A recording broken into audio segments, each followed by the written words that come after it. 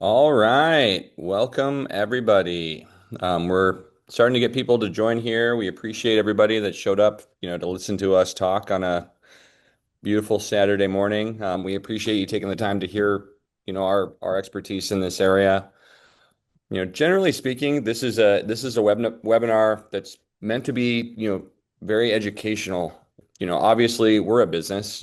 Our ultimate goal is to sell some vans, but we kind of feel that generally speaking, there's a ton of misinformation out there about what makes a good camper van, and there's a lot of really bad camper vans for sale. And so we generally feel that if our client base is more educated about the industry, ultimately they'll pick us over other options, and that's why we do this. For the large majority of the presentation today, it will be, strictly educational topics, not really specific to what we do here at Scenic Vans. At the very end, we're going to kind of show some things that are unique to our company that I think, make us great. Obviously, I'm biased. My wife and I here own the company. I think we make the best van in America. We do a very, very good job. We make a purposeful, durable, long-lasting van, a van that's built to like a rental standard, one that I would feel totally comfortable renting out, letting hundreds of people use and still getting a good value for it at the end when I'm done with it and selling it on resale. I got lots of really happy customers out on the road. Some of them, have joined for this webinar, which is pretty cool. They already have a van. They just want to learn more about, how we've gotten better and stuff, I assume. We've also, made a lot of friends with our clients, so it's fun to see some familiar faces in here.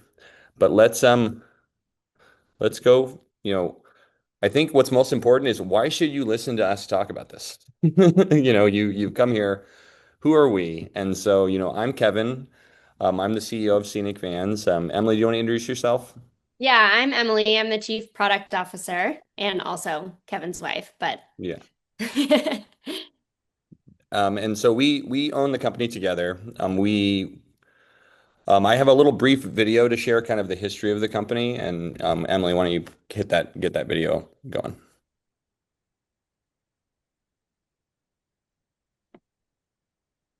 It'll be just a second.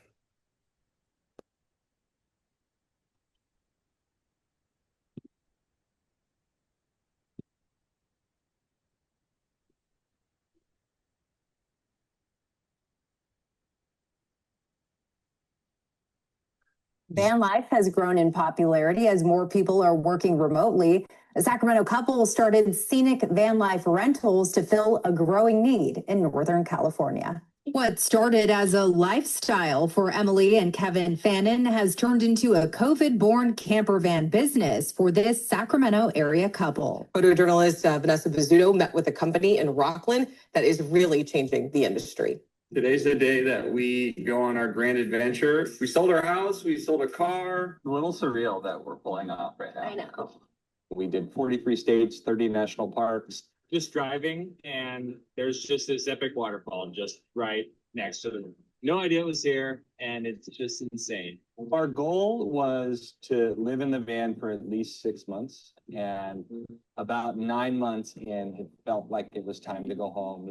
This was supposed to be a side hustle where we invited our great friend Elon Gitman to be a business partner. He was going to kind of run the business, and I was going to still be an attorney. We started, working out of Kevin's shed. But we quickly kind of saw how much potential this idea had. And so we just both invested everything we had into the idea. The idea just totally took off, and we had 2 vans and they sold out almost instantly. And then we bought a third and a fourth and a fifth. We're a custom van upfitting company. And so we take your commercial cargo van and then we upfit it with a custom layout to fit your exact needs. Because of our experience being on the road, we have kind of dual lenses in the business. We have a lot of insight on van life from the perspective of living in a van, and then we also have a lot of perspective from renting the van. The scale of what we're doing, I never in a million years thought we would do. I mean, I thought it was a good idea. We started in Kevin's shed, and we started renting a lot of vans. This is where it all started. Our fleet got significantly larger and we had to move to a new facility. A year into that, we found that we needed more space. We had to rent a second facility in the same business complex, but we ran out of space again. And here we are in a facility that's maybe 4 times as big.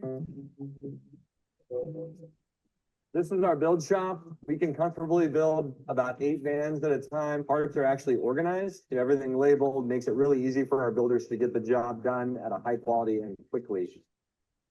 This is where we build all of our custom woodworking for all the vans. More space here just creates more drive to get things done. We're not crawling all over each other. At the last shop, we were only able to fit 3 vans, and now we're up to, I think, 7 vans here. Scenic Vans allows people to try van life without having the barriers of entry that we did when we bought a van, sold our belongings. If we're not doing the best, like, what are we doing? So we're always improving our vans. Sometimes I'll just be in the shop and I'll be like, wow, look at what I've built. We made this. I feel like I know a lot about this and I can do a lot of really good things for people.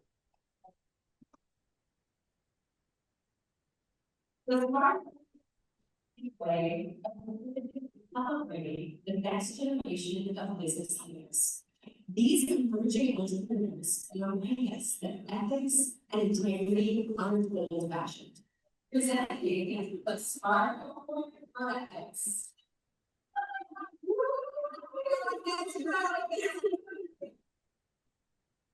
Yeah.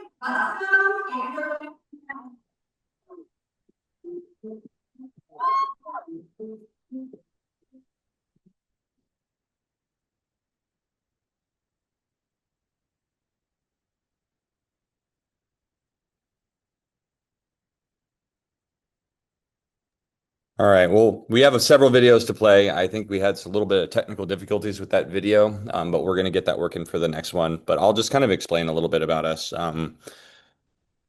Generally speaking, my wife and I kind of fell into this. I used to be an attorney. My wife used to be a child's therapist. And during COVID, we basically bought a van. We were kind of bored, to be totally honest with you. And we started hanging out on the weekends in the van, and we just really, really loved it. And then ultimately, COVID lasted so long, especially in California, and we ended up moving into the van. We sold our condo. We sold tons of stuff. I mean, I had a giant eBay store selling everything I owned, basically. We moved into the van and we traveled across the country for 10 months. We did 43 states, 30 national parks. We had this incredible adventure. We got pregnant along the way. We have 2 children now. But, when the van trip was kind of ending, we thought it'd be kind of a cool little side business to rent vans. I still planned on being an attorney. My wife planned still to be a therapist. But, we had a kid on the way, so we needed to make some cash. So we started renting our van out to other people. And that just sold out like almost immediately. And we're like, maybe this is a good idea. And then, 1 van became 2, 2 became 3. Before we knew it, we had 8 vans at my house. Now, obviously, my neighbors were not particularly happy about having 8 vans at my house. And so we ended up getting our own facility. But one of the key things I like to tell this story, and what I think gives us a ton of credibility, is at the time we had 8 vans, I had lived in a van for a year, and we had done like a year of weekends. And I'm an attorney. I call this the attorney's curse. Attorneys think they know everything. And so I thought, I know vans. I'm an absolute expert at this. And I bought 7 vans that all kind of sucked. And after all the experience I had, there's a big difference between what makes a van made well and what makes a van look good. They're important, but they're different. And so we kind of realized, and I'll go into kind of the layout of the industry today, but there's lots of different places you can buy a van, and there's different kind of categories of vans. And we had bought vans from all the different categories.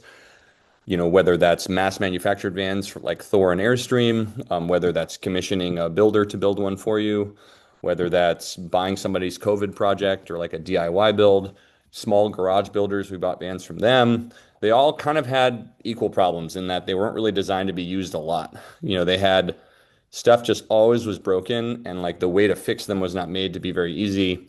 The operation of them was not very simple. And so when you're doing a rental, you have like 30 minutes to teach them how to use the van. If they can't figure out how to do it, it's the same as if it's broken. And so it became very clear to us that, we needed to build the vans for them we had all this demand. We had, vans sold out for a year, but, my wife and I were just spending every moment of our life on roadside assistance, helping customers along the road, people expect the van to work perfectly. And if it doesn't, they call. And there's nothing wrong with us talking to the customers, but it was just, this isn't sustainable. We got the demand, we need a better product. And so we ultimately decided to start building our own vans. I hired some consultants to teach us how to do this. And we started building our own rentals. The goal was not to build vans for other people. The goal was to build a really good rental van. And we started doing that. And there were some key fundamentals of what we do to make a rental van good. I think some philosophical tenets that we like is, it has to take a lot of abuse, really, really good materials. The design has to be really thoughtful and simple. It has to be very easy to use so that I can teach you how to use it pretty quickly. I think one of the most important things is that it has to be really easy to fix. Things are going to happen to your van. It's a house, but it's moving around all the time. Like home products are not really designed to do that. And so you have to provide access and use products that either won't break too often, or if they do, they're not particularly hard to fix. And so the company has evolved in a way that the rental vans, essentially, there's nothing in the van I can't fix in like 3 hours. And so when the van comes back at 9, it goes out again at 2. I can fix anything in the vans, get them out. Rentals are high stakes. People fly in from across the country, sometimes internationally, to go on a vacation. They've made reservations. The van has to work. We don't have the ability to put them in another van or to get them, it's not like a hotel where there's a bunch of extra rooms. And so we had to make a great van. And once we started building our own vans, the whole entire company changed. Essentially, immediately, people really liked the rentals. And the response was not, oh, this was a great, interesting vacation. It was, we rented this to try to see if we wanted to buy one. We had the best time ever. Can I get on a wait list to buy your van? And, we had just spent every dime that we had on these vans. So we, weren't planning on selling them anytime soon. And so, the natural follow-up was, can you build me a replica? And I'm a big believer in staying in your lane. Like we just got really good at rentals. So first we kind of said no.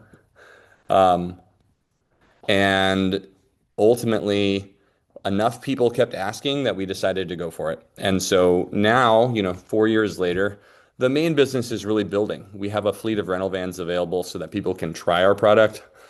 Ultimately, I kind of hate salespeople. That's where this whole thing comes from. I don't really like sales pitches. I feel like they're phony. And we feel like trying the product is really the best way to find out if you like it or not. And, if you do like it, we would be honored to build it for you. If you hate it, I saved you a ton of money, and that's like good too. And so that's essentially our business model. That's how we got into this.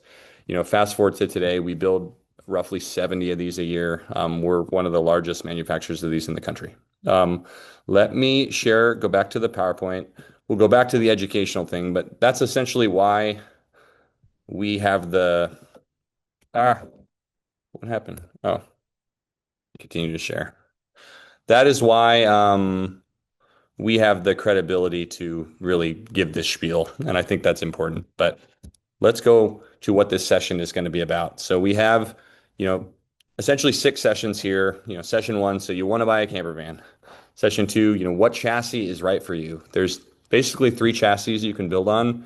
There's the Ram ProMaster, the Ford Transit, and the Mercedes Sprinter. We believe that the Sprinter is best. We don't think it's close, to be totally upfront, but we're going to explain you the pros and cons of each of them. In some scenarios, we recommend the others, in some that we don't. But we're going to go through all of the pros and cons. Ultimately, there's lots of compromise that has to be made when you build a van. And so it's not about finding exactly what you need. It's finding the right sort of combination of compromises so that the van fits your needs the best. In session 3, we're going to talk about, what you should think about when you design a van. There's a lot of things we talk about that you probably weren't thinking before. And it's really easy to kind of take a van what we experience a lot is essentially what we call the Franken van. The Franken van is essentially, wait, I got to go back. Sorry, I clicked. The Franken van is essentially somebody that picks one thing from every van they've seen on Instagram and then tries to put it in one van. And usually that doesn't result in very good quality products. I think another session that's really important is just evaluating a campervan quality. You as a consumer usually don't have the information to know whether a campervan is well made or not. Most customers base it primarily on how the van looks, and that's an important part of it, but it's really not everything. how it runs, how reliable it is, what materials were used. That is far more important than, how it looks. Like, of course, it needs to look good. You paid good money for it, but it's not everything. There's lots of features in vans that look really good in pictures, but don't really work well in practice. And that's something that rentals really tell you. We have the luxury, sometimes I feel it's a detriment, but we have the luxury that our customers tell us what they think of the van every couple days. Most people that sell RVs, they make the sale, and then that's the end of the relationship. Like, they don't really find out what people think of the product. And so we have tons of data about what people like and what people don't like. I have a rental, for example, that I have a model that has done probably 1,000 nights of rentals since we started the company. I've only ever sold one because people try it and they like have a good time on vacation. And they ultimately maybe buy a different van, but like the features in there are very attractive to somebody who thinks they want to do this, but then when they try it, they realize that it's maybe not what they thought it was. We're not actually going to be able to do a roundtable with van owners. There are some people in the chat. If you're willing to join, I'm happy to have you explain. I know there's several of our customers are in here.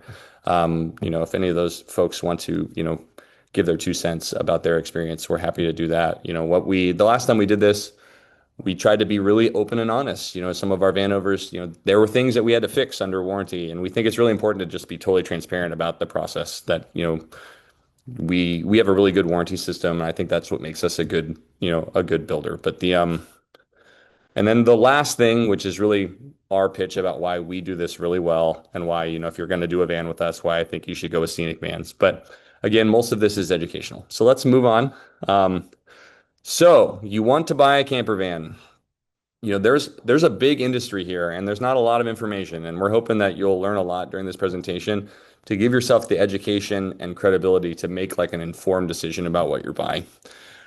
There's lots of different types of camper vans. There's lots of different types of people that sell and build camper vans. So we're going to explain kind of the differences. I think what's really important that people understand is why camper vans cost so much. I'll be totally frank.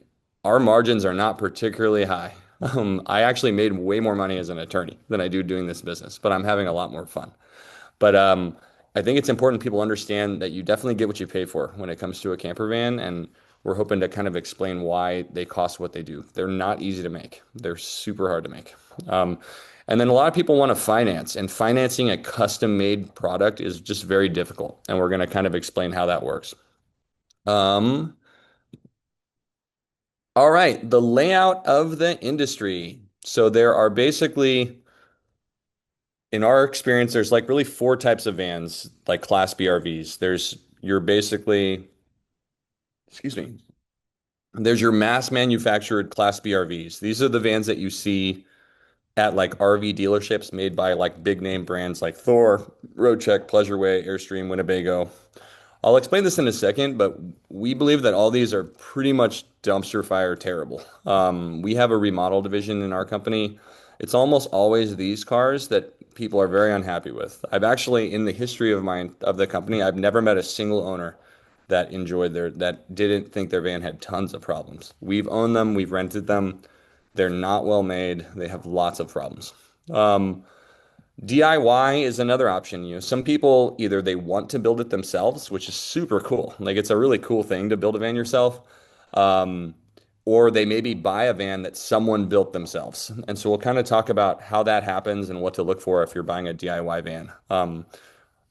Overall, it's pretty risky to buy a DIY van. And if you build it yourself, it generally takes a long time. And so we'll kind of explain that. In terms of the custom van world, there's really kind of 2 camps. There's small volume custom builders, and then there's large volume custom builders. We're more of a larger volume custom builder.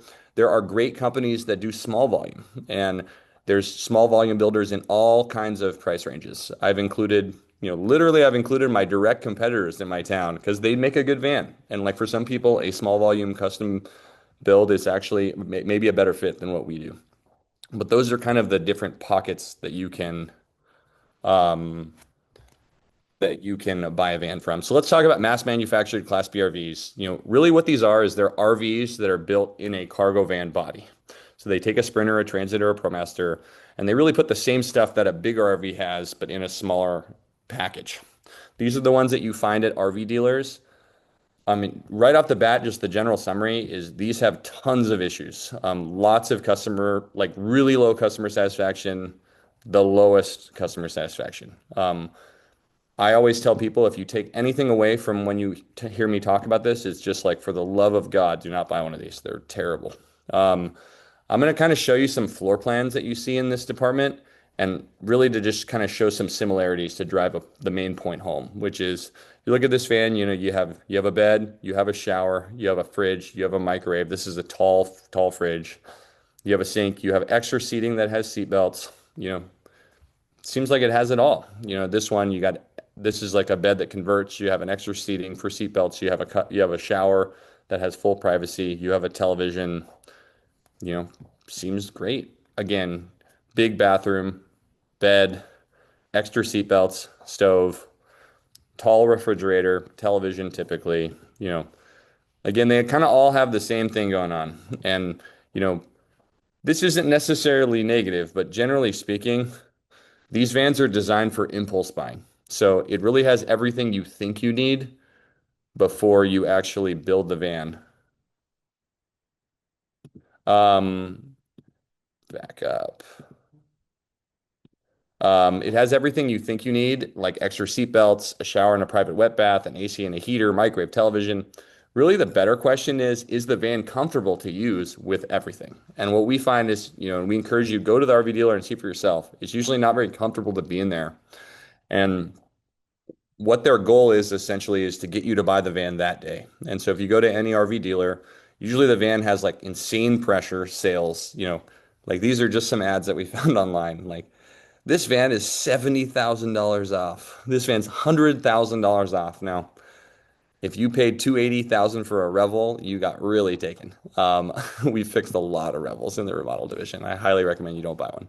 But generally speaking, they offer these like ridiculous discounts where it's like where you think you're getting like a crazy deal and you have to buy it today. That's typically what they do.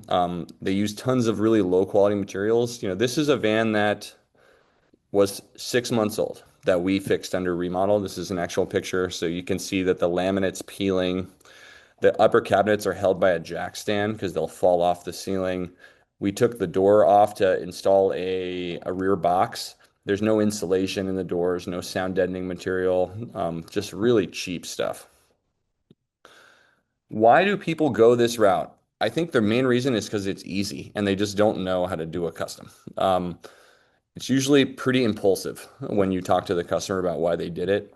It's available today. It seems like a deal of a lifetime. You got a pretty high pressure sales guy there that is saying like, you got to do this, you got to do this. And these companies are not really they're not really in the car sales business. That's one of the things that people don't understand. They're in the loan business. So the goal is to get you in like a really ridiculous loan, like a 30-year loan that has it has a payment you might be able to afford. But when you add up the interest that you'll pay with this, like you never actually pay any principal off effectively. So by the time you're done using it and you want to sell it, you're like totally underwater. And the RV company gets a huge bounty on that loan, like in the 10,000 range, if it's a really deep loan like that. And so what we find with our customers is that buying one of these is often one of the most expensive mistakes, if not the biggest financial mistake they've made in their entire life. I highly, highly encourage you to not do that. Like, of course, I'd love for you to buy a van from me, but if you're going to buy a van, get one custom made or build it yourself. You'll get a much better product for less money, typically. Can mass manufactured vans be modified? That's a Kev, great. I was just gonna say we got a direct message that I just wanted to share. Someone said Revels are the Temu RV van. So terrible. Oh, they are. They're horrible. And people think that they're good. It's very interesting. Um, People that don't know anything about this think that they're good. There's a company in Southern California called Van Speed, and we buy some parts from them. I was driving on the freeway and I saw their billboard. They have this giant billboard that says, "Friends don't let friends buy Winnebagos," which I thought was great. But basically, sometimes people buy these vans because they're always for sale used because people hate them. And so they buy them and they realize it's like a terrible mistake. They try to rent them on Outdoorsy. Like if you go on Outdoorsy to rent a van, it'll all be these mass manufactured vehicles. we call outdoorsy the land of regretted purchases. It's, people that have made a terrible mistake and they have a payment that they got to meet, so they start renting it out. Um, so before they kind of get to that sort of acceptance that they've made a bad mistake, they will come to us and ask if we can modify the van to make it better. And you really can't modify them that well.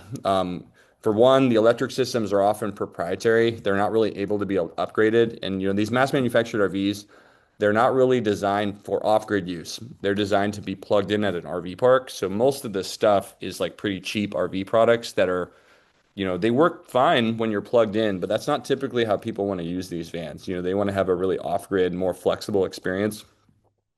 The furniture in these vans is typically made out of the same stuff that like IKEA furniture is made out of, which is, typically fine in a house. But in a house, you don't move the stuff. So the best analogy I can give you is, you know, if you buy a desk at IKEA, it looks fine if it stays in the same place. But if you ever try to like move to another place, never looks the same. Always it looks like a little janky. And, in a van made out of this stuff, it's like moving every day. And so, the whole thing just usually falls apart. The van's already built out. So just generally speaking, when a van's already done, it's hard to modify. Things like the gray water plumbing is often internal, and that's for basically in order to save money, they don't want to put multiple gray tanks on the van. Basically, there's a drive line. I don't get in the weeds of this, but there's a drive line that runs under the van that to run gray plumbing, you have to kind of go over the plumbing to make it work. And, we've learned, we used to go over the plumbing. Honestly, there's probably a couple people that, Tim and Tom might have a version of that where it goes over the plumbing. And, if you want us to look into changing that, talk to us after. But generally speaking, the it creates issues with the gray water draining when you have to do that. And so what mass manufacturers vans do is instead of having separate gray tanks, they run the gray plumbing on the interior of the van under the floor. And then it reduces the height clearance of the van, but then you have like a gray pipe that is in an inaccessible location. So if it ever leaks, you're just like totally screwed. And so, the thought process in building these is not to protect the customer at all. It's just to build them as quickly and cheaply as possible, have you buy it, and then hope nothing happens within the year that it's under warranty. And then bye-bye. We see walls made out of molded plastic. Most mass manufactured vans are made with they have walls that are secured with double-sided tape. Where we live, it gets really hot in the summer. And so we've seen plenty of vans where the wall has actually, the adhesive on the wall has melted. And so the walls like sag and you can't really fix them. And so it's honestly, the remodel side it's actually pretty profitable for us. But I hate it. It's all really sad stories. It's like good people that just got totally taken, and they're like they really want us to help them, and we're kind of in a place where we can't help them. It's not like financially worth it for us to take all these projects. What about RVIA? So if you go to any RV dealer, they're gonna talk crap about custom van builders like us and say that, well, they're not RVIA certified. We're RVIA certified. So we want to just emphasize that what RVIA is a certification about what people generally think it means is that the van has reached some sort of certification status, meaning it's made well. And that's really not what RVIA is. And so there's huge misunderstandings about what that is. We think it serves an important role, but it's largely misunderstood. What RVIA is and what it isn't is important for you to understand. RVIA is a trade association run by Go RVing, which is essentially like the lobbying group for the RV industry. They administer essentially construction and safety standards for recreational vehicles. It really has nothing to do with quality, craftsmanship, durability, comfortability. It's about minimum requirements for safety. Now, the large majority of van builders meet these minimum requirements. They're not like particularly difficult to meet. They're things like, having a fire extinguisher in the van, things of that nature. A lot of it has to do with labeling. That's one area that maybe some custom builders don't, they don't put like big, like you could get cancer by being in the van, because everything causes cancer nowadays. Those are things that RVA kind of requires you to do. But generally speaking, it's not about material and quality or fit and finish or noise or reliability, design, layout, livability. All the things that actually make a van good, RVA just has nothing to do with. Um,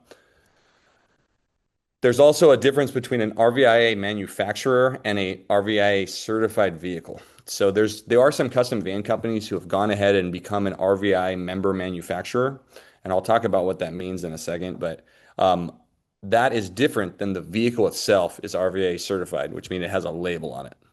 RVI members, you become an RVI member, and then you have the ability to self-certify each completed vehicle. And that essentially means I am certifying that the vehicle meets minimum safety standards. But in order to certify a vehicle, the RVI member must own the chassis. So most custom van companies, they don't actually buy the chassis and sell it to you. You buy the chassis separately, and then you enter into a construction contract with the builder. And so that entire dynamic is not possible with RVIA. And so anytime you're going to buy an RVIA vehicle, you have to buy the vehicle from the company that is selling it to you for them to order to certify it that it's RVIA. That's just really not how custom vans operate. And they could change these rules, but really RVIA is an RV lobbying entity, and they don't really want to disrupt the normal way that RVs are sold, which is through dealerships. Essentially, they're in the loan business. They're not in the van business. And so why would anyone go RVA then? Like why are there custom van companies that are RVA certified now?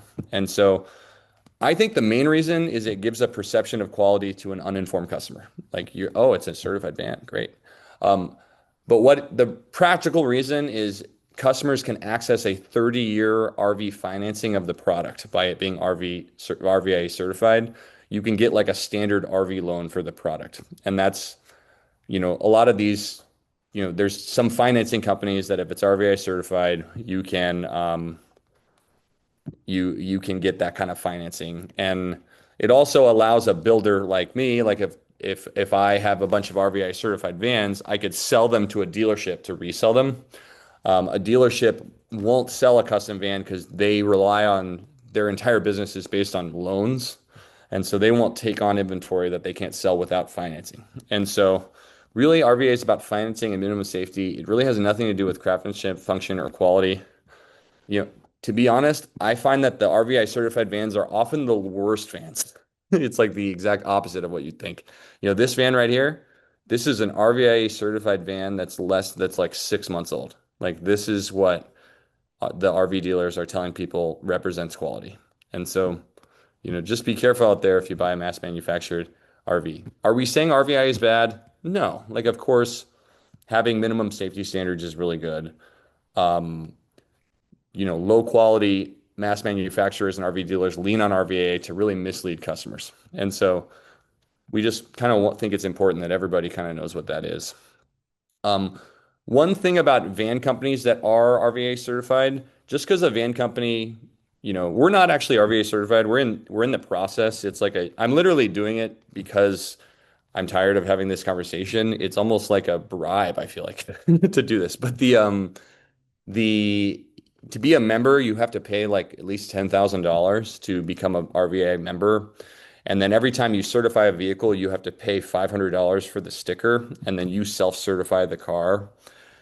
You just kind of have to think about the nature of the company. You have to be a really big company to do this. Like you have to have the infrastructure to buy a bunch of vehicles. You have to have the infrastructure to front the money for the cars.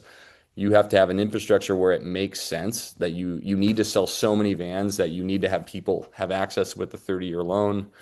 We kind of have a different perspective on this. We don't think you should take a 30-year loan on a car. And we have really no interest in selling you a van if you can't afford it. And so ultimately, we offer rentals. If you need a 30-year loan to afford this, you should just rent. Don't get in a loan that you can't afford. So done with that for the day. Custom vans. Typically customer buys the chassis separately in the custom van world. And then the customer enters into a construction contract for the build with the van build company. There's very few custom builders that sell the chassis just because of the nature of what that entails. We've just started to get into that. Maybe about 20% of the vans we sell, I buy the chassis. You have to be at like 30 plus vans a year to do that. And it's still really hard. Like for me to front 100,000 plus to build a van it's like pretty hard on cash flow. So we try not to, we can't do too many of them. You have to have like massive outside investment to do that. And so there are lots of great van builders out there that don't do it this way, not because they don't want to, it's just not in the cards. Used vans is kind of the other option is, customers, I would say used vans can be risky. I would say when you're in the used van market, usually the amount you want to spend is like 60 to 90 typically. I think that's a pretty dangerous place to be in the used van market. People evaluate quality based on appearance rather than build quality. They don't really know, how if a van's made well. You can tell if it's really easy to put lipstick on a pig, but generally, you know, there's way more to it. I also think, most DIY vans are made improperly and they're really hard to repair. And in this price range, it's mostly DIY slash people's own projects. Deals on well-made used vans, they exist. Um, uh, Hold on one sec. They exist, but it can be really challenging to make an informed decision. I would say the large majority of customers that go down this route usually regret it. If you're going to buy a used van, I'd buy one from like a legit company. Another aspect of the used vans that I think is challenging is the technology, especially for the electric systems, has gotten so much better in the last 2 years that any van that's like 2 years old is going to be significantly underperforming. For example, a 200 amp hour battery when we built vans like 3 years ago cost, $2,000. And now that same battery costs like 250 bucks. And so the minimum battery we put in a van now is 3 times the maximum we put in 2 years ago. So it's because of the proliferation of electric vehicles, there's just like so much better tech when it comes to off-grid electrical. Hold on one second.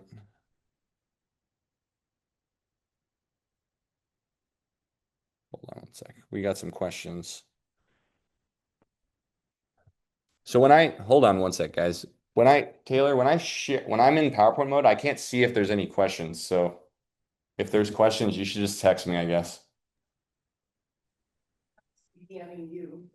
I know, and that's Oh yeah, don't DM Kevin if you're wanting to do a question, just either share it to everyone or you can DM it to me. But I've been answering some questions in the chat too. So I think we're covered unless you DM'd Kevin and okay. resend that in the chat to everyone. Sweet. Yeah, I can't see the chat, so I'm gonna Yeah, answer no questions worries. at the end of each section, but I just want to make sure people feel heard. Yeah, that's very thoughtful of you. Yeah. So basically, the text improved significantly. I just went over that, but our take is, you're likely going to buy one van in your life. You should buy a good one, and you'll get a lot of the money back when you sell it. I would only go this route if it's really your only way to do this. That's people have different budgets, and we don't want you to, not do it. But if your budget's really low, I would just rent. Like I mean, how often are you going to use this thing anyway? Like you probably can just rent whenever you want to go. I'd rather rent a good one than have the sort of pain of having one that doesn't work well. That's my own opinion, but let's talk about DIY. When you do a DIY van, you buy your own cargo van and you build it yourself. Our experience is that this is much harder than clients believe it will be. I would say most people take 1 to 2 years to build it. The large majority of people actually never finish. They build it and then they want to use it, so they kind of use it like half built, and then they just kind of get used to that. And generally speaking, they never finish the van. Definitely the electrical is usually not done correctly and safely. The fit and finish is definitely not there. There's all kinds of challenges, like if you don't know how to design a van well, if you are off in your measurements by a half inch, every single thing in the van is also off by a half inch.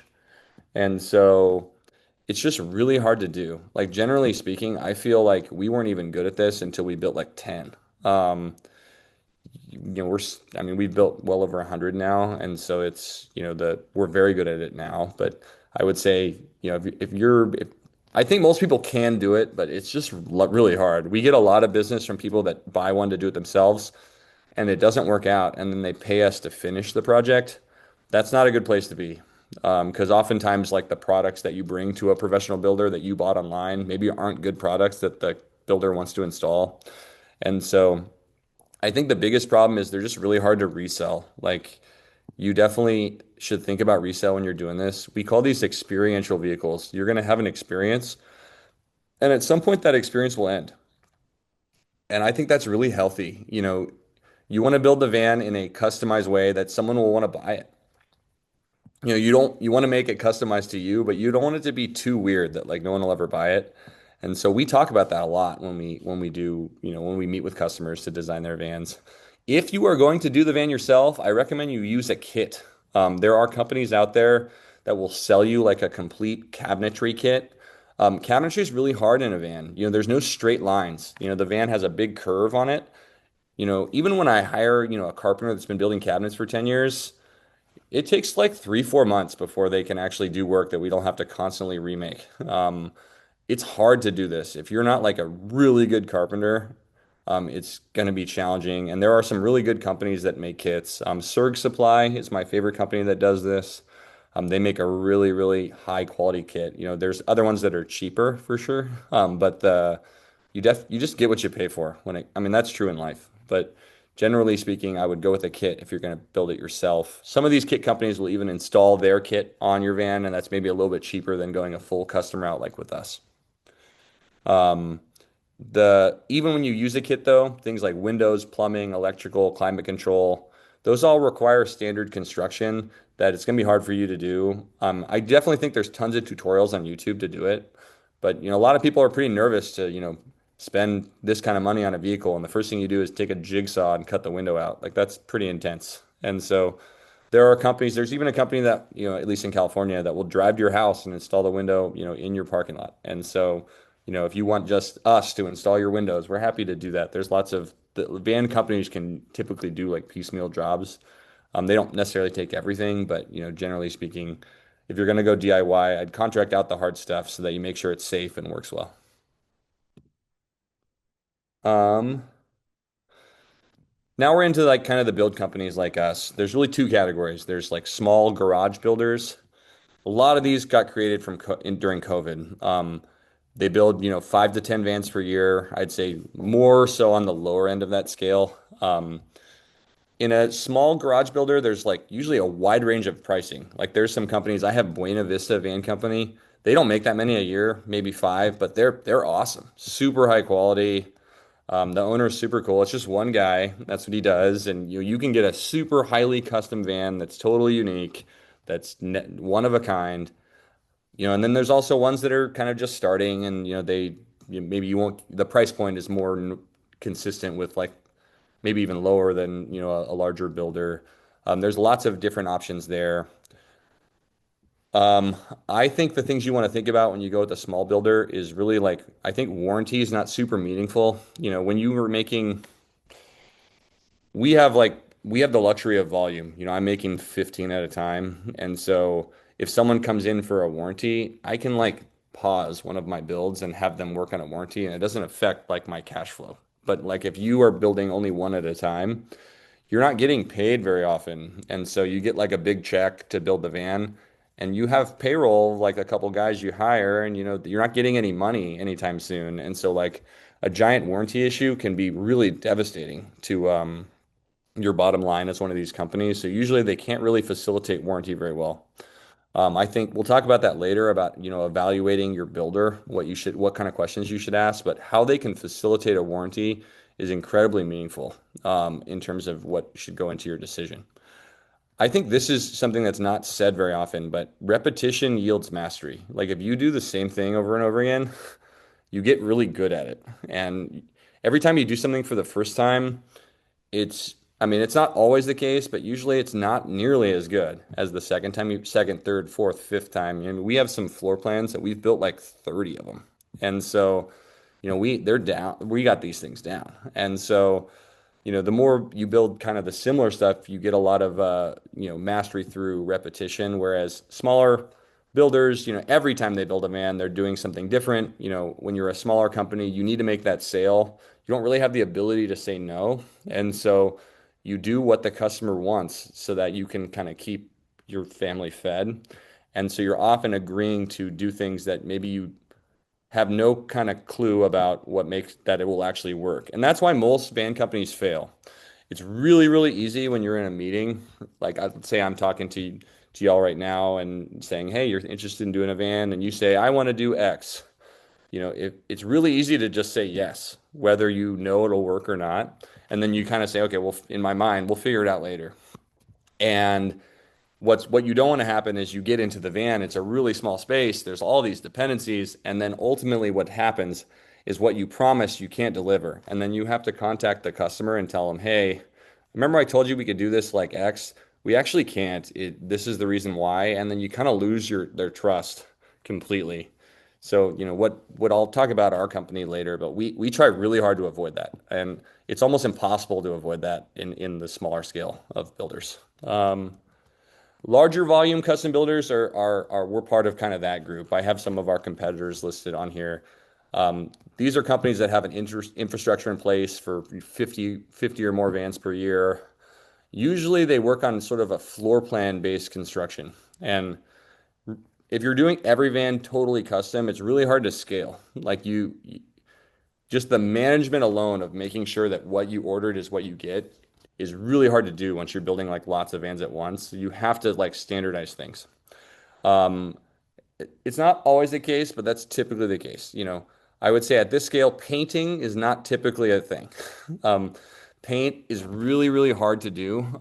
Professional cabinet painters are hard to hire. Typically, they work kind of for themselves, typically, and they're not used to like corporate environments. And so we finally have a great paint team, but it took some time. It really did. And usually van companies will just abandon paint and use laminates because, the customer doesn't know that the paint's better, and they will, it's a lot cheaper and easier to use like a laminate that you don't have to paint. And then you don't have to deal with, a class of employees that's typically self-employed that doesn't work, in a production capacity. I think it's better typically to go with a larger volume custom builder.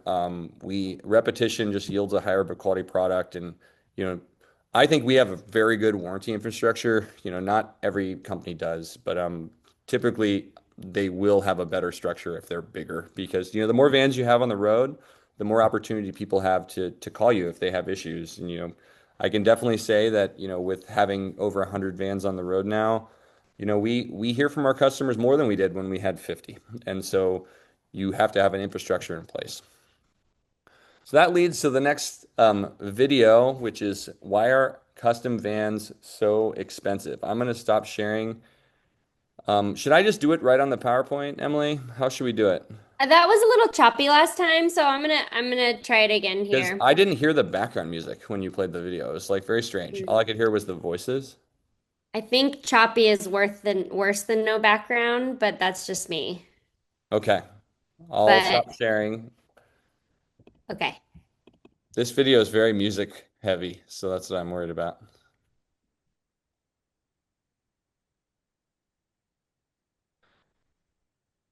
And then after this, I'll answer some questions.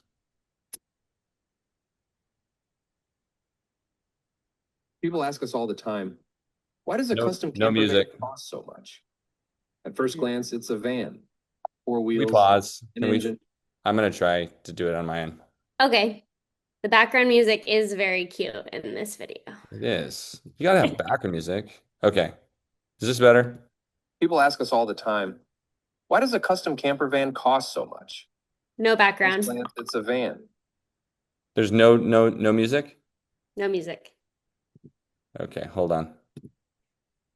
You just have to sing in the background. Nobody.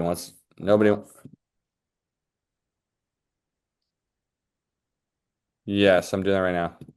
Okay, I'm going to share sound right now. You guys ready? People ask us all the time, why does a custom camper van cost so much? No music, Emily? No, I hear it. I'm hearing it. Okay.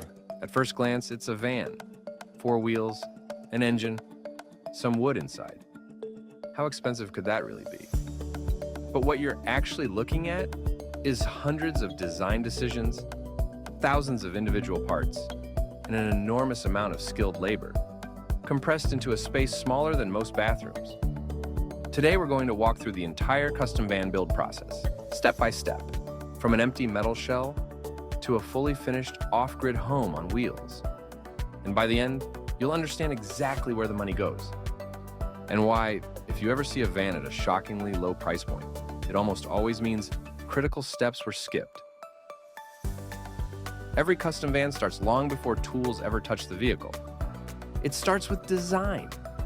We're not just deciding where the bed goes. We're designing how weight is distributed, how systems will be serviced years later, how people will move through the space without constantly bumping into things. Every layout affects electrical routing, plumbing paths, structural mounting points, safety and crash considerations. And because every client is different, this process includes revisions, sometimes lots of them. This is skilled labor, done by people who understand how vans actually behave on the road, not just what looks good on paper. Design mistakes here don't just look bad. They create problems that compound throughout the entire build. Next comes electrical design, one of the most complex and misunderstood parts of a van build. This isn't just running a few wires, this is engineering a mobile power system. We have to calculate how much energy the client actually uses, how it's generated, how it's stored, how it's safely distributed. We're designing for batteries, solar, alternator charging, shore power, inverters, heating, air conditioning, induction cooking, and all of it must be safe, redundant, and serviceable. Electrical mistakes aren't cosmetic. They're dangerous. That's why this stage requires high-skill labor, real planning, and premium components specifically designed for mobile environments. 3. Designing fabricated parts. Next, we design every fabricated component. None of this is off the shelf. Every cabinet, door, wall panel, and structural piece is custom designed to fit a space where nothing is square, level, or symmetrical. These parts must withstand vibration, stay quiet over time, open and close thousands of times, allow access to systems behind them. This stage includes CAD work, prototyping, test fitting, and refinement. It's slow by necessity, because getting it wrong means rebuilding it later. 4. Procuring parts and materials. Now we order parts. And this is where many people are shocked. Custom vans use marine grade and RV grade components, not residential ones. Why? Because houses don't bounce down highways at 70 miles an hour. These parts cost more, and once they're ordered, they usually can't be returned. Builders also carry inventory, meaning they're paying for parts long before a van is finished or delivered. This is a real cost that doesn't show up on Instagram. 5. Fabrication. Subfloor, walls, ceiling, cabinetry. Now the real building begins. Every piece of cabinetry is cut, edged, sanded, sealed, and dry fit. Every wall and ceiling panel is templated and adjusted because vans are not square, and they never will be. This stage alone can take dozens and dozens of labor hours. 6. Painting and finishing. Paint isn't just cosmetic. In a van, paint is protection. Every surface must be properly prepped, primed, painted, and cured. That time is built into the cost. Rushing this stage leads to chipping, peeling, moisture damage. 7. The rough-in process. Before walls are closed, everything goes in: electrical, plumbing, HVAC, structural mounting. This is the stage no one sees once the van is finished, but it's one of the most important. Everything must be tested here, because once panels go up, accessing these systems becomes extremely difficult. 8. The living stage. Now the van starts to look finished. Cabinetry is installed, appliances are mounted, systems come together. This stage requires coordination between multiple trades, often solving problems in real time. Nothing is plug and play. A custom camper van is part mobile home, part engineered vehicle, and part handcrafted build, all compressed into a very small space.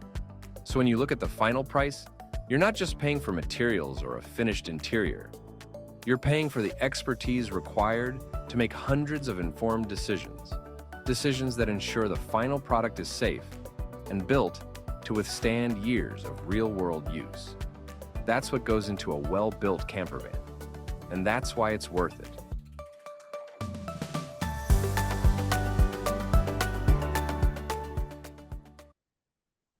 All right. People ask, Ah. people ask, Okay. We have one more topic with this, and then I'll answer questions within this, which is financing in this session. So, financing custom vans is just really challenging. Car financing, it's VIN based.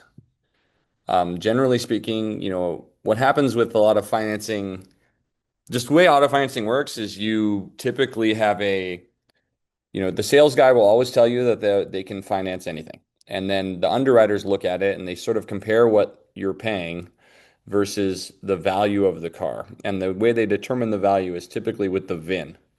With like mass manufactured RVs, like Thor will make 30,000 of the same car, and so they can use lots of comps and stuff and figure that out. And that's why those vans are subject to those 30-year loans. But with a custom van, generally speaking, am I muted? No. Okay, sorry. For some reason I'm like, no, I'm muted. Typically, the underwriter will kind of come back and say, why are you spending this much money on a car that's worth half of what you're trying to borrow? And then typically banks just don't understand this product. If every van is different, it's hard for them to really understand the value. And so you kind of have to think of this from the lender's perspective too. Like this is a pretty high risk product for them. If things don't go well for you, your luxury camper is really the first thing that you're going to stop paying. Like you're going to buy food and you're going to pay for your home and you're going to do those things first before paying for your camper. And then ultimately, if you don't pay and they like have to repo your car, this is not something that they're used to selling. It creates lots of sort of unknowns for a bank. And that's why like the large majority of banks will not finance something like this. They'll finance the underlying chassis, but not the build part. The most common option that people do is they finance the vehicle entirely and then they pay cash for the build. I'd say that's the most common way people do this. A vehicle is subject to pretty much standard vehicle financing. It's pretty easy. Your payment really depends on what interest rates are available at the time and how much you put down. And then for the build out, it's really a cash payment. And usually most builders have some sort of multiple payments during the construction process. Standard RV financing, that's really like that 30-year RV loan. That only applies to RVIA certified vans with some specialty lenders. In that case, the builder has to own the chassis, the van has to be finished for approval, and then that pre-approval lasts roughly like 30 days typically when you get one. That is not a custom van product generally. It's pretty challenging to do this. The only real way we know to finance the construction piece is to do like bundling through Mercedes. So Mercedes-Benz Financial Services, which does loans for the vehicles, oftentimes, a bigger bank like a bank like Bank of America or something might have better rates on the car, but Bank of America is not going to bundle the construction. So what Mercedes-Benz Financial does is they will allow you to finance up to 50% of the build cost into the van loan. And then you owe the other 50% to the dealer or to the builder. Generally speaking, those terms are, up to 72 months. You typically need more down and you need to have like really good credit typically to do that. I would say generally speaking, people are uncomfortable with the payment that they receive because they're just not used to borrowing this kind of money on such a short term. I think I'm gonna pause this for a second. Did we have a question that I should answer? That's what I'm getting. You got a question. Do you recommend suspension upgrades after build out? I'm kind of neither. Depends on your budget. Like I definitely don't think you need it. It does make the van look cooler. I think it gives it a little bit of a smoother ride. I never want to tell someone that they need it or that it's necessarily even recommended because I don't want to price them out of doing this. Like, none of my rentals have the suspension upgrade and, people use those all the time and it's great. certain build outs when they get kind of close to the max weight, if you do the suspension upgrade, it's typically better. I personally think that the all-wheel drive Sprinter, the wheels and tires on it look a little small, and so I do think upgrading the wheels and tires to a more like aggressive tire and a bigger wheel, I think that is a really good thing to do. But again, it's not necessary. What's important is that you can like afford to do this. There's to me that's more of a want rather than a need. I always joke. People say, "Do I need that? Do I need that?" And I say, we're not really in the need business. Like nobody needs a van, but we're in the want business for sure. But generally, I think, you know, I think it's a good thing. But we're actually finally building our own van. I have all these rentals, so I don't really need to buy a van for myself. But we're finally building our own van, and what I've decided to do is, when the van's done, we'll decide then. Like you definitely don't need to decide right away if you're gonna do that.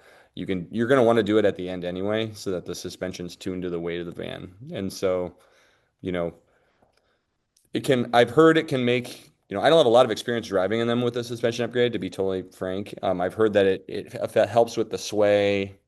It does level it out a little bit because sometimes, like with all the electrical and water in the back end, the butt of the van is just a little bit heavier, so it kind of Yeah. levels it out a little bit. So it's really up to like comfort level and how you're traveling in the van, not necessarily like a absolute need. Totally. Very well said. Is there any more? I didn't get any other questions that I wasn't able to I'm address in the I'm chat. I'm about to start with the next session. So if anyone has any questions about what we've talked about so far, put them in the chat now, so that I can address them before we get to the next session. But oh, that is the next session. All right. Any questions? Does anybody want to have any questions right now? Um, I'll give like a minute. I'm gonna use the restroom actually. So if you can put any questions in there real quick, I can answer them. If not, I will be right back. Emily, can you Yeah, entertain I can our answer the wonderful guest? questions too if we have any. Next, we're going to be talking about the different chassis that are commonly built on, pros and cons, who would want to do, which chassis is good for which type of people, depending on needs and whatnot. So that's what the next section is going to be about. I see on the camera Kevin running to the bathroom. That's sweet.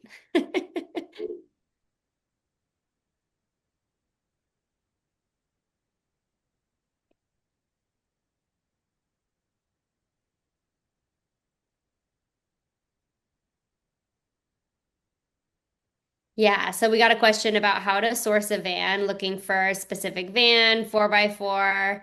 The 4x4s are a tough one because, since they discontinued the 4x4 and now doing the all-wheel drive, some people think that, they need to get the 4x4 and they're almost like a specialty product now. So, I mean, honestly, a lot of people find used vans on Facebook Marketplace. Like you can definitely find some good stuff there. Dealerships oftentimes don't sell too many used vans. So they are really hard to acquire. If you're open to getting the all-wheel drive, a custom builder like us can help you acquire the vehicle. But honestly, for our customers who want to get a used shell, we've just helped them find it either from a dealership that is selling some used one, which is rare, or Facebook Marketplace. Okay, I'm back. We got any questions? What's insurance look like on these vans? Carriers and average costs or budget for? We're gonna get into that, but I'll say, 100 to 150 a month typically. We have some specialty carriers we recommend for this. Um, did you talk about this? I'm looking for a very specific van. Yeah. Yeah, I completely disagree with that. The new motors are awful. We have tons of rentals that people love, and finding a empty 2019 through 2022 4x4 cargo high roof is like impossible. That's not built out. If you're gonna have to buy one that's pre-built out, you will never find one. I mean, it's happened a couple times in the history, not with any of my clients. I've heard of that, but you probably won't find one, Mark. Um, Just putting it in perspective. They don't make a 4x4 van anymore, so it's not really, it's kind of moot, to be honest with you. Any more questions or should we move on? Alrighty.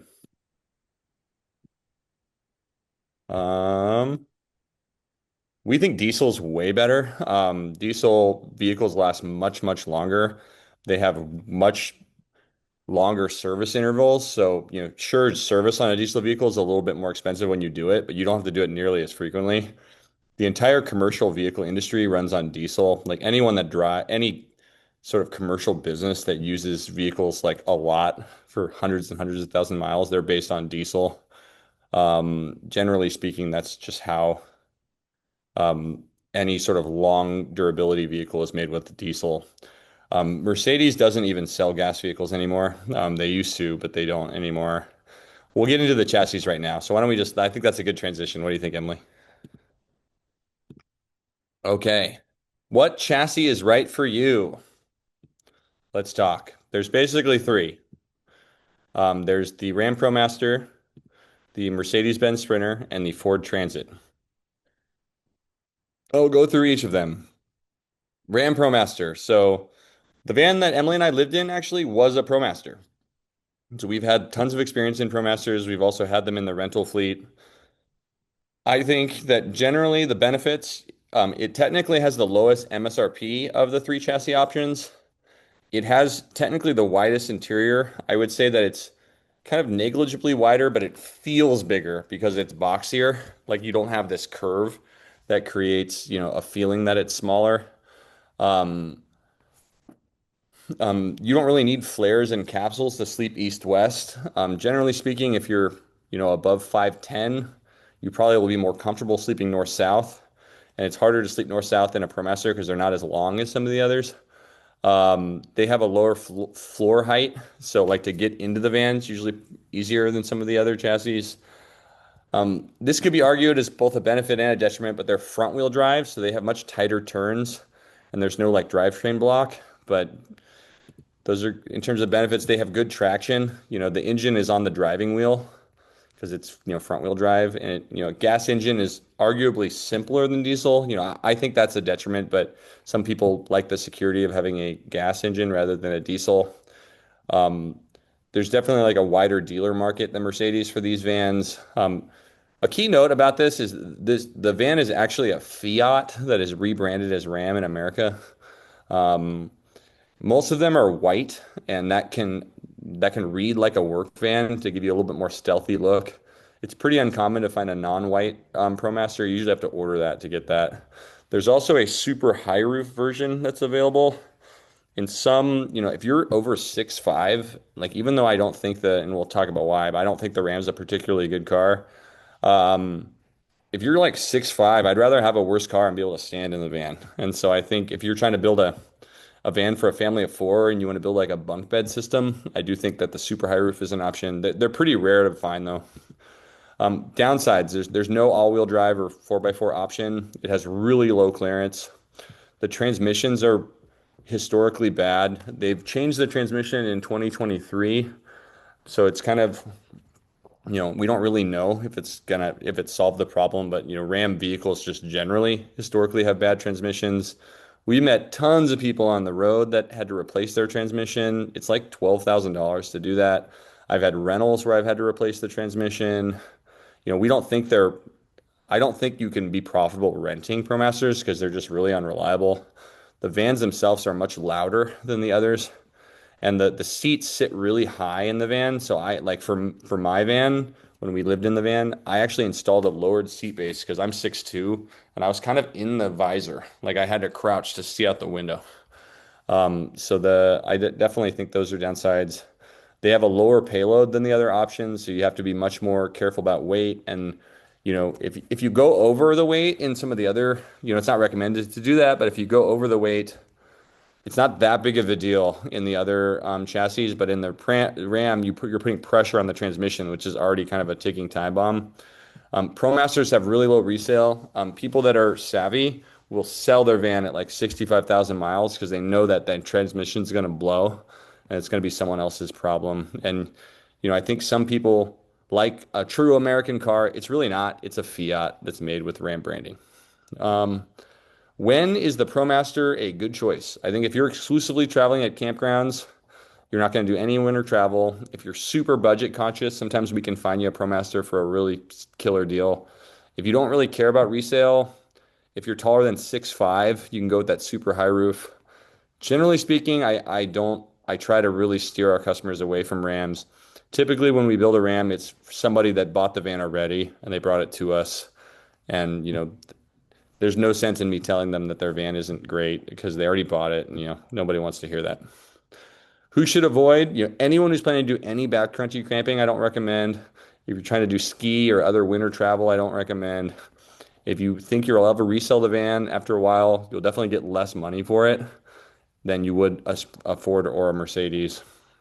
If you're interested in any sort of overlanding look to the van, there's way less aftermarket products for ProMasters, and plus those are heavy, so I wouldn't buy a ProMaster if you want any of that stuff. If you're over 6'2", you won't fit in the standard high roof ProMaster, and the super high roofs are really, really hard to find. So it's not like realistic to find those. I think for every 20,000 they manufacture, they make one, something like that. They're really hard to find. Generally, everyone that buys these, it leaves a little to be desired. I definitely think this is the worst of the three. The Ford Transit is sort of your other option. I think some people are somewhat nervous about Mercedes being like a diesel German car, and they think it's going to be really expensive and hard to fix. I'll explain that in a second, but we don't think that's true at all. And if it was true, I would have all Fords in my rental fleet. We kind of think it's the opposite. But this is a Ford. These are some Ford Transit builds we've done. They make fine conversions. Benefits. It's the most powerful gas option. They have this EcoBoost engine. They have an all-wheel drive version, which is nice. The high roof is the tallest, except for that rare super high roof ProMaster. Hold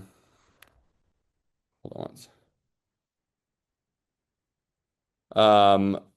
There's technically cheaper parts and dealer support, and then all-wheel drive Transits have pretty good resale value. You can use east-west sleeping requires these pop-outs on most vans, and because you don't really necessarily need pop-outs on the Ford Transit long wheelbase, you could theoretically sleep east-west. I really don't like the long wheelbase Transit because of where the wheels are placed, which I'll explain in a second. But if you're trying to tow like a boat, the Ford Transit has the highest tow capacity, and so those are some benefits of Ford. I think there's a lot of downsides to the Ford. Emily actually wrote an entire memo about why Fords are not nearly as good as Sprinters, and anyone who wants a copy of it, we're happy to share. But the ground clearance is not great. It's not really a true high roof. So if you look in this picture, my little AI drawing is not entirely accurate, but basically the medium roof and the high roof Transit are essentially the same van, just the high roof has like a hat on it. So the door comes like right above the window. So there is like this like ducking to get into the van problem. And oftentimes we build the van so that there's some sort of seating area where you look out the sliding door. And because there's this big wall here, the view is a little bit obscured. There's this awkward house to cab transition in a Ford. Basically right here, because the high roof just dips to the medium roof size in the cab. This space is basically wood doesn't bend like this. And so if you want the wood to like have a smooth transition, you're going to have to steam the wood, which takes a long time. And it's very expensive to have someone do that. So most professional companies, they'll use like a plastic transition piece to meet that transition. And it does the job, but then you have this like big piece of ABS plastic in the van, and so it's not like as clean as the other chassis. The headliner shelf, oftentimes you want to utilize that space above your seats to put like window covers or other storage. On a Ford, basically they have airbags in the side there, and so you can't really attach a headliner shelf unless it has like a visor. About 5% of Transits come with that visor, so headliner shelf is usually not an option in a Transit. There are some videos on YouTube of people that will like take off the whole entire molding here and like add wood around the airbag and then go into that. Any professional company that does that, you should run for the hills because if that airbag goes off, that shelf will come down and probably kill you. And so I think it's a very bad idea to do that. In terms of oftentimes we utilize the front driver and passenger seat on a swivel to as part of the orientation of the van itself. That may be a dining area or we want to expand the space to have extra seating. And the Ford seats sit really low. The Ford seats sit really low. And so oftentimes like a cabinet that would be the right height for using as a kitchen, it's going to be kind of at shoulder height when you're in those chairs. And so it's hard to really utilize the existing furniture in the living space while sitting in the chairs. Additionally, the seatbelt is attached to the chair. So when you swivel the chair, the seatbelt is like attached, rather than being as part of the wall. Generally speaking, the best way I can describe a Ford and a Ram compared to a Sprinter is the Sprinter is designed to be converted. Like there's lots of thought into how it's made to make conversion clean and much simpler. And Fords and Rams are sort of incidentally convertible. People have figured out how to do it. There's all these kind of like Jimmy rig hacks that we have to do to make it work. The framing on the Ford is really, really thick. The framing on a Sprinter is roughly like 3 inches deep. On a Ford, it's like 9 inches. And so you lose a lot of that interior space because of just the way the van is manufactured. You also, Fords have a unibody frame. So if you get rear-ended and that back frame cracks, you could have essentially a total situation. And, your insurance will cover you and give you your money back if you have a salvage title. But, at the end of the day, you put your heart and soul into designing and building this van and like dealing with that just sucks. They're really inconsistently manufactured. It's really hard to make templates for Ford because they're really just not made well. The spare tire, the access point for the spare tire is in a place that's kind of in the middle of the rear floor. And so you have to build like an access door to get to that. What we recommend our Ford owners do, and we build on all these. I'm not saying we won't build on them, but rather than building like an access door for the spare tire and that essentially otherwise obstructs your storage that you would want, and we recommend that you remove the spare tire and then mount it on the door, but that's just like an added expense. And then also, aftermarket support is, it's better than ProMaster, but it's significantly less than Sprinter. My biggest thing that I don't like about Ford is just how little leverage you have as a consumer to find one. If you go to a Ford dealer, you might find some medium roof vans, but the high roof is pretty rare. Like they don't really buy them. Ford sells most of their product direct to businesses through fleet wholesale relationships rather than at retail through franchise dealerships. So, if you go to your local dealer, at best, they'll have one high roof for sale, maybe in all-wheel drive, which is typically what people want in a conversion. So you have to really like hunt. So the last one we did where I helped them find the vehicle, the closest Ford we could find was 900 miles away. And so we had to pay to ship it. There's not really a lot of room for me to have leverage to get you a good deal because it's like they know it'll sell. It's the only one that they have. The framing of the Ford is kind of weird. It has pretty tight framing. So there's all these companies that make universal windows for the van, and some of those windows are too long for parts of the Ford and they don't work. So there's some limitations there. I think the fact that it's not diesel is a downside. A gas engine lasts significantly shorter than a diesel engine, and the Fords typically have significantly less resale than a Sprinter. If you want a long wheelbase van, they have really on Sprinter, which I'll talk about in a minute. They have two sizes of van. There's a 170 wheelbase and a 144 wheelbase. The wheelbase is the distance between the two wheels, and so on the Transit, they really have the 148 and then they have the 148 extended. They're the same van, just the Ford just kind of has like a butt on the back. And so the reality of that is the wheel well is a preventer on how you build the van. If you put a if the wheel well is exposed in any way, you can't really put cabinetry around it effectively. The wheel well's in the way, so you can't have like a fridge there. You can't really have drainage there.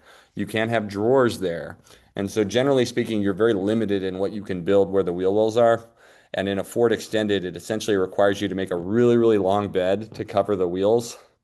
And then the living space is essentially the same size as the small van. It's just like the small van living space with a really big bed, as opposed to the Sprinter. The spacing is more even, so you get a bigger living space and the bed. So it's typically better, and that's just the nature of how it's built.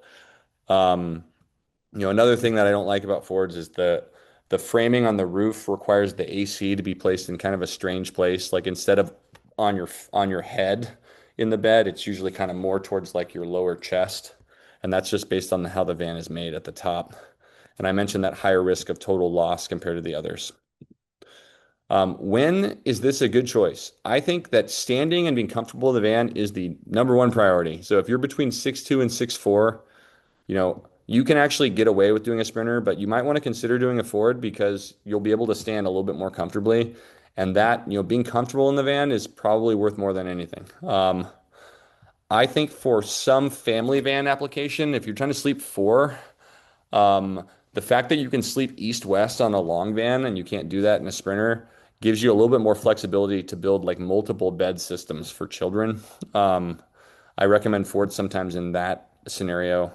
If you live like totally in the sticks and there's like no diesel repair, like I'm not talking Mercedes repair, but like no diesel repair, you're not going to want to have a van that basically there's no place to get it fixed. And if you're not in a real hurry to complete the build, you can always order a van from Ford, and you can get it not in white and with all the features that you want. Ford offers pretty much all the same features that Mercedes does, but you typically can't buy them at the dealer. You have to order it. It just takes a really long time. The Ford dealers typically say yeah, it'll be here in 3 months. We've had many customers go through this. I think the soonest I've ever had a customer get one is like a year, sometimes really, really long. If you're a big American-made car fan, it's probably the best of the American. It's really the only true American-made Sprinter. American-made van. Technically, the Mercedes vans are actually assembled in America, surprisingly. But who should avoid? If you're a snow traveler, they're really low to the ground. If you want the driver passenger swivel seats to be part of the design, I would not use. I would not go with Ford. Any sort of overlanding style build, there's just like less products for it. There are some. It's not like I would just generally avoid it. And if you want to actually have high resale value, I would go with the Sprinter. Typically, I can find you a Sprinter for less money than a Ram or a Ford, just because of the leverage we have based on the volume that we do. I've made it incredibly obvious that we like the Sprinter the best. I'll just be even more obvious. I think it's the best. I don't think it's close. I think it's the best by far. If my parents were buying a van, I wouldn't let them buy a Ford or a ProMaster. Again, I got 33 employees and their families to feed. If you really want a Ford, I gotta pay the bills. So we'll do what we can, and I'll keep my mouth shut about my opinions about the Ford. But generally, if you don't have a van already, you're going to be in better shape in most scenarios to buy a Sprinter. The benefits, it's definitely the highest quality vehicle. When you drive a Ford or a Ram, our general feeling is they drive kind of like U-Hauls. We feel that the Sprinter drives like a Mercedes. It's a luxury car. It's super nice. It's the only diesel option. I think that's a big benefit in terms of gas mileage, in terms of overall repair costs, in terms of the service interval, resale. There's tons of aftermarket support. It has the most clearance. The all-wheel drive van comes with a 3-inch lift standard. It's a badass vehicle. Us getting you a good deal, we have tons of leverage. Right now I can get you roughly, 8 to 10 grand off of a brand new Mercedes. It's usually with Ford I can get you like 3 grand off if I'm lucky.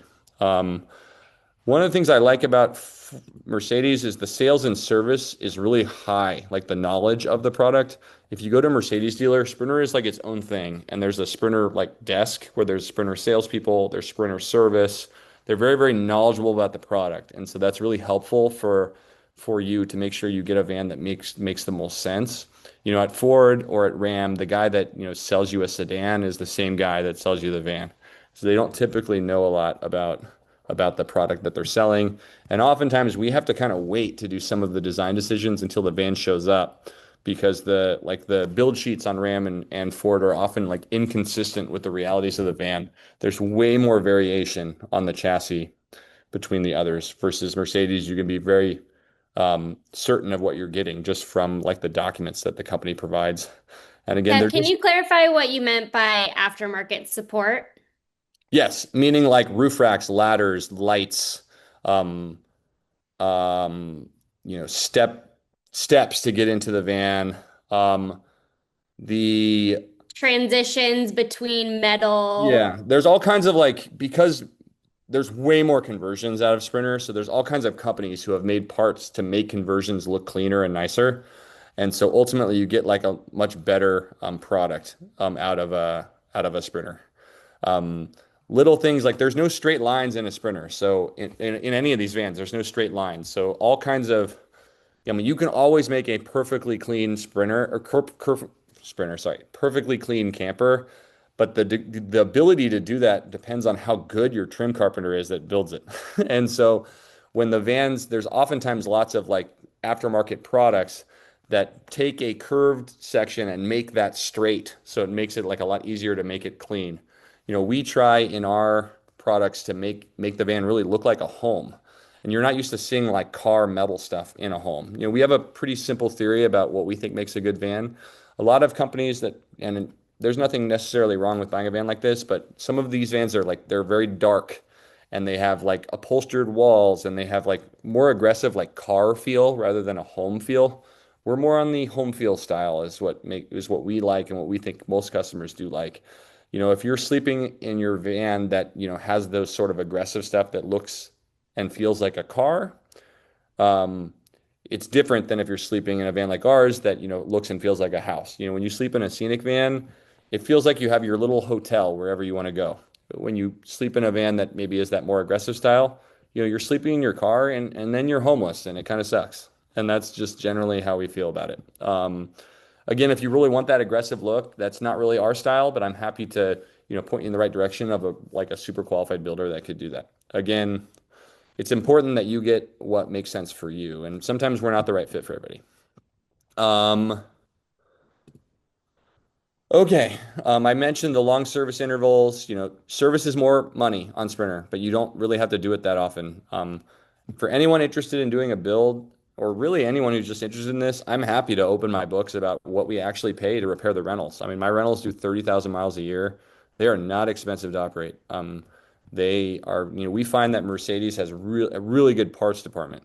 So Ford and Ram typically do their parts through these like fleet service centers, and not every city has one. And so you might find a guy that can work on your car, but to get parts for it is sometimes more challenging. Whereas Sprinter is like a hugely successful part of Mercedes business. And so they can get you can get a part to get your van fixed quicker. And so for us as a rental company, speed and efficiency of a repair is everything. If a customer, something happens to the van and I need a repair, or like, let's say they get in an accident, I need to get something fixed. I have another rental like right after that. I have to have a really efficient system to get the van working. And so like we don't have any like super, I mean, I've never owned a Mercedes in my life. I'm not like a big Mercedes fan by any means, but operating a rental company, there is like no doubt that the Mercedes is the best car. It's not. And if you ask anyone that does this professionally, they'll tell you the same thing. If you go to an adventure van expo of any kind, you won't really see Transits or ProMasters there. It's like all Sprinter because people that know about this will tell you the same. The 170 Sprinter and the 170 Extended Sprinter, which we don't recommend that size, but the 170 Sprinter, it's the longest option. So typically you can get the most out of it. And it has a true high roof body. The door on the Sprinter goes all the way to the roof so that you have the most view in the slider door. Like I said, cleaner trim work, best resale by far. I would say like 30% higher, in my opinion. Before you go into the cons, we had a couple really good questions I think people would benefit from. Okay. What do you mean about your leverage on finding the van itself? Do you work directly with the dealerships or all sellers, resellers? So If you do a build with us, you by any means, I don't make any commission on the car. You definitely don't have to buy the van through our channels. We typically just buy a lot of these, and so we can get you a price you probably can't get on your own. I mean, I would say 95% of the time that's the case, but not always.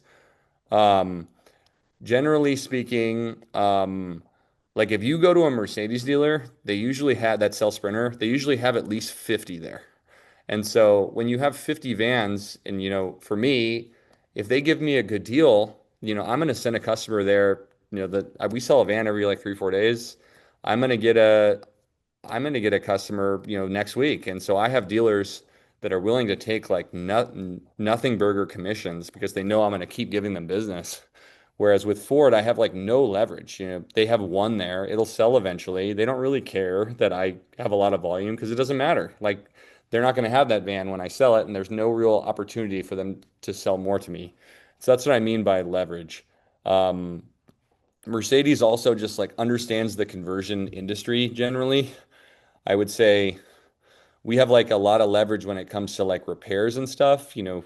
My customers, if you have an issue at Mercedes, you need to get something fixed, you know, especially if you're local to us, a lot of people out here aren't local necessarily, but we can call the dealer and say, hey, I have a customer, they need their van fixed now. Because they know if they don't do right by me, I'm not going to send customers there. And so, one of these dealers we work with, like we work with a lot of different dealers, and there's lots of different ways you can acquire a van, which I'll go into in a bit. But generally speaking, like in one of the dealers, I'm their best customer in the entire dealership.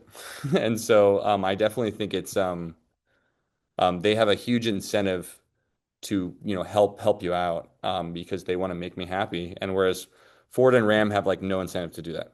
They're not really in the conversion business at all. They just happen to make a van. What's the gas mileage on the Sprinters once built out, assuming the diesel? So rear wheel drive, you'll get 20 to 25. All-wheel drive, you'll get like 18 to 22 typically. In a ProMaster, you'll get like 13 to 15. In a Transit, you'll get like 13 to 17 maybe when it's built out.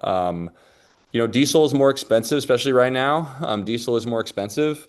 So it might kind of be a wash in terms of the money it costs. But, relatively speaking, you know, if you actually do the math, even when the gas is crazy like it is right now, it doesn't cost you that much more.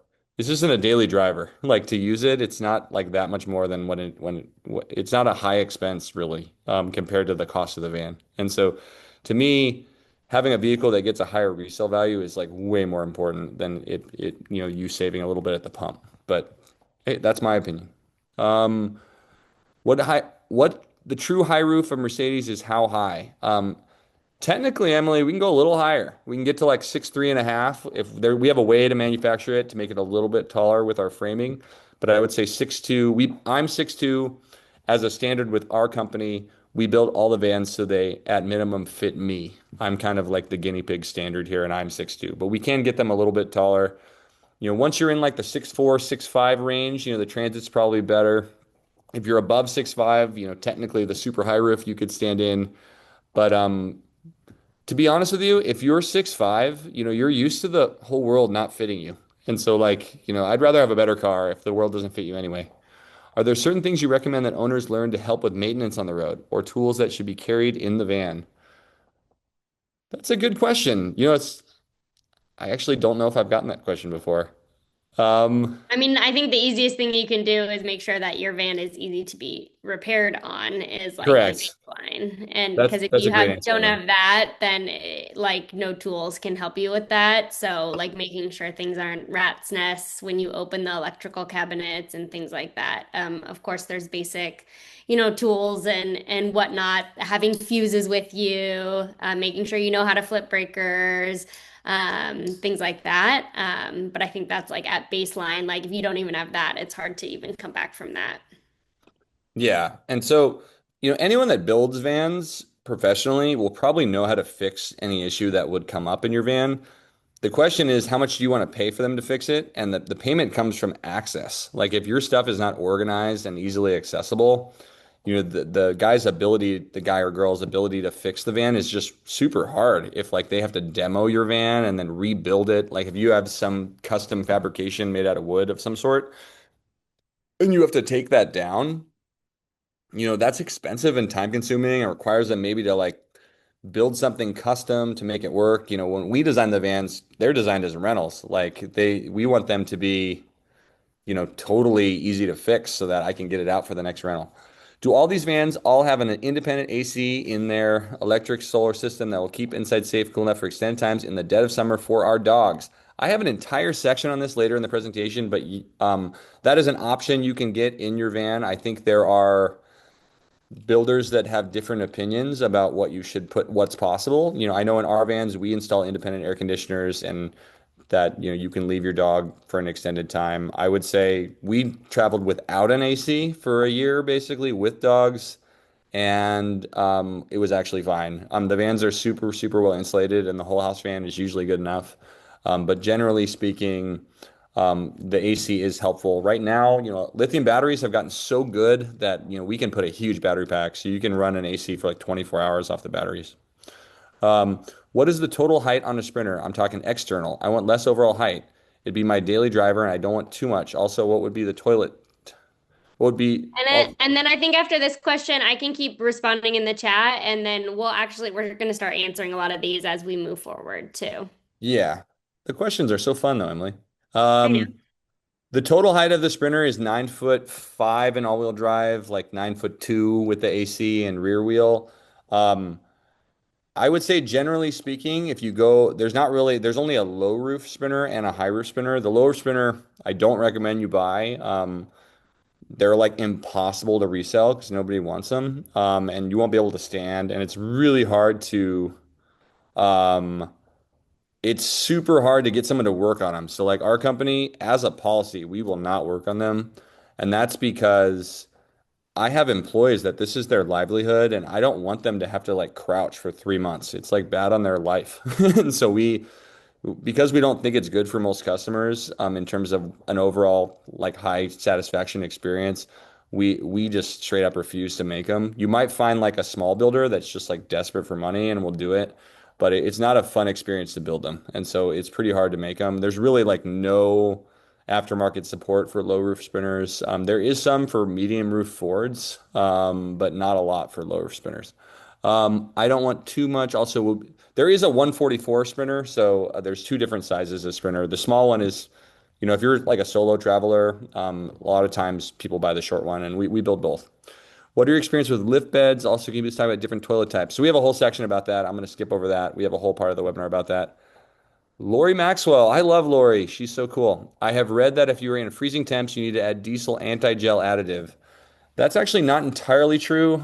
If you fill your tank with diesel that you bought in like California or Florida, and then you drove to like Alaska, the diesel that is sold here will gel up. But if you're in a place that sells diesel, typically that location has a type of diesel that has that stuff in it already. And so while that's technically true, it's not something that really comes up. That was true kind of in like the 80s, but it's not super true now. Generally speaking, you don't really have to do that unless you're in like North Dakota, Alaska, places that get like insanely cold. And that you drove there from a warm place and your tank is filled with gas from somewhere else. Okay, let's move on. Downsides. I would say that the most repairs in the van come from the emission system. These Sprinters have like a very complicated emission system, and they're very talkative. Basically, a Sprinter, I think that can be argued as a benefit in some ways, but whenever there's anything wrong with the van, you know, check engine lights come on, but it's usually not something that's super important. But to me, like, especially since I operate a fleet of vehicles, I'd rather know what's wrong with the car than like just drive it and then something just keeps breaking. But emission system stuff kind of sucks. And generally speaking, so the emission system warranty is longer than the standard warranty. So usually it's covered under warranty. But I would say there are repairs involving the emission system.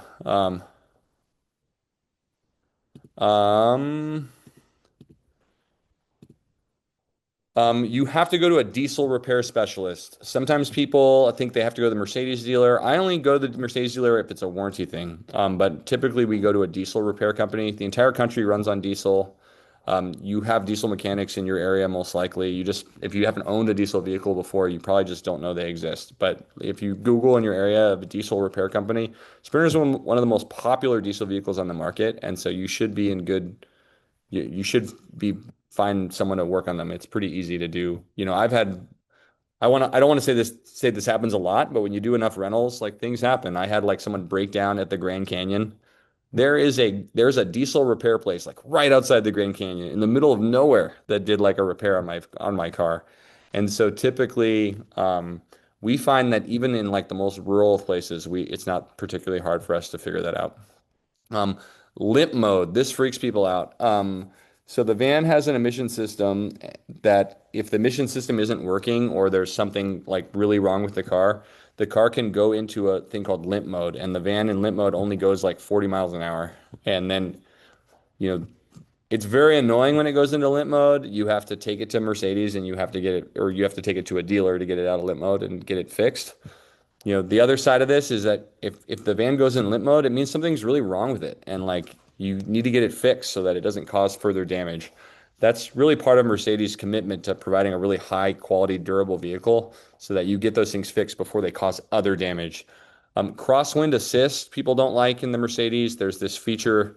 The van is basically like a big sail. And so when a gust of wind hits the side of the van, it can move the van. So there's like this computer system that essentially takes over driving and prevents you from flying off the road, basically. It's actually a safety feature and it's meant to protect you, but it feels very disorienting when like a computer takes over steering for you briefly. And so people kind of get freaked out the first time they experience it. We always tell our rental customers that this might happen. It is probably the most common complaint I get from rental customers about the Sprinter. Yes, service can be more expensive. It's often less frequent. Certain things, for example, like oil changes are way more expensive on a Sprinter than a Ford, but it's not because they're like ripping you off because it's a Mercedes. The Sprinter has a 13 quart capacity of oil. It's like huge. It just costs more. It uses more oil. You only need to do an oil change. It's recommended every 20,000 miles. If you own this car, I would be shocked if you put that much miles on the car, just generally. Like we did a year of weekends and then 10 months full time. We put 36,000 miles on the car. We did 43 states, 30 national parks.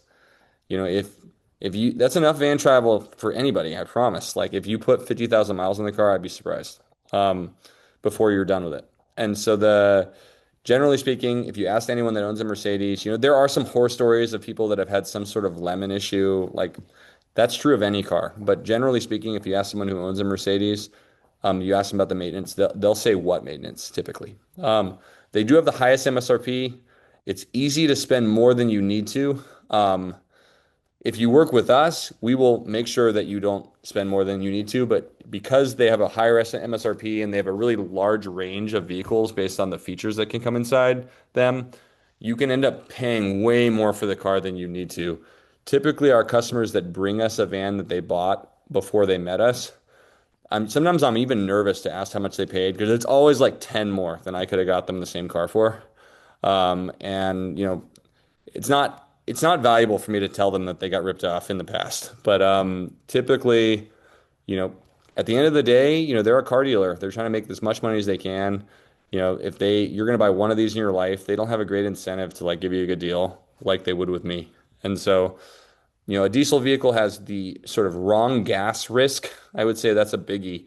Sometimes you're driving and you're tired and you think you got that diesel pump and you put gas in the car. That's a very, very big problem. Insurance should cover that generally, but it's a pretty expensive repair. It can be like $15,000 repair if you do that. And so you got to be real careful. Some Sprinters have a diesel, like a misfueling prevention device that basically if you put the gas pump in there, it closes. You can buy special gas caps that like help you do that. You can it has a big ass label on it that's helpful. But generally speaking, that's that can be an issue. It's happened a couple times in the rentals. We want to be realistic about it. It's possible. When is this a good choice? Almost always it's the best choice. Sometimes I'm not able to convince the customer that it's the best choice. I want to be really clear, at least for us, I don't make any money on the car. I have like no skin in the game. I make the same amount of money if you do a Ford or a Ram as you do a Sprinter. We would love for you to have a better product, and that's why we kind of go hard on this topic. I would say if you're trying to do any snow travel, it's the best. It has way higher clearance. It's just much better in the snow. Any sort of off-grid travel, I think, is better. If you even have like, I mean, you should definitely be concerned about resale. Sometimes people say, "So I don't plan on selling it. You know, when I'm done with it, I'm going to give it to my kids." Your kids don't want the van. They want your money. They don't want your van. And so even if you give it to them, they're probably going to sell it. And so you should be concerned about resale. And the Sprinter just has way higher resale. It's definitely the highest quality vehicle, and it creates the best fit and finish. But hey, don't take my word for it. Ask anyone that does this, and they'll tell you the same. Who should avoid? If you are over 6'3", I think getting a Ford may be a good solution for you because it's just comfortable to be able to stand. If you live in that rural area, there's no access to diesel. You're not going to want a Sprinter if you literally you have no way to get it fixed. If you were buying a used van to then convert by a professional company, I think it's really hard to find empty Sprinters that are in good shape. People don't really sell these things. They last forever. And so finding like a low mileage, empty used Sprinter, especially in all-wheel drive, is like almost impossible. And usually they have kind of like a weird story. Usually it's some sort of failed business that like a bank repoed the car and then it got sold at auction. And in that scenario,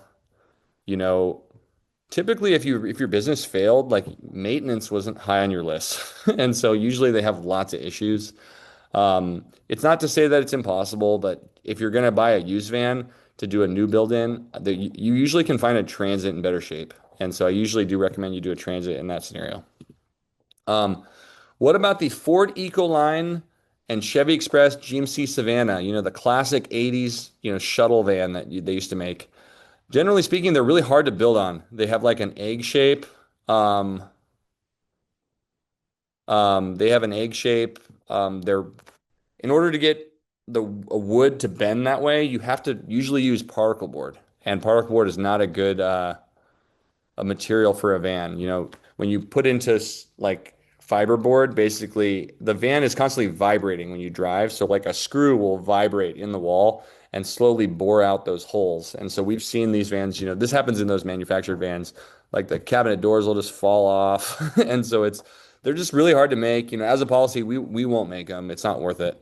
They used to come with these bubble tops. They don't really make those anymore. There's not a big market for them. And so they're really low. Just a low roof's just not very usable. There's really been no advancement in this car in decades. It does come in V8. That is kind of a positive, but I would just generally say, it's not the 80s anymore. Get a van. That is like nice. What about electric cargo vans? I wish the technology was there, but it's just really not.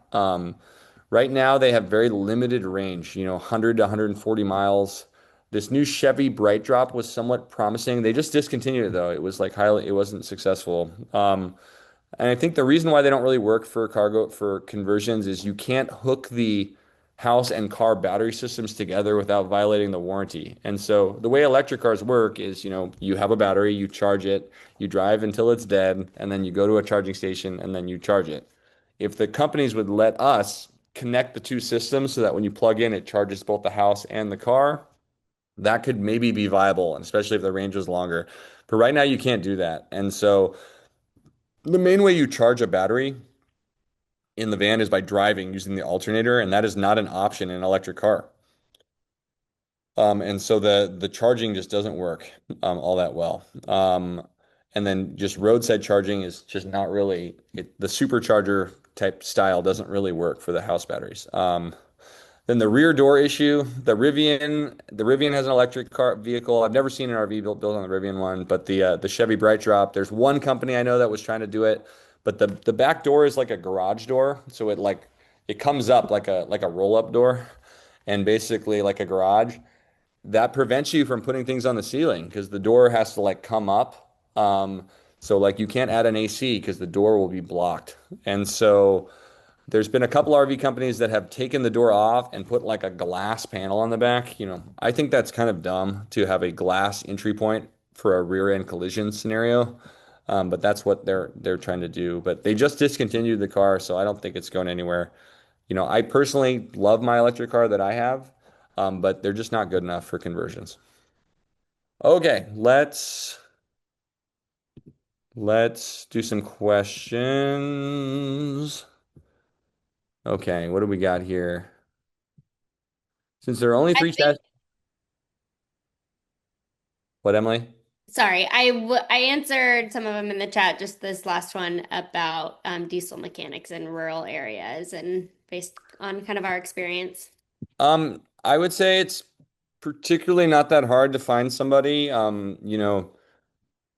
Any place that gets things shipped to them has all kinds of trucks and stuff that are used in that area. So there's a diesel mechanic in every town in the country. I typically don't have a problem finding a diesel mechanic. I feel like if you have a problem in a van, like your car all of a sudden doesn't work, that's if you're in a rural area, that's a problem no matter what engine you have. And I find that you just have to know what to look for. When this happens with the rental, we have we're pretty good at it, admittedly, but I will like go on Google, look at all the mechanics within 100 miles, find the diesel ones, get on the phone. Hey, can you see me right now? I'm really in a pickle. Can I help my renter out? Usually 30 minutes later, I get someone to see me. I've never really had an issue where it's been a big deal. I had a customer in a rental hit they hit a deer, and so they needed, it was a major accident. So if it's a major accident, I'm not going to have like a middle of nowhere diesel mechanic fix it. So we had it towed like a couple hundred miles to a Mercedes dealer. But like, you know, I don't I don't want some random dealership. That's just like the true of any accident like this. Like I don't want my car had to live in Montana for 2 months, while I got fixed. I don't want it in some random town in Montana. I want it, in, the main town in Montana. I can't remember if it was in Missoula. I think it was in Missoula where we got it towed. Um, there is a diesel mechanic in basically every national park area, but generally speaking, you buy a new Sprinter, you're not going to really have much maintenance. Like I really don't think you'll have many issues. But you know, that's kind of my feeling. Any other questions? Yes. One of my questions is finding dealers for warranty work can be problematic. Special requirement for towing a dead vehicle. I think that can be true. Depends where you are. I have a customer that lives in Juneau, Alaska, and he had a limp mode situation. And so, Mercedes worked with him and they did a warranty repair with another mechanic as opposed to having him like ship the van onto a barge and have it like shipped by sea to Anchorage, super difficult to do that. And so I think that is possible, but there's a Mercedes dealer in every major city in the US, basically. It's not an issue that we've come up with. Hey, we're in California. There's like 3 Mercedes dealers near here, so it's not like a big deal for us. But generally speaking, we find that for one, there's not a lot of warranty work out there. If you're in a really rural area where there isn't an option, Mercedes has like programs to help with that. They don't want that to be a limitation in their product. So, based on your certain scenario of where you live, if you're interested in doing a build and you want to like figure that out, we can talk to Mercedes. Can it be cost prohibitive to rent the van over a longer period for travel over 6 months at a time? Generally speaking, I would say yes. I've had people do it. It's not like it depends what your goals are. Your goals are, if you want to have an awesome experience, renting a van for 6 months will cost you like 25 grand. That's, that's cheaper than buying a new one. But you're not paying, you don't get to own it and resell it. If you want to rent for 6 months, I would definitely rent from a company like ours that, builds a van, someone like renting a van on Outdoorsy for that period would be probably pretty ill-advised because, the person that owns it has pretty low owner intelligence about whether the van can actually survive a trip like that. Let's say you have something on the road and it's just owned by like a regular person, they're not going to really have a good way to help you. Plus just the insurance cost of doing that. When we do long-term rentals, we'll get you insured under your own policy. Like I think the insurance charge on something like that would probably be 10 grand from Outdoorsy. But we do lots of like month trips. It's about 8 grand or so when you do a month trip. I would say 6 months is probably a little. I would definitely do that in winter because the rates are cheaper. But what causes the limp mode? Lots of different things. It's usually emissions related. Limp mode is something that all diesel vehicles have in some capacity. A lot of things cause it. It's hard to really answer that question, but it's not. I don't want anyone to think that this is something that you deal with like a lot. We have we have the ability to see like, my vans do 2,000 nights a year, and then we have 100 or so on the road. So, customers buys a van through us and the car goes into limp mode. They tell us. So, it's not they don't tell us every single time that they went on a vacation and it didn't go in limp mode. And so, we hear about that. If you do a build for someone who lives in another state, including on other half of the country, how is that handled for delivery and registration? Great question, Bonnie. Generally speaking, we work with people out of the state all the time. I'd say over half the time, that we build enough vans that there's just not enough people that want this where we live. So we work very, very broadly. I got right in the shop right now, I have a Florida, I have Boston, I have a New Hampshire, I had an Oklahoma earlier this year. I've done Alaska. We have tons of vans from people out of state. For our out of state customers, typically the way we do it is, everything is done, over the internet in terms of planning the van. We do all this stuff over Zoom, just like we're doing now. And then when you buy the vehicle, you can do all that over the internet with a dealer. And then we will usually pay for your flight out here and then you drive it back home. If you want us to deliver it to you, you can pay for delivery. I don't really recommend that you deliver a completed custom van via like freight. And the reason for that is, vehicle delivery is pretty shady, just generally. It's a lot of like brokers that get like a freight deal. They hire another company to do the delivery through like a bidding system. So it's like cheapest priced wins. Those companies often exclusively hire like undocumented workers and they're often underinsured. And it's usually like a little bit when you have an accident or a problem, if it's just the car, I feel like the insurance can handle that. But if it's the build itself that's damaged, it's really hard to deal with an insurance company that doesn't understand the product and say like, look, the van you ruined is worth $150,000, not 70 that I paid for the chassis. And so that becomes challenging. So I typically think you should drive it back yourself. And so we facilitate that by buying your flight. Okay. Any other questions about that? Cool. Answer the question. In terms of like tax, you pay the sales tax of your state on the vehicle. When you build a van from us, you're going to pay sales tax on the construction because it was made in California.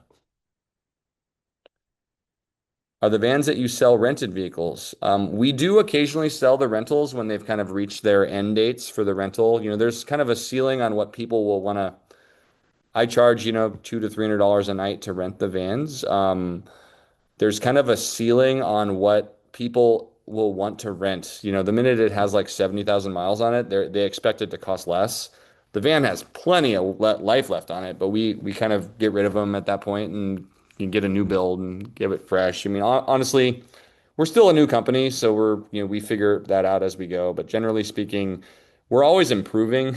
And so, a van that I have as a rental that I built 3 years ago is not nearly as good as the current product. So usually kind of by the end of the cycle, I'm excited to get the new rental out there so I can show off the new product as opposed to the old one.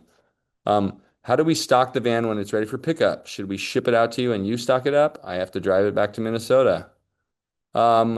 So I have a list of what we put in the rentals. I have this big long list that we send out when you rent a van. I usually share that with the customer, so at least you know what we stock the rentals with. And then you can buy stuff on Amazon and have it shipped here, and then we'll have our housekeeping staff literally put your van together. So when you get here, it'll be set up fully with all your stuff. And I encourage you, Peter and Lori, to do that when we're done with your vans. I don't think that was meant to be a question mark there, Peter. That's awesome. Thanks. No, I'm just kidding.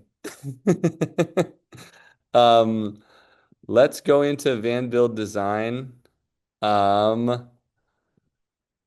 This is my favorite part of designing a camper van, of building camper vans is like the design and really trying to meet the customer's needs. Every customer is different, and we've developed a system, at least for our product, that kind of meets everyone's needs in a scalable and repetitive way, so that we're not doing something new every single time, and therefore the product is, made extremely well. I have another video for you guys, so let's do it.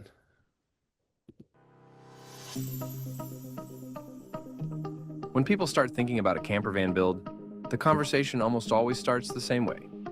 Solar size, showers, beds, battery brands, microwaves, extra seats for the grandkids, air conditioning, heated floors, suspension upgrades, interior bike storage, security cameras, beefy tires. Features are easy to talk about, but features alone don't make a van livable. And when combined without context, they often introduce compromises people don't fully understand. That's why the biggest mistakes we see happen when people design a van around a checklist, instead of designing it around how they'll actually use the van. A great van starts with function. Once you understand the function you're trying to achieve, the right features become obvious, and they work together instead of against each other. To design a camper van properly, you have to understand how it will actually be used.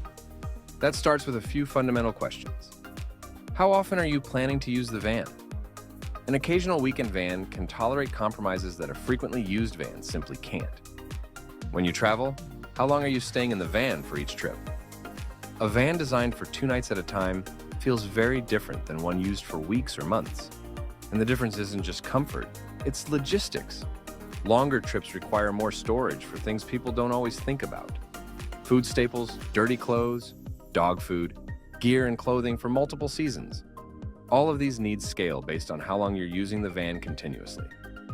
A layout that works perfectly for weekend trips can feel cramped or completely overwhelmed on extended travel. What hobbies are you using the van to support? Bikes, skis, art, sightseeing, fishing, photography, dogs. Your interests should shape the design, not compete with it. If you're traveling with a partner, a few additional questions matter a lot. Do you wake up or fall asleep at different times? Do either of you get up to use the bathroom during the night? And how do you actually spend time together in the van? Playing games, watching TV, reading, scrolling, or some mix of all of it? Are you bringing a pet? How big is the pet, and where do they sleep? On the bed, on the floor, or somewhere dedicated? You also need to be realistic about physical factors like height and mobility. Factoring those in early leads to a far more comfortable space. The answers to these questions, anything that clarifies the primary function, will reveal the right features. Once you understand how a van will be used, there's one reality every good build has to confront: compromise. A camper van is an incredibly powerful tool, but it's still a small space with real physical limits. Every decision pushes something else out of the way. The biggest problems we see don't come from bad intentions. They come from trying to avoid compromise altogether. The goal isn't to eliminate trade-offs. The goal is to choose the right ones. That's what separates a van that looks good on paper from one that actually works in real life. One of the most common mistakes we see is what we call the Frankenvan. Frankenvans usually come in 2 forms. The first tries to do too many functions at once. A weekend adventure rig, full-time home, mobile office, luxury RV, and gear hauler. On paper, that sounds versatile. In reality, each use case pulls the design in a different direction. Gear hauling wants open space and durability. Luxury RVs want permanent systems and fixed furniture. Offices want defined work areas. Full-time living wants maximum storage. Stack those priorities together and they start competing. The result isn't versatility, it's friction. You spend more time rearranging and adapting than actually enjoying the van.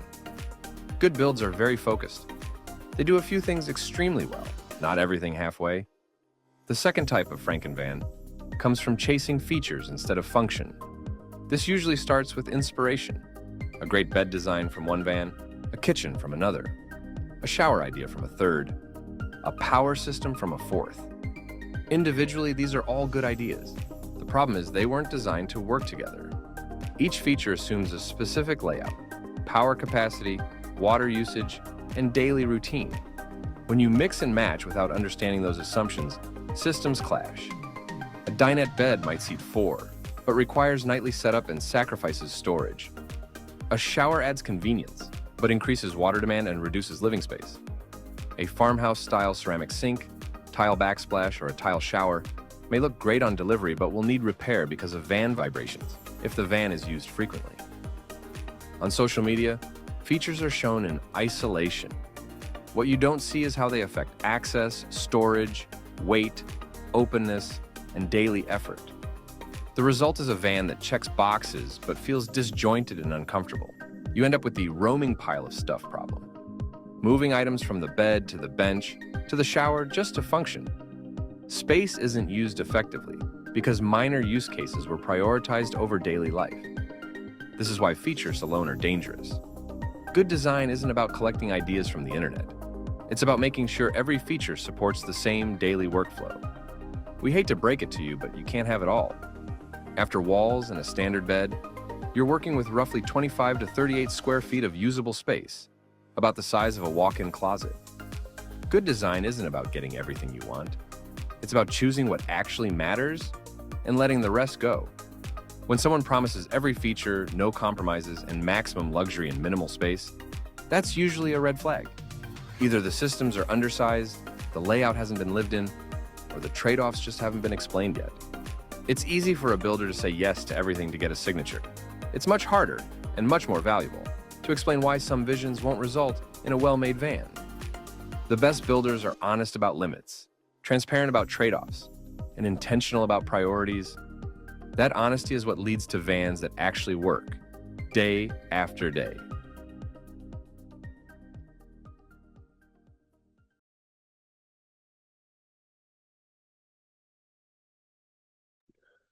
Okay.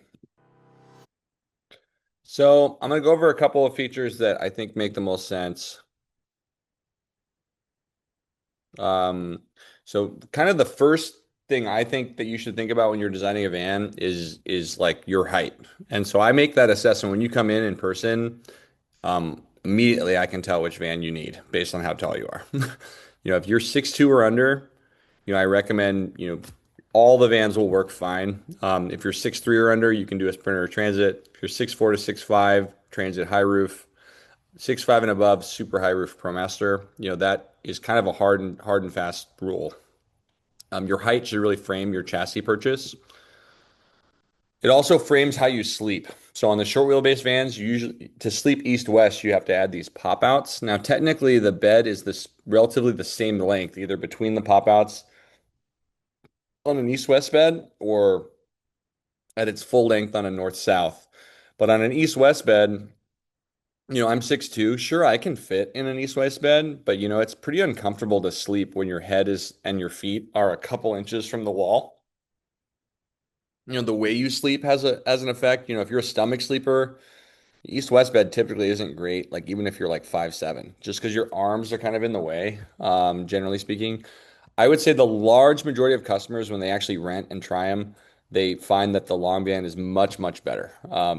If you're by yourself, you can kind of be diagonal and it's okay. I would say solo travelers, definitely east-west is fine at almost all heights. But north-south for most people, you also don't have to crawl over each other when you use the restroom. For us to design a van effectively, we ask that question, how many times do you go pee at night? If the answer from the couple that's buying the van is both one each, get a north-south. Like then you don't have to climb over each other when you use the restroom. That can be pretty disturbing. Generally speaking, I think east-west short wheelbase vans typically have a very, very tiny home feel, where north-south vans feel a little bit more like RVs, and they're a little bit more comfortable. If you have more than 2 people, it's almost like a no-brainer. You get a north-south, or you get a long wheelbase van. Mobility has a determination on the wheelbase choice. There's a common perception that, if you have some sort of mobility issues, you're not going to want the big van. You want the smaller van. Maybe it's easier to handle. We actually think that's incorrect. Because of the nature of how you have to sleep on a short van, the pop-outs are a fixed height. So usually if you have a mobility issue, getting up to a fixed height bed is challenging. You can't really lower the bed because the capsules are at a certain height. Whereas with a short wheelbase van or long wheelbase, when you're sleeping north-south, we can lower or raise the bed based on what you're trying to do. There's way more flexibility in a long wheelbase. In a short wheelbase, if you need the bed lower, you can either do a full-size bed north-south, and then that takes up significant space in the van. You really can't fit much. Or you build a dinette, and that results in making the bed every day. Not ideal actually. If mobility is your concern, making the bed is like a big pain. And then you just have like really limited and kind of awkward storage if that's the case. If you want a larger bathroom, long wheelbase kind of allows for that. And so typically for with mobility as a concern, I definitely think long is better. Let's talk about beds.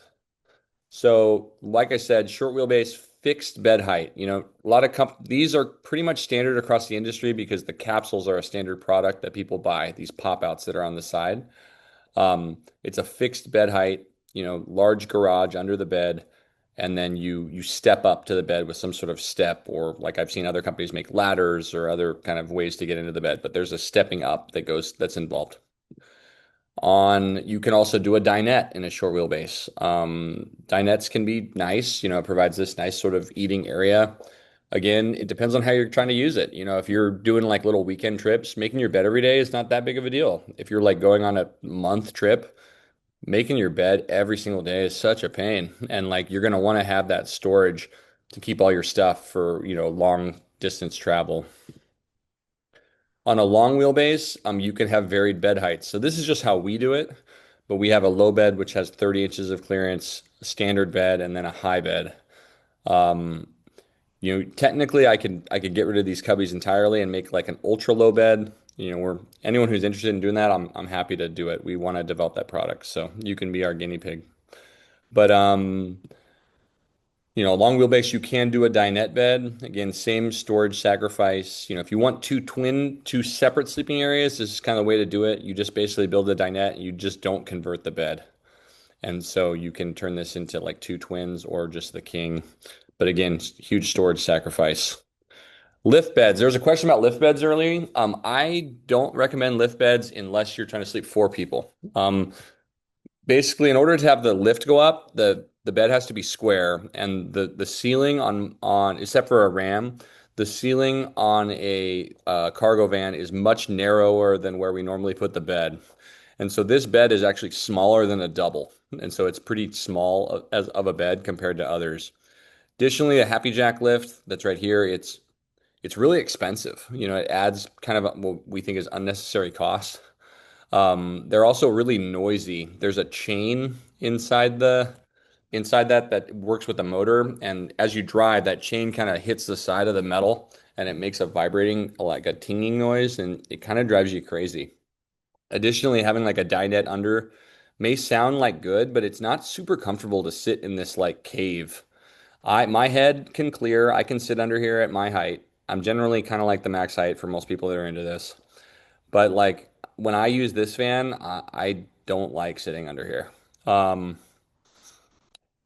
But that's there are other ways to do a lift bed. I don't think that they solve the problem that people think that they're solving. They think that by doing the lift bed, it takes it out of the way and then you have like extra storage.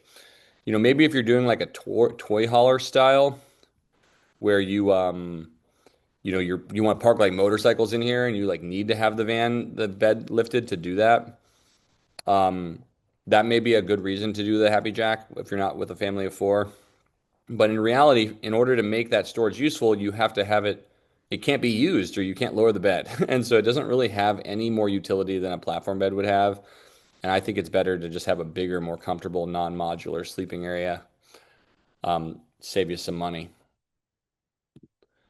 Like I said, there are other ways that we don't install them. There's ones that use like belts. That's what the Revel uses. There's this like belt system, but the bed has to be lowered to like a fixed position because the belts can't really take weight. So if you don't put the bed down at a certain level, you end up, essentially you create a risk of breaking the mechanism and then the bed doesn't work at all. And so and there's also, you can use like actuators, essentially like gas struts to do it. Then the gas struts are kind of in the way of everything. Gas struts also, every time you open a gas strut, like in a cabinet, which we use those in cabinets, a little bit of gas leaks out. And then after a while, you do have to replace those. The larger actuator you use, the more expensive they are to replace. A little cabinet gas strut costs, $10, but a big one to support a bed, it's going to cost, hundreds of dollars to replace. The mobility issue affects the drivetrain. If you're doing a Sprinter, the Sprinter is 3 inches taller than the rear-wheel drive. It's a little bit harder to get into. Sometimes if I have customers that have like some sort of like a knee problem, for example, the all-wheel drive may make it a little bit more difficult to get into the car. All-wheel drive vans have way higher resale. I mean, like significantly higher resale, that it's generally makes sense to buy an all-wheel drive nowadays. But again, if you can't get in the van, you got to get a van that makes sense for you. Some of the vans come with OEM swivel seats. When you add an aftermarket swivel seat, which is not particularly hard to do, it's like a plate that sits on the seat base. The plate raises the seat like 1.5 inches. So if you're like very short, you might want to find a van that has OEM swivel seats, because when it has OEM swivel seats, the base the seat itself sits on is lowered. And so that makes it maybe a little bit more comfortable to use. You can separately buy lowered seat base, but it's just another cost that you have to absorb. With the Ford all-wheel drive, it's the same height as the rear wheel. So if you have like a mobility getting into the van issue, getting a Ford, if you want all-wheel drive, may make sense, because the Fords are very low to the ground, and then you can get into the van. ProMaster is not really an all-wheel drive option, so there's not really a clearance difference. You can see the clearance here between a rear-wheel drive and an all-wheel drive Sprinter. I mean, you can see it in the wheel well, how different it is. And so they're just harder to get into. With a rear-wheel drive van, you can get away with not adding a step. It's like not particularly hard to get in the van. On an all-wheel drive, it's hard to get in the van without a step. So I recommend doing that. There's some other bed systems that are out there. These are all ones we don't sell, and we know how to make them. It's not a question of no. It's that we just refuse to sell products that have low customer satisfaction. And so ultimately, we're oftentimes saving customers from themselves. And so we want to make sure that we only build products that are good. And so there's these things called slat beds. Basically, it looks like a couch, and it has like one cushion and then a back cushion. And then you slide the whole thing out, and then the back cushion kind of molds together with the seat cushion and makes like a wider bed. Generally speaking, you feel that gap of the cushions like right between you, and as the cushions wear, you feel that gap more. And so maybe for the first like month of having it, it'll be comfortable, but everything has a shelf life. Eventually, you'll feel that gap, and it's not particularly comfortable. Additionally, these slats, in order to make this modular, this is a free moving system. And so when you drive, that thing will move a little bit, and it makes noise, and it's just like super annoying. It also reduces your storage. And so generally speaking, what we see in the market for a bed system like this is very low customer satisfaction. And so, don't believe everything you read on the internet. Like you can make a really cool video that shows the van and like, look how cool this is. This moves out. They're not showing you like sleeping in it and the longevity of it. And so we just caution you to don't believe everything you read on the internet. Then again, you're on the internet right now listening to me. So that's how it goes. Murphy beds are another type of modular bed system. We don't install them as a policy. They don't really save you any space. Similar to like the lift bed, the Murphy bed only works if this space is empty. So like there's some scenarios where a Murphy bed may make sense if like you're using it as a combination of a work like towing vehicle, like hauling stuff and sleeping in it when you don't have stuff in it. That maybe makes sense.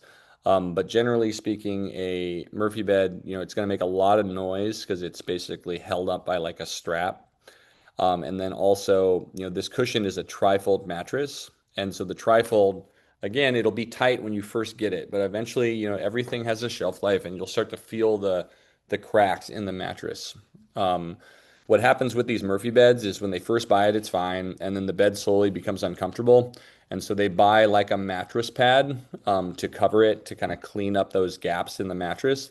But then you can't fit the mattress pad behind here. And so what happens is the mattress pad becomes that roaming pile of junk that you have to deal with. So oftentimes people will like throw it in the shower, and then now the shower is not usable. So you have this like kind of cumbersome pad that you have to constantly move around to make it useful. And then ultimately you didn't really save any space because you didn't need you're not really able to store anything more than you would having the bed be permanent. So again, Murphy beds have very low customer satisfaction, so we just don't sell them. Before I get into showers, do we got any questions? Yeah, we had a question about like the fast-paced changing technology. How do we approach this with building out new vehicles and helping customers with older builds? Great question. I mean, we're always innovating the product. And so, I mean, I had a customer that we built a van for like a couple years ago. He back then the lithium batteries weren't as big.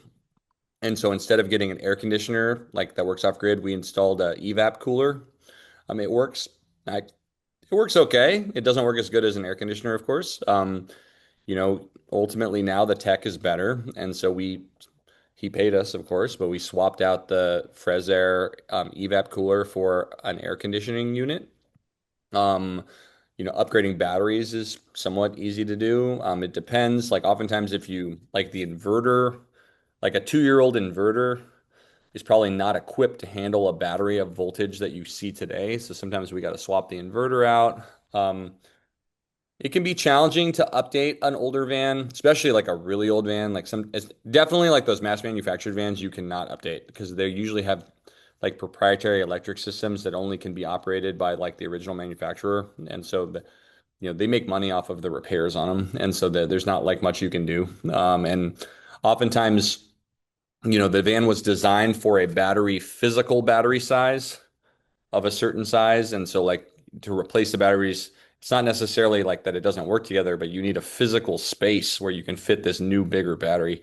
And so that can be challenging, but we do that kind of stuff all the time. Can you discuss recirculating shower water to prolong hot water? I'll talk about that in showers. I don't actually have a topic on that, but I can talk a little bit about that in the shower section, which is next. What is the most common way that a dining area converts to a bed? Probably what's called a dinette, which it's basically like a U couch, and then there's a table, and it drops down, and then the back cushions kind of come in and make the bed. I'll say this about dinettes. So we have a van model called the Mammoth. It's probably our most popular in the history of the company. It's our most popular rental model. It rents really well because people think that they want a dinette when they're investigating whether to buy one. I've probably done 1,000 nights on a Mammoth model. In the history of the company, from someone that like rented that ultimately bought one, I've sold one in the history of the company. And so when people try it, they don't typically decide to buy that one. But knowing that you don't like it is very valuable in the sort of investigatory phase of this. And so generally speaking, we find it very valuable to have a Mammoth on the rental fleet, essentially to explain to people that it's maybe not exactly what they thought it was. And generally speaking, the vans, once you make the bed once, it's just a pain to like remake it into the dinette. So you just don't. And so it ends up being like a hyper low platform bed, and you don't really use it as the dinette. So you get a platform bed, but no storage at all. That's typically what happens. I want a van to travel with my 2 grands. Seatbelts and sleeping area is important. I knew the grandkid problem would come up. We have a term for that. Generally speaking, if your main primary use is taking your grandkids or taking additional passengers that require car seats, that is a laudable thing, and that's awesome. And we can add extra seats in the van. You have to be really strategic about how you do that because the seats, they take up a ton of space. Because not only you have to have the seat, you have to have enough like feet room for them to sit in it, and you have to have enough room to like have egress in and out of the van. So adding a chair usually is a huge compromise in terms of the otherwise livable space. So where this comes up most frequently with us is with like a retired couple. They have like a new grandkid or a very young grandkid or a grandkid on the way. and they want to accommodate them. They're really excited about being grandparents, and it's awesome. Like my grandparents, my parents and my wife's parents are very involved in our kids' lives, and we see the value in that. But the reality is that your grandkids, for most people, and that might not be true for you whoever said that comment, but for most people, it's probably not likely to happen that much. And so generally speaking, like if your grandkids are going to come, they're going to come with their parents, and their parents are going to drive them separately. And so if that's more likely to happen, you can design the van to be very comfortable for them to be in, but just not drive in. And so there are van models that can have like tons of extra sleeping areas and stuff. But once you put like a DOT seat in the van, then now you have like a big dead space. So to like have to travel with two grandkids that maybe are in car seats or something, in addition to you and your partner, um, you know, that's going to take up roughly 30 to 60% of the van. And so you definitely are not going to have a shower typically if you add those seats. And, the seats are probably going to be, oftentimes, again, it might not be the case for you, but usually they're not going to be used very often. And so what ends up happening is, it's kind of a minor use. And I think where this stems from for the most part is that people have been at this stage when they're buying one, they've been doing things for their children for like decades. And it's like really hard to get into the mindset to do something for yourself. And to like come to the conclusion that I'm spending this kind of money on myself is just like a really weird thing to be, especially I mean, I'm a parent, I know what it's like. Like we do everything for our kids. I mean, it's very rare that I do anything for myself. And so it's hard to get in that mindset. But generally speaking, if you build the van with yourself in mind, you get a much better van for the primary use. But again, if the primary use is taking the grandkids, we can totally accommodate. Even if despite everything I said, you still want to make seats for the grandkids, we can definitely do it. And there's ways to do it. And we'll show you with our design software that we're going to do a demonstration from. I'll show you kind of what that compromise looks like. But it's definitely possible, but it just comes with like major compromise. And ultimately the vans that have seats are just not nearly as comfortable to be in. Any other questions, or should I move on to showers? We're going to do the showering demonstration live I'm just kidding, not in the shower. Let's go to showers. Let's talk about showers. Okay, right off the bat, I think the big thing that you should know about showers is they take up a ton of room. On a short wheelbase van, it is doable, but it comes with huge sacrifice in terms of the openness, the storage, the comfortability of being inside. I think if you're by yourself, it works fine in a van. I think if you're with yourself and one other person, it can work in a short wheelbase, but it is challenging. It comes with sacrifice. And on a long wheelbase, it's significantly easier to accommodate and not otherwise affect the design. There's more placement, there's more size options. We have like lots of long wheelbase floor plans that have a shower. We have two that don't in the short wheelbase. Generally speaking, in the short wheelbase, I think if you don't put a shower, you get a much better van. I'm of the opinion that it's better to have a van without a shower, just generally. They're more comfortable to be inside. And what you find out when you use the van is you just don't shower all that much. This may be an overshare, but my wife and I, we didn't shower that much when we lived in a van, like maybe like a couple times a week. You just kind of get used to that. And like Americans, we shower way too much. Even when we finished the van, it took us like a year to get back to showering normally. Like you just get used to not showering that much. And one of the problems that showers bring with the short wheelbase is the depth of the aisle. So this is the refrigerator right to the left here. The refrigerator, basically, all fridges are roughly 20 to 23 inches generally. So the cabinet is going to be at least, usually 24 is kind of a standard kitchen cabinet for a van. Shower pans are typically 24 wide also. And so the van is only a certain amount of width. So when you have a fridge across from a shower, this hallway becomes, roughly like 17 inches. It's really narrow. It's not very comfortable to use the kitchen. And, this shower is now taking up roughly like 40% of the usable space. And so it can become pretty challenging. What we've done, this is a big market, is people that want a short wheelbase with a shower. One of our new markets that we really focus on, I would say probably 30% of our business now is solo female travelers or females that are maybe will travel with their partner occasionally, but usually by themselves.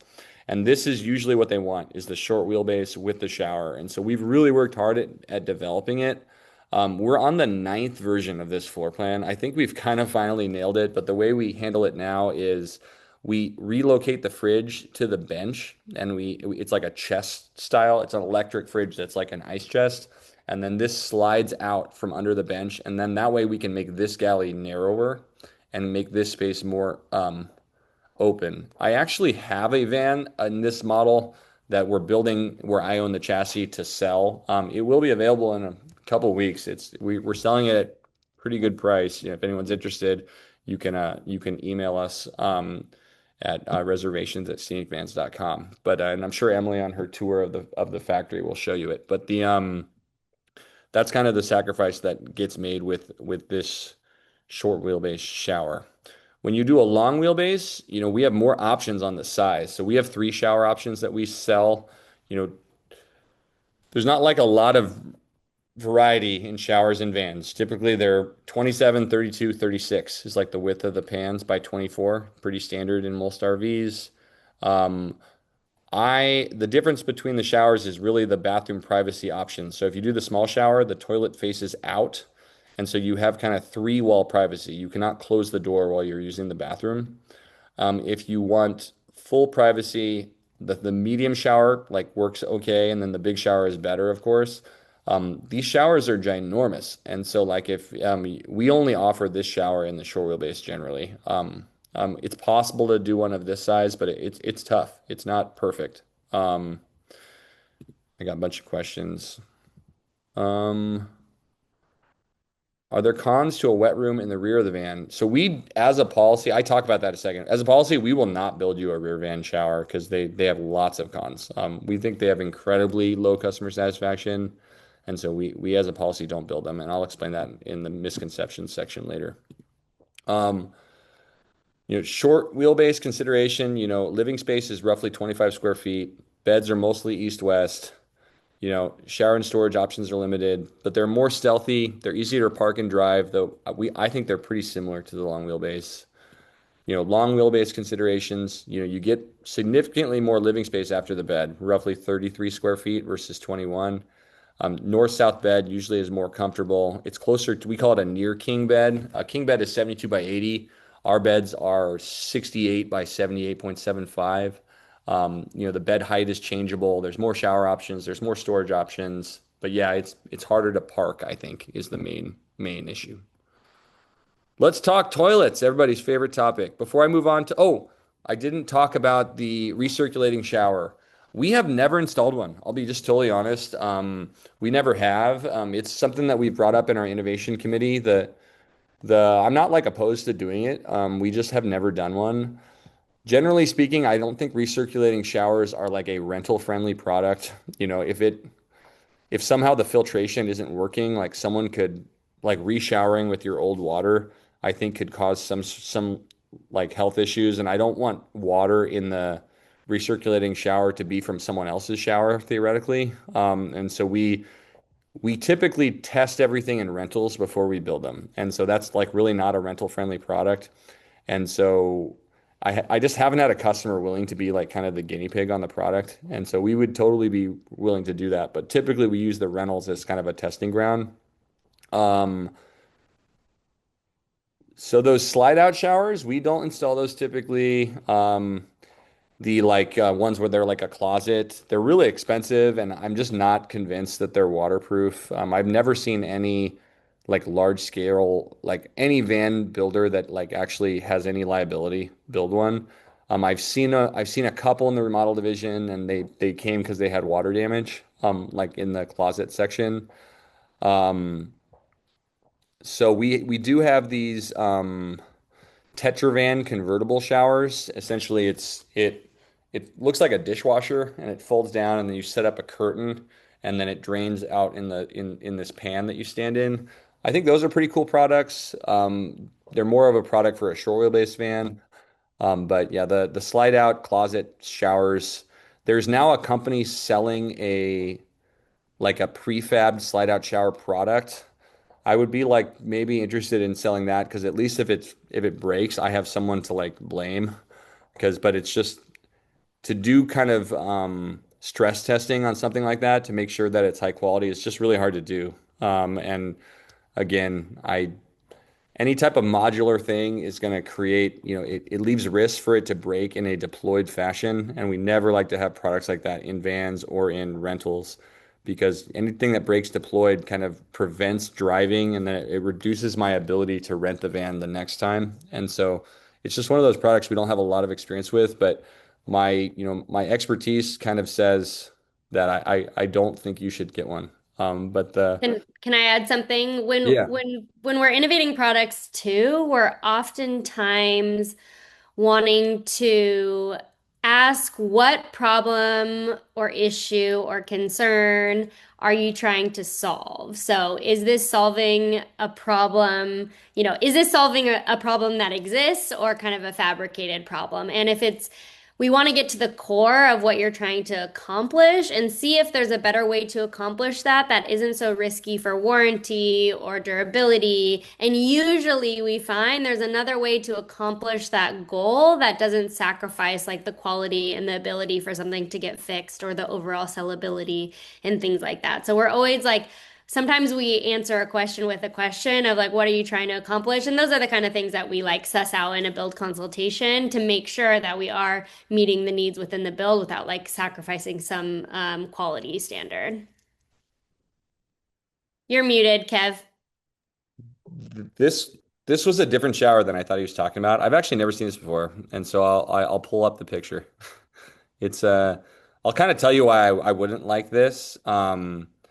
This is whenever you have like a wall here, this wall is taking up like really valuable space, and it's also like it feels very weird to like drive your van and not be able to see and access your house like on the road. But this is taking up a ton of space, this shower, to the point that in order to make this shower work, they've installed like a really small fridge. This is a 36-liter fridge. This can hold like 10 sodas. It's like not very much space, and it only has a one burner cooktop. And so generally speaking, like this decision to do this comes with like huge sacrifice. And so this fan would be very uncomfortable to be inside. It's very closed off. And so that's kind of what happens. That's why I always say like it's good to see the products in person and like hear from somebody that actually gets feedback from customers. Like this product would probably rent really well, but customers would probably not buy this when they rented it. Is my suspicion. Let's talk toilets. Okay. These are kind of the common toilets. These are the toilets we sell. And so I can talk about some of the others, but we don't sell black tank toilets. Generally speaking, black tanks are disgusting and they smell and they're really hard to take care of. And you also have to keep like a black hose in the van, and the van's a really small space, so you have to have a good place to store the hose without it smelling, in the van. Generally, we just don't install them as a policy. We use all sort of self-contained portable toilets. In the rentals, I use these chemical toilets. They're cheap and they're easy to process. I have a septic tank here. I can dump the waste for the customers in the septic tank. It makes it pretty easy to do. When people buy a van, they typically don't buy the chemical toilet. There's like better options out there. The composting toilet is my personal favorite. It's really good for longer trips. The way it works is there's essentially your urine goes in the front and it goes into like a bottle that you dump. Your solid waste goes into a hatch and you put like peat moss or coconut coir, like highly enriched soil. And then there's an agitator that kind of stirs your solid waste with the dirt. The key to the composting toilet is the entire thing is air sealed. And then there's a fan. And so you can see this hose to the right. It sucks all the smelly air out of the car. And so like my wife and I are very regular people. Sorry to tell everybody that, Emily. But we used it like once a day when we lived in the van. And it doesn't smell for a good 2.5 weeks. It works super good without cleaning the solid waste. You do have to dump the pee pretty frequently. But it works great for really long trips. I don't put these in the rentals because the way it's designed to be used is it is a little bit more work to clean it, but you don't have to clean it that often. in a rental, I can't give you a van with like someone else's poop in it, basically. And so it's actually way more work to have a composting toilet in a rental. And so we don't typically do that. The dry flush toilet is probably the most popular toilet we sell.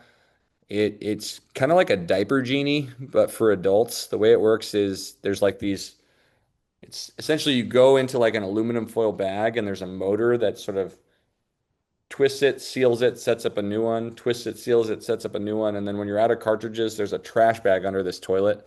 And then you just take it everywhere and you throw it away. We have these organized in sort of like least to most to least ick, I would say. The chemical toilet is a porta potty. After a few days, it does smell like a porta potty. Um, these toilets are much cheaper. And so what I do with the rentals is every 6 months, I throw all the toilets away and I buy new ones. And rather than like going through any sort of desanitizing process to clean them, they're not that expensive. And so it's like better for us. Composting toilets are pretty easy to maintain. I'd say if you think you're going to go for more than 2 weeks, I would do a composting. Dry flush toilets are awesome, but the main problem is these cartridges that have the toileting system. You can only buy those online, and so you just have to be like really organized. I can't put these in rentals. They'd be a great rental product because they're so sanitary and like they're really easy to use. But I can't really like predict people's bowels, the renters. Like some people just like use the bathroom a lot more than others. And so I have to give you these cartridges because you can't buy them in stores. And so it makes it really hard for us to predict. And so you have to just be really organized if you use a dry flush because you have to buy the cartridges on the internet. Um, I kind of went through all these, generally speaking. Yeah, common.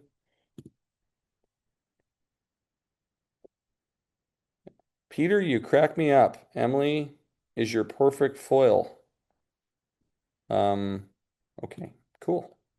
Thanks, Lori. Common features. Okay. Another video, guys. There's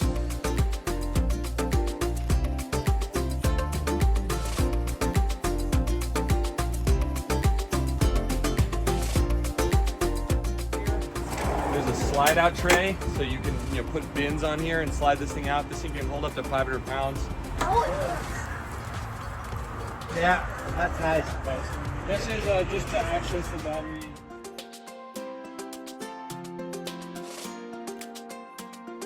This spacious bench seats 2 people and also has this nice table that you can pull in like this and work on or eat on. And we also have a swivel seat for another dining option here. In the swivel seat, we can use either this rotating table here or this flip-up table here.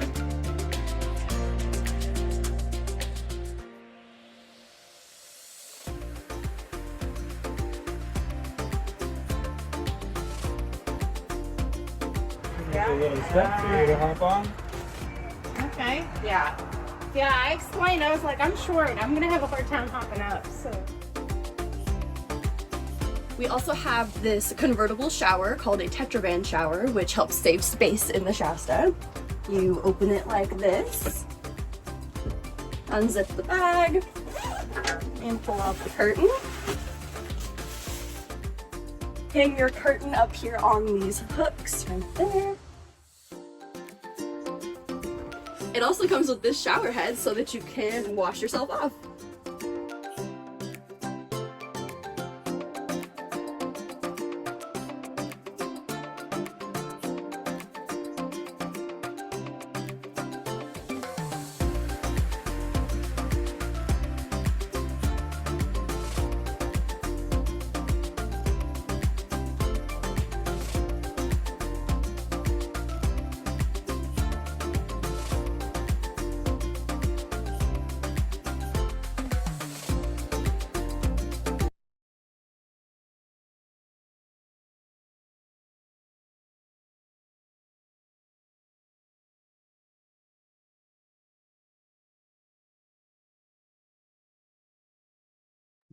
So those go over some of the features that we, often put in our vans. Emily, why don't you talk about Emily's going to talk about security in the camper vans. Okay. Kev, I just don't have the being able to switch back and forth from the PowerPoint. I got you. Thanks. Okay. So a lot of customers will ask about security in the vans.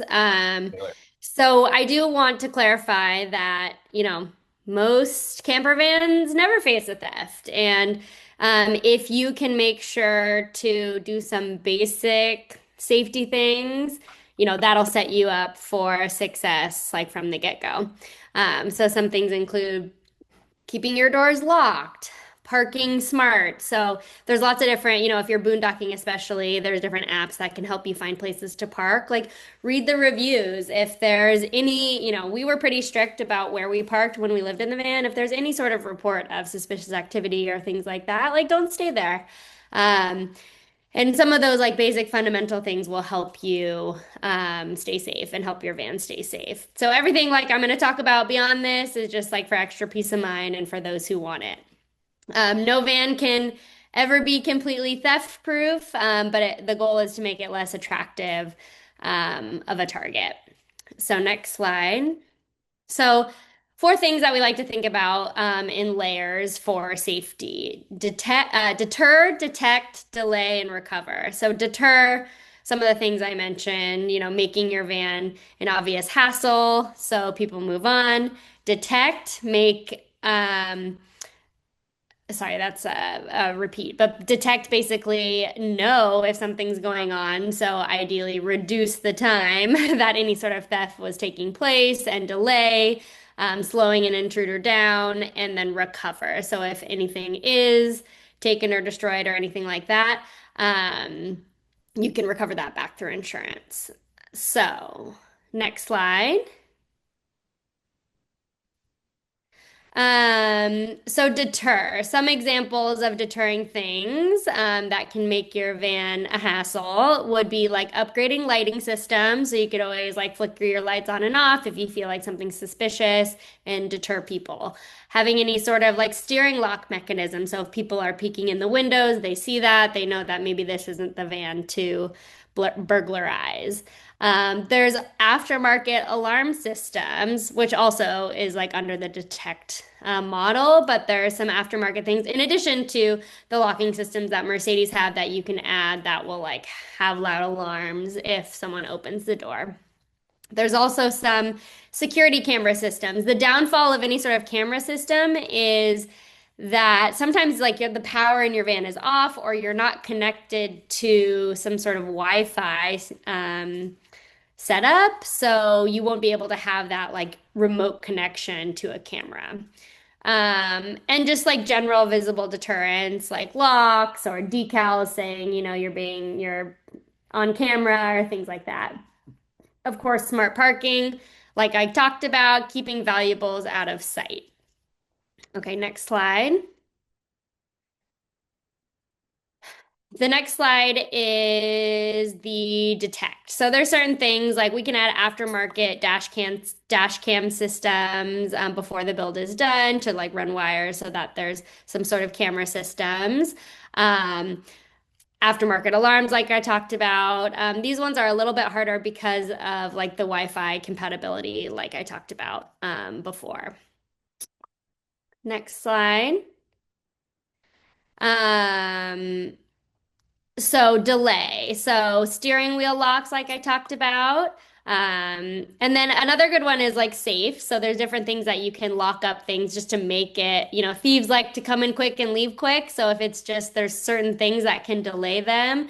We, can add hotel safes to the vans. We can add gun safes. There's different things like that that can delay the process. And we have some, clever ways to hide those things. Next slide, recover. So just general smart recovery things, improving your odds of getting the van or your valuables back. So, you can have a dedicated GPS tracking device in your car. Some people hide like air tags or things like that in the vehicle if there is like a total loss of the vehicle. And then just generally keeping records, photos, make sure you know VINs, serial numbers, things like that, just so that you have record and very clear data of like when and where any sort of damage happens. And then insurance coverage that accounts for your build out. So we'll talk about that in the next section, but making sure your insurance is 100% clear on the build out and the value of the build out as it relates to a full recovery of your van so that there's no discrepancy of what you're being insured and what the total value is. I got a question about how do you research the safety of the spot you were looking at? There's some apps that people will use, like iOverlander is a very popular one. I think it's iOverlander 2 now. It's kind of like the Yelp of boondocking. So people will post a spot that they stayed at, and then other people can post photos and reviews. We basically exclusively use that when we were trying to boondock, and we never got like the knock from police or anything like that to move because, you know, if someone said they got kicked out of a place, we just didn't stay there. There's also other apps like Dirt, Campendium that are similar that have you find places to stay. And then, of course, some people, like for more secure options, will stay at Harvest Hosts, which is a program where like wineries and breweries and golf courses and places like that can sign up to be a host. And then you, as a user, pay I think it's $99 a year. And then you can reserve a spot at any of these locations for free. They just ask you to like purchase something while you're there. And usually it's a fun item like a bottle of wine or, you know, the eggs from their farm or something like that to support them. And then you get to stay like on this property. And honestly, these were like some of the coolest experiences that we had living in the van because you're oftentimes like staying at a berry farm or something or an alpaca farm. We liked the farms. Like we're not big drinkers. We didn't drink that much because it fills up the pee jug of the toilet pretty frequently. So we ended up staying at a lot of those types of Harvest Hosts when we did use Harvest Hosts, and those were really good. And those also have reviews, so you can read people's reviews for staying there too. Okay, as far as insurance goes, I think, are we back one slide? As far as the insurance piece, so insurance typically is VIN specific. When you think of auto insurance, the auto insurance coverage is based on the VIN and the year and the miles. It's very specific to the exterior of the vehicle. I'm talking about like a non-campervan related insurance coverage. The total value, that's what the total value is based off of in the case of a total loss. So if you're trying to use a standard auto coverage company for a camper van, they often don't understand the custom built product and will ask for like a lot of funky things to be able to determine the value of the vehicle. Like we've had them ask for full parts lists and what were our wholesale costs and all this stuff. Like they think like the individual cost of the items, like let's just add all that up and that will get us the value. But of course we know the full value of a camper van is built on, you know, the market value, the craftsmanship, all of that stuff. And basically in the end, they just won't cover it because they don't want to take on the liability. Additionally, it's often, they'll often claim that the labor is not included in the true value. So we had a customer recently who they were exploring insurance, you know, as we were preparing to deliver their custom build, and they were like, first asked us for like a full parts list and then said, oh, well, you know, they want that because they're going to, of course, exclude the labor in the cost of the van. And that's not true because this is a custom handmade product. Of course, the labor impacts the true value. So it was just, we had to educate the customer. Of course, they ended up going with, you know, a company that understands the product a little bit more. Another downside with trying to get covered by like a standard auto coverage, one, you usually have to go through a broker. But if there's a total loss, usually recovery of that is a huge fight. So we've actually had a total loss before with the auto, like a standard auto company. And, you know, Kevin's a former attorney, I guess still an attorney, inactive, but he has to put his attorney hat on And in order to get coverage, they tried to, pay out 30K for a 1-year-old camper van. Basically, every time we have any sort of like interior, because we let our renters use their own insurance if possible on the rental. I want the access to be really good and to allow people to try the product because ultimately we want to sell vans. And so, like State Farm or AAA will cover a rented custom camper in like through specific channels. But whenever there's an issue, like a customer gets in an accident, it's their fault and the insurance has to cover it. It's always a huge fight. I have to basically threaten to sue the insurance company, and I have to, I'm generally a pretty nice person, but I have to be a complete douche to get paid, is generally what ends up happening. And so we find that if you go with a specialized provider, you just have way better outcomes. That total loss that we had, I'm just getting a check this week for it. That accident happened 8 months ago. So if that would have been an accident on a specialty provider, I would have been paid within like 2 weeks. And so, yeah. So that's just some of the downfalls with going with a standard auto. There are companies, if you go to the next slide, that are specialized in this type of coverage. So when you go with a company that is, can you go to the next slide?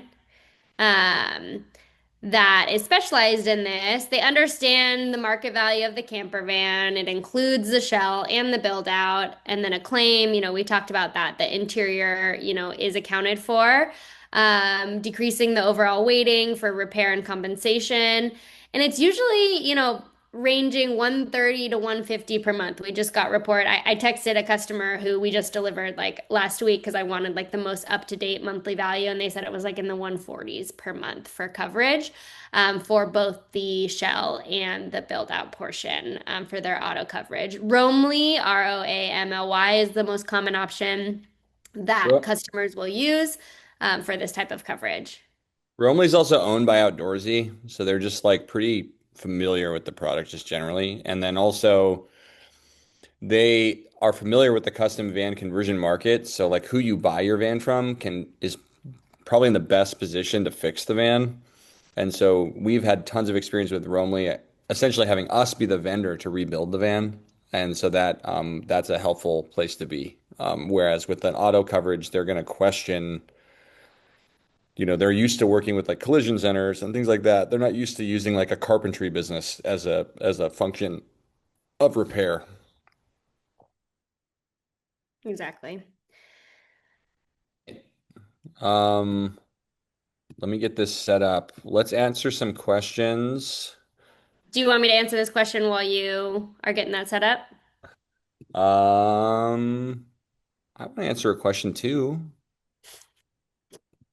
No, back. Introduce. No, is my video on? Okay. Yeah. Cool. Can you comment on the moisture retention on the inside of the van using the shower, and with the capacity of the fresh and gray water tanks, how many hot showers typical between needing the refills? It's a great question. Moisture is something that you can't avoid inside of a van. If a builder tells you they build a moisture-free van, which I get Facebook ads regularly about this from other companies, it's not scientifically possible to do that. Whenever you have a pressure differential between the outside and the inside of a van, inside of any space, it's going to create condensation. We as humans, we're moist people. We exhale moisture all the time. You're going to create moisture in your van no matter what. If you shower, if you cook, it's going to create moisture. What's important is that the materials that you use can take moisture, and that's definitely different when you're using organic materials like wood. A piece of bamboo, which we use a lot, it is a grass, and it's basically grown in wetlands, so it can take water. And so even if you spilled something and it creates like a watermark, when it dries, you won't see it anymore. And so the bamboo is a really good product for a van. That's why we use it on things like ceilings, and most of our customers use it on the walls. We do use birch on our walls, but we apply specific types of paint to protect it. And then the fan at the top of the van, Bonnie, you're right on. You're ahead of me by like 2 sentences. You're following me perfectly here. The whole house fan that's in the van, we use Max Air fans. They're the best in the market. Typically, the Max Air fan is oriented in a place that's pretty close to the shower, and that is where the air gets sucked out, and it works totally fine. I mean, I have rentals with showers that have been used by, 500 people, and I've never had an issue. And so I think you're in good hands if the van's built well. But, if we see a lot of vans that use like oak or pine, like tongue and groove boards that get stained, and they look really pretty. But generally speaking, when moisture is going to collect at different spots in the van based on how the van is used or where it's parked or where you go. And when you allow like a non-moisture protectant surface to get water on it, it'll basically just like wear it at a different rate than when you bought it. And so bamboo looks pretty much the same the whole time you use it. I have a rental in the shop that's kind of nearing the end of its life, and definitely the ceiling looks pretty close to how it looked when we first built it. You definitely don't want mold, especially if you're traveling in a humid area. What's important, mold is a problem. We see a lot of van companies use this product called Havelock wool. Havelock wool we don't use. We use a product called 3M Thin Slit for our insulation. It has a moisture barrier. Any sort of organic material, you want to have some sort of barrier, whether that's protectant paint, primer, some sort of clear coat to protect it, a moisture barrier on the insulation. Like even our framing boards, we prime. This is a board that you never see, but that little coat of primer will protect the wood. And so whenever you see a van with and I talk about this later in the presentation, but whenever you see a van with like upholstered walls, huge red flag. If you see upholstered walls, generally speaking, like if you're going to hide the material, like the chance of you buying a good quality material is pretty low. And most upholstery is not super water resistant. So I've cut into so many vans on the remodel side where like under the fabric, it's like totally covered in mold, and the customers are, breathing that in every day. And so it's important that, you don't hide from the materials you use, and you're really, honest about the condensation demands. I've seen vans that have leveling sensors. Is that something that you offer? I've never seen we don't offer that. We don't think it's necessary. The ability to install those is pretty expensive, and usually it's kind of not worth it for most customers. We just don't offer it. You can use your level app on your iPhone and place it on the counter and find out if the van's not level, and then you can use leveling blocks to do it. To install one of those things, it probably costs thousands of dollars. And so it's probably not worth it when you can just use your phone. And so it's technically possible. When you see those leveling sensors, my guess is you saw someone's like DIY van. Like anyone who does this professionally, if they're offering that, they're not being super honest about like conserving resources with their customers. Your handling installation is really forward thinking. Thank you. Thanks, Bonnie. I like you, Bonnie. You should sign up for a build consult. Speaking of build consultations, if you want to learn more after this presentation about like what a specific van from you would cost, and I'm about to show how we kind of design the vans on the software, you can sign up on our Calendly link. Taylor, can you send the link again? Walnut, we don't use walnut. It's really heavy. It's super expensive. It's not super moisture resistant. If you find someone to do that, walnut is like we make the vans out of plywood. So if you see a walnut plywood, what it is it's another type of wood with a walnut veneer on it. It's not really walnut. Like if you made a van out of solid walnut, it would be really expensive and like not really reasonable. You might find one of like a small volume builder like that. I bet you that Buena Vista company would do it for you. They make beautiful vans. I'm oftentimes parked next to this guy that owns that company. I think he does a great job. He charges $130,000 more than we do. And so that's what you get for that price. Taylor included the link for the build consultation in the chat if someone wants like more specific questions to their build out or pricing or anything like that. Kevin's going to go over our software here now, actually. And then if you want like an individualized, we can do that through a build consult. Oh, let me share and I'll show the little video first, and then we'll show the software. Introducing Scenic's new online camper van builder, where you can design your dream van from the comfort of your own home. The platform walks you through the process step by step, making camper van design simple and approachable. It's fun and intuitive, while being grounded in the precise dimensions of your van and every component within it. Then, Scenic brings the final design to life.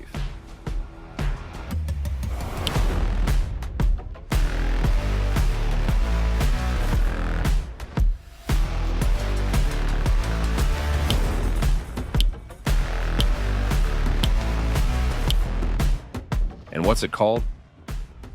Porpoise, because we build vans with purpose. Try it out for yourself today at scenicvans.com.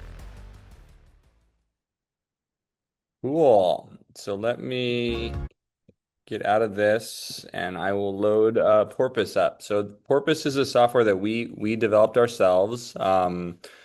You definitely can fool around with it on the internet if you like. I'm unmuted, correct? Okay. Let me stop sharing and I'm going to share my screen. Evan, turn your video on. Hello. Rob is going to join us. We're going to do a little role playing, and Rob is going to be my guinea pig here on building a van. But if you go on our website, you can go to scenicvans.com. If you hit the custom vans, it goes to Porpoise. I think Emma and I were just talking this morning. We wanted to have a fun name for it, and because we build vans purposely, we came up with Porpoise as our name. Our competitors are probably a little confused why we've leaned really heavily on this anthropomorphic otter porpoise man named Porpy that helps you design vans, but we think it's fun. And so we'll go for it.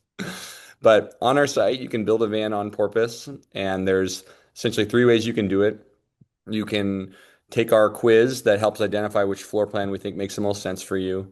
It uses AI tools. It's really cool, actually. The tech behind this is roughly a 30,000 word prompt that is everything we know about camper vans. So it's essentially you can access this portal and kind of get insight from all the expertise that we have.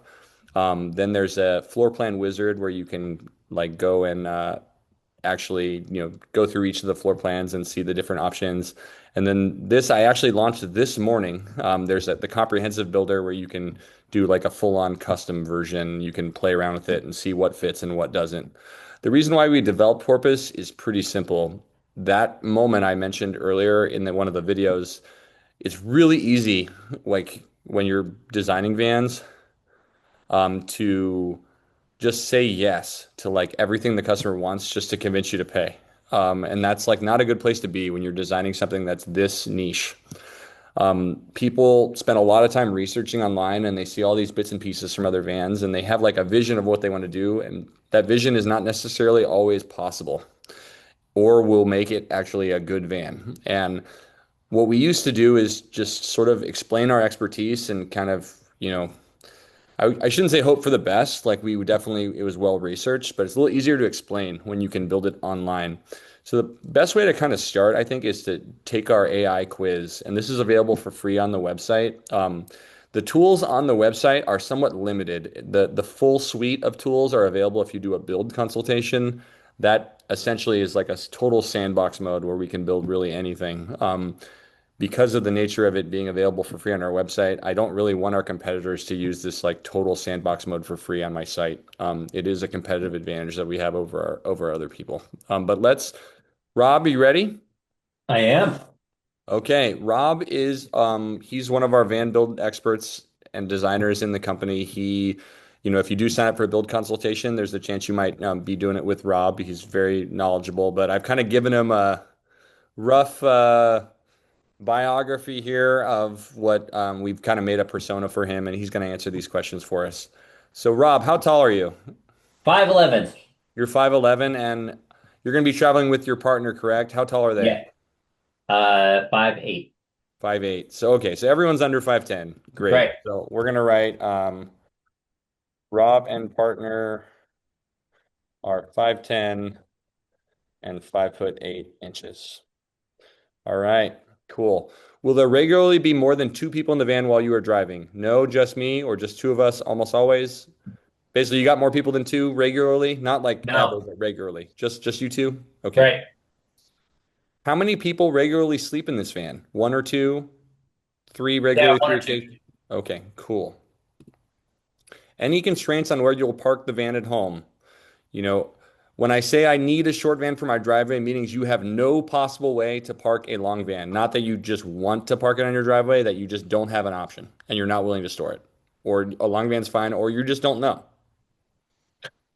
I think a long van is fine. Okay. How will you actually use the van? So let's select all that apply here, Rob. Are you going to go on day trips and short overnights, restaurants, wineries, sometimes a friend's driveway, probably hotels or Airbnbs on longer trips? Yeah. Are you going to do, so you're going to do some of that. Are you going to do weekend escapes, Friday to Sunday, camping or short trips, returning home weekly? Yes.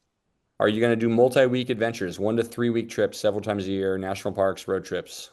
Probably not several times a year, but maybe once. Okay.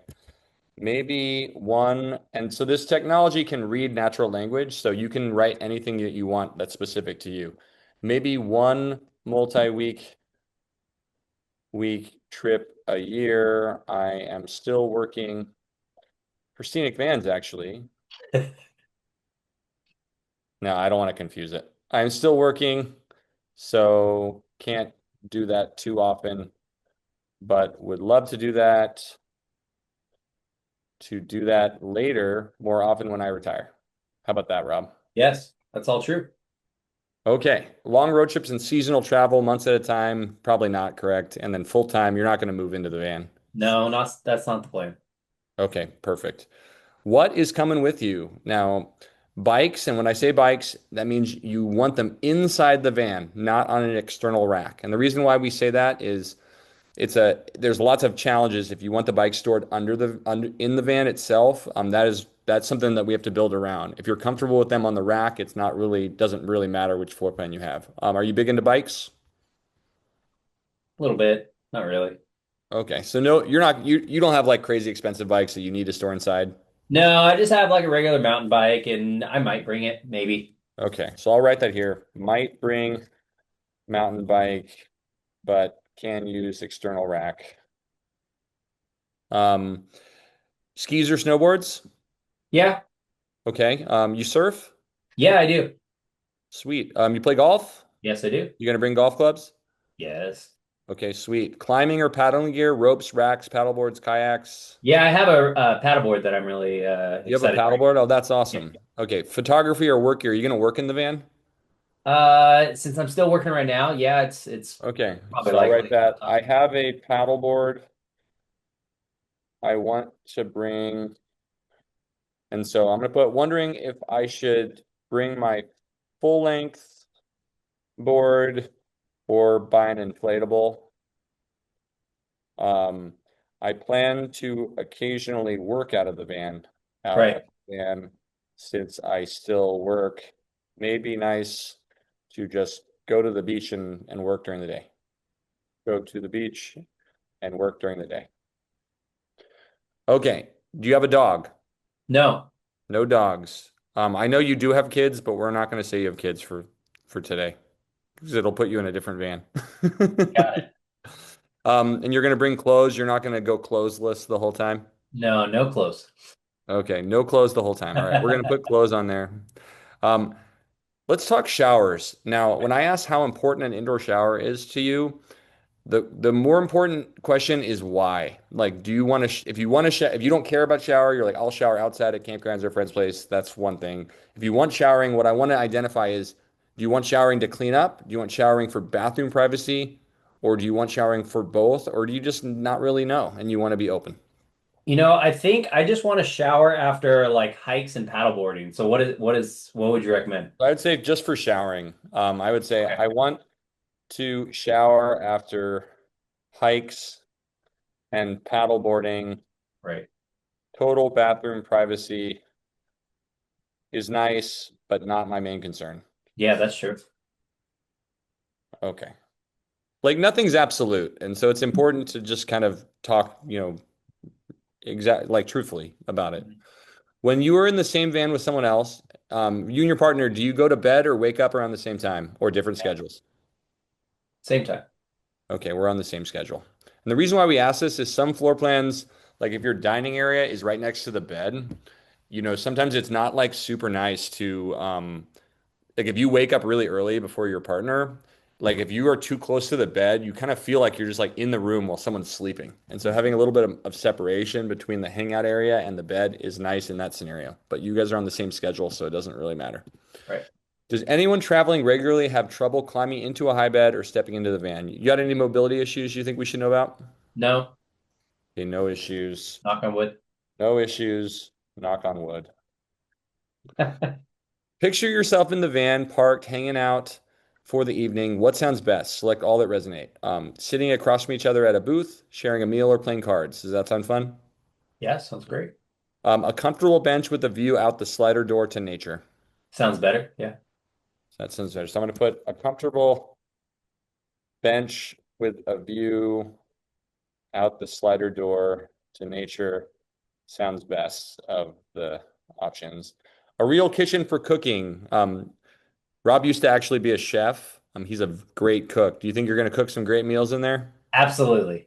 Okay, sweet. I know if I was going, I'd expect that out of you. Friends and family hanging in the van. Now, this isn't sitting or sleeping, but when you go camping, when you use the van, do you go in like groups where you want your van to be like the hangout van where a bunch of people can hang out in the van at one time? No, it's just me and my partner.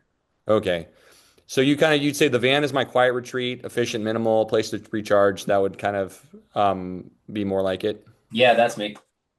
And then a full RV style experience, big shower, big kitchen, very comfortable. No way. No way. Okay, cool. How important is having a working microwave? The reason why we ask this question is because microwaves are kind of big and bulky, and in some floor plans, they work better than others. You don't really want to have a microwave above a sink because it makes it hard to wash your face.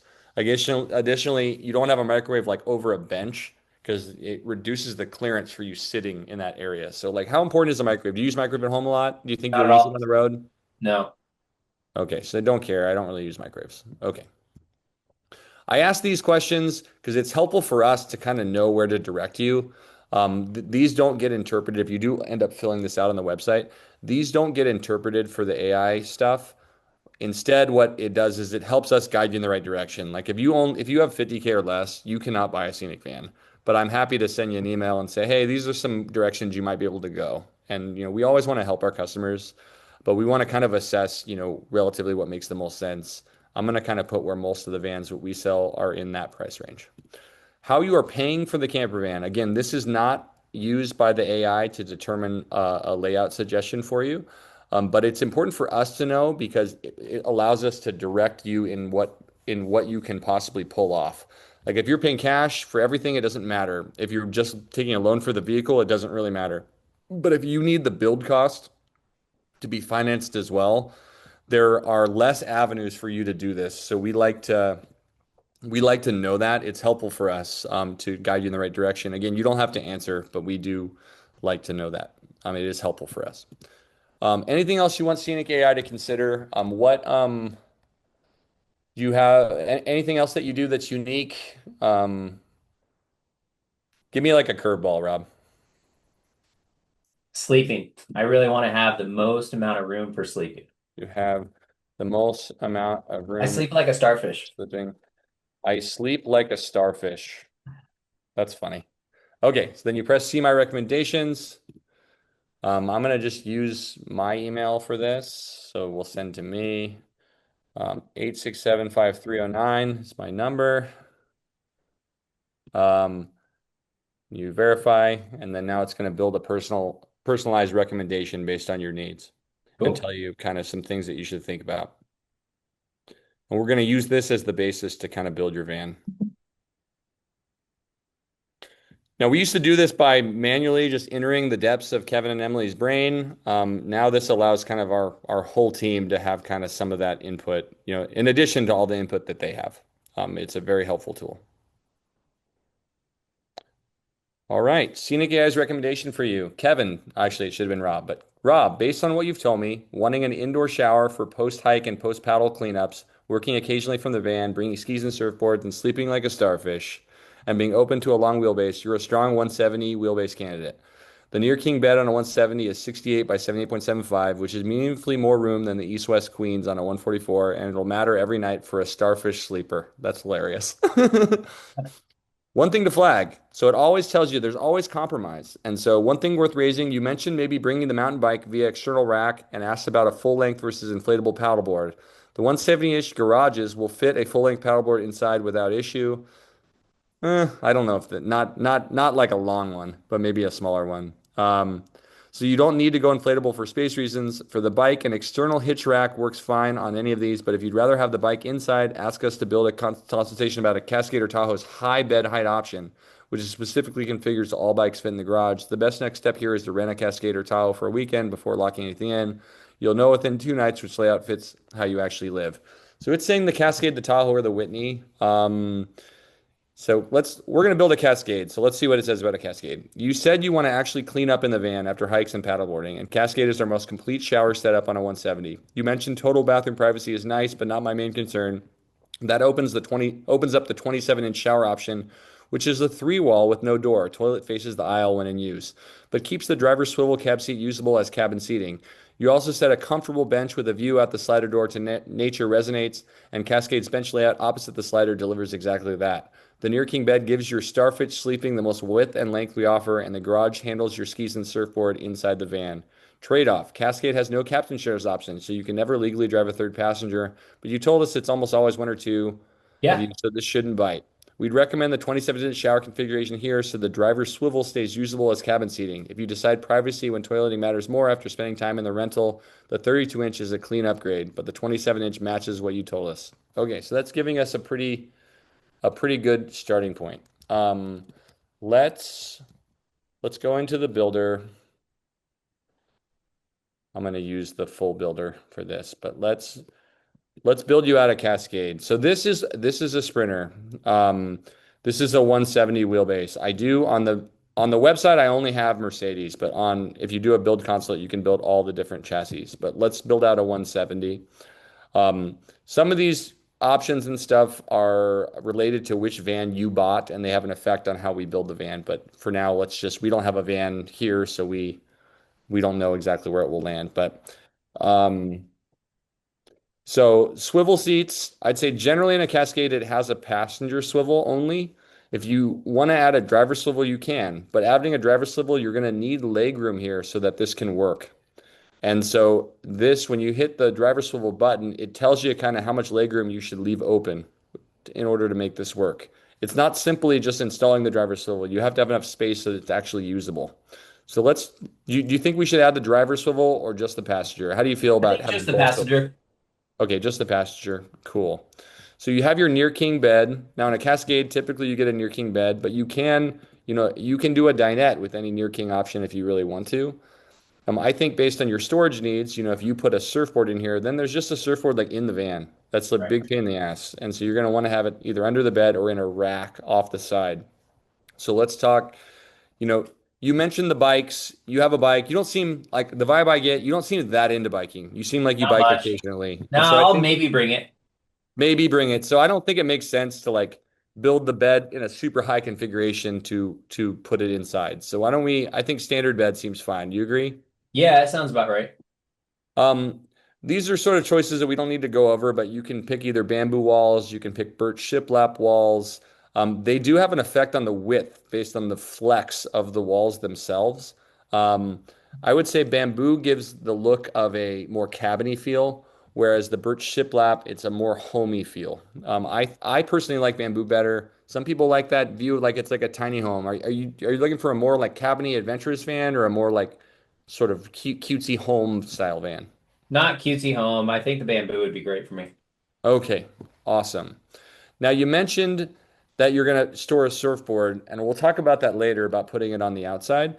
But we do have this product. It's essentially, we call it a pony wall, but basically it's a big wall that goes across the bed, and it kind of cleans up the van. And then there's a door that's on magnets that comes apart, and you can essentially remove that door, and then if that board runs into the hallway, you can make that happen. Alternatively, you can just do no wall and save money, but then you kind of see the guts of what you're bringing. And it seems like based on how you use the van, you're going to have some adventure gear that might not be the most attractive to look I don't want to see that all the time. You don't want to see it. So let's put the wall on. Okay. Now let's move to driver side furniture. So on a Cascade, The first thing it has is a shower. So it either has, a 27 shower, 32 shower, or a 36 shower. You mentioned that, bathroom privacy is probably not that big a deal. I think, 27 is probably fine. Would you want to set it up to possibly have bathroom privacy? How important is that? Like now that I think 27, the smallest. I think it's more important for me to have more room in the van. Okay, awesome. Now, toilets, you were here during the presentation, so you kind of saw the three toilets. When you say you're doing mostly weekends and stuff, you're going to do a long trip. How organized are you at home? Do you think you could be organized enough to get enough dry flush cartridges? Or Yeah. yeah, I'd recommend the dry flush. You're not gonna like live in the van where it's a problem. Like if you're going on a multi-week trip, you can just plan. You think that's fair? Yeah, I think the dry flush would be the best for me. Okay, sweet. Then sort of after the shower, we typically there's a bench here. Um, with benches, you have a couple options. You could do essentially, oh, I went to passenger. I jumped the gun here. You can do it as like one big trunk that goes all the way across. You could do it as two sections where like they're individual and separated. Each section can be drawers, or a trunk, basically. The things that you're storing, I kind of usually recommend having like a combo. Like sometimes it's nice to have drawers. Sometimes it's nice to have like one storage area that's kind of like bulky for like bigger things. Yeah. Why don't we do that? So let's do drawers. I like the combo idea. Let's do drawers and let's do trunk. And since we're not utilizing this swivel, we can make this bench, full size. You're not going to, one of the things about the driver swivel is that you have to clear the e-brake and the steering wheel. So it's a little bit of like a 5-point turn to get that thing swiveled. It's not quite as easy as the swivel seat. Let's now move on to passenger side. So typically on a Cascade, you have a medium drawer, then you have a 85-liter fridge, and then you have a sink. Typically, it's like this orientation, and then the cooktop goes on top of the fridge. Now, in this orientation, one of the things you want to consider is the depth of the aisle. So let's look at this depth. So, essentially for like 36 inches of the van, which is this one shower, the aisle is 17.75. Now that's pretty narrow. I mean, for this portion of the van, it's not like this is a solid wall. It has a curtain, so your back can kind of be in the shower. So it's not going to feel quite like 17, but it might ultimately be pretty tough. On the other side, you have like these really deep cabinets, means you have deep drawers, you have deep prep space. You're going to be doing a lot of cooking. You might want deeper stuff. That might be a compromise you're worth making. But let's kind of show how the two can be different if we make these sort of narrower. So there's a couple ways you can do this to like increase the aisle depths in an effective way.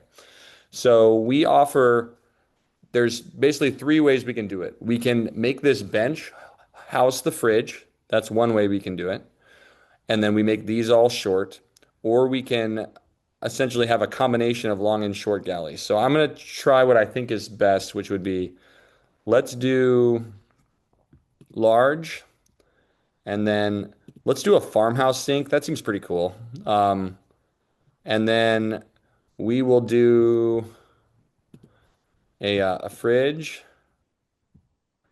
Okay, so I can have it this way, where it's basically this countertop will have like a curvature to it, and so it's smaller here. So if let's say we did this version, now this aisle is now 23.75, 6 inches deeper. That's going to be much more comfortable. But now you have a little bit less counter space. We do add a flip up extension on these guys, so you can flip up the counter this way. And that gives you a little bit more prep space, and it does prevent egress into the van, but it will ultimately give you more space. The other kind of option that you could do to make it even wider, you could get rid of the flip up. You can do this move.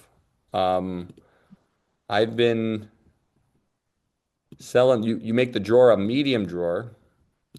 Let's go to short. You make the medium drawer, and then let's take this fridge and let's rotate it. So instead of it opening this way, it'll open this way. So let's rotate the fridge. Now, huge, wide openings here, 23.75, and then you have this small spot, you have 29.5, then 26.75, and then 40. Fridge opens this way. You can like unload your groceries from the outside of the van. You don't have the flip up, but now you have more space. You have some more space. And then the burner, we would do it horizontal. So it would be like this.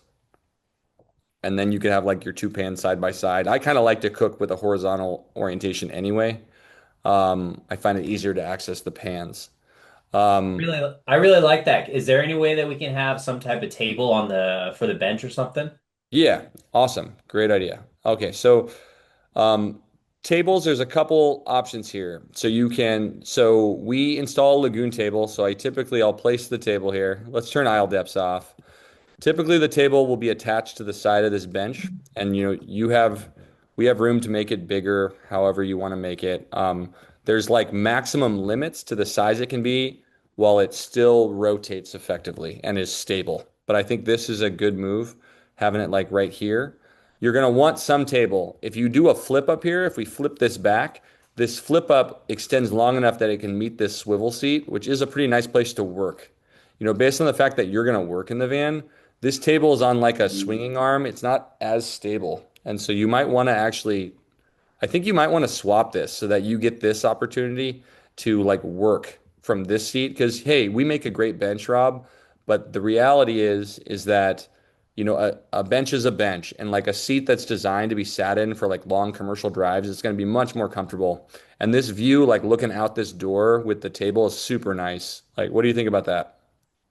I really liked my original idea, but with your expertise, I think it sounds a lot more accurate. Yeah. Well, it's your van. We can keep it the way it is. No, because I like the idea of being able to put, cold groceries or something like that from the outside in easily inside the van. So rotating the fridge sounds really cool, but I think I'd find a lot more value with the flip up table and being able to have a really comfortable like passenger swivel seat with that.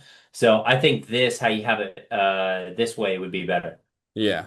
And again, this is a complete great example of how you can't really solve every problem. You have to kind of focus on what compromise makes the most sense. For you, if you're going to work in the van, you're probably not going to work in the van if it's not comfortable to work in the van, but you'll still use the van if the fridge is here or here. And so I think that this compromise is probably more important for your using the van more often. It's not that much farther to like walk in the van and unload the groceries. Right. In terms of getting on the bed, we install a bed step in the drawer galley. So the bottom drawer here is like a step that you can step on to get into the bed. Windows. I skipped upper cabinets, I think. Upper cabinets. So on this model, we typically put 5 upper cabinets here. Now you can choose where they go. When there's only like 3, you have a little bit more flexibility where they go. But when there's 5, there's not like a lot of different space.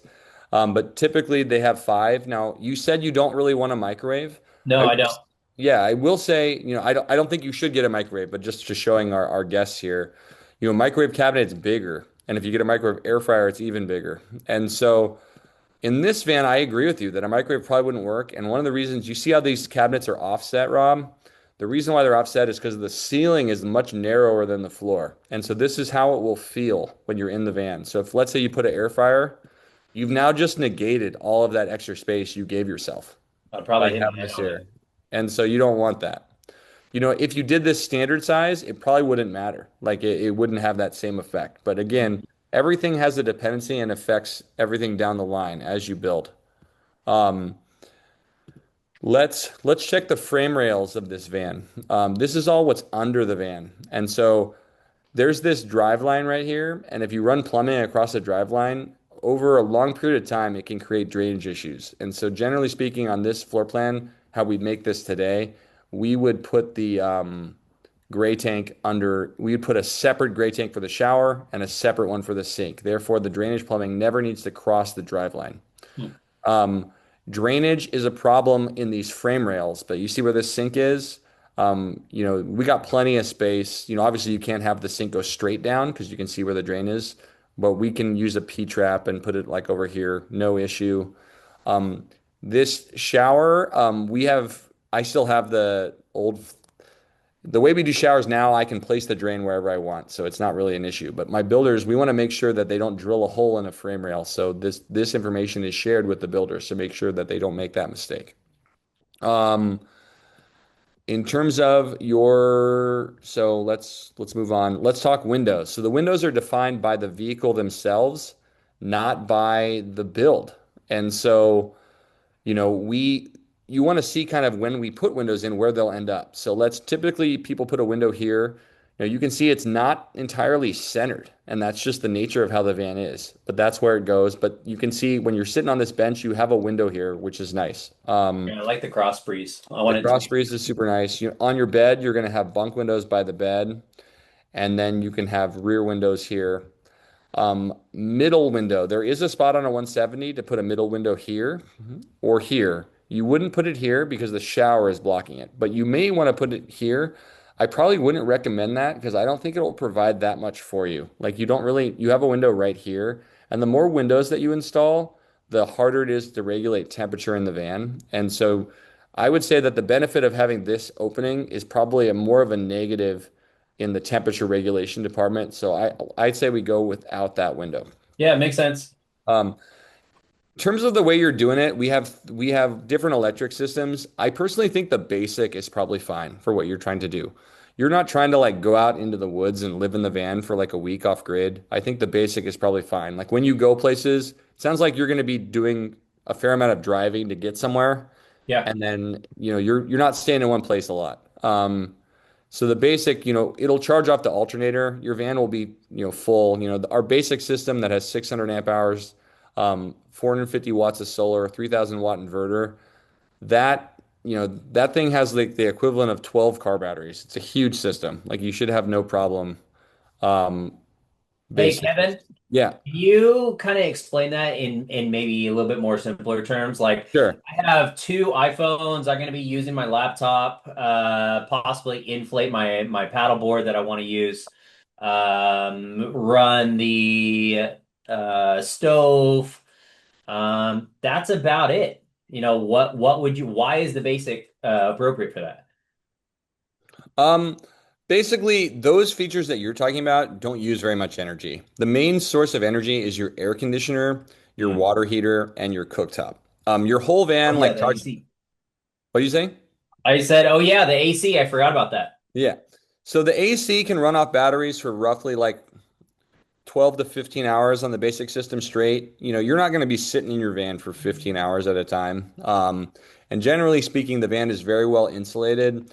And so you're not going to have to, you probably won't use the AC that much, to be totally honest with you.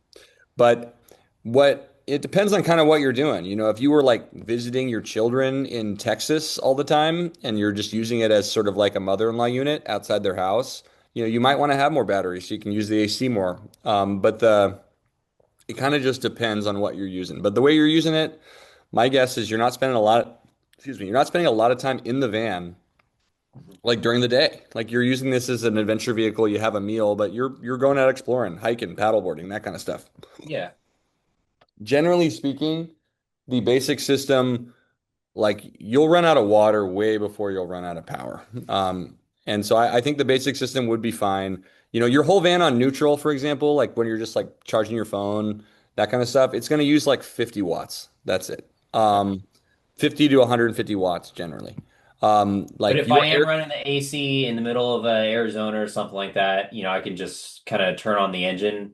So you can always turn on the engine to cool down the van, and then you can use the AC. It's a little bit easier the AC runs on batteries, so it's not necessarily as powerful as like an AC that's in like your home. Like your van's never going to be like the cool room in Costco.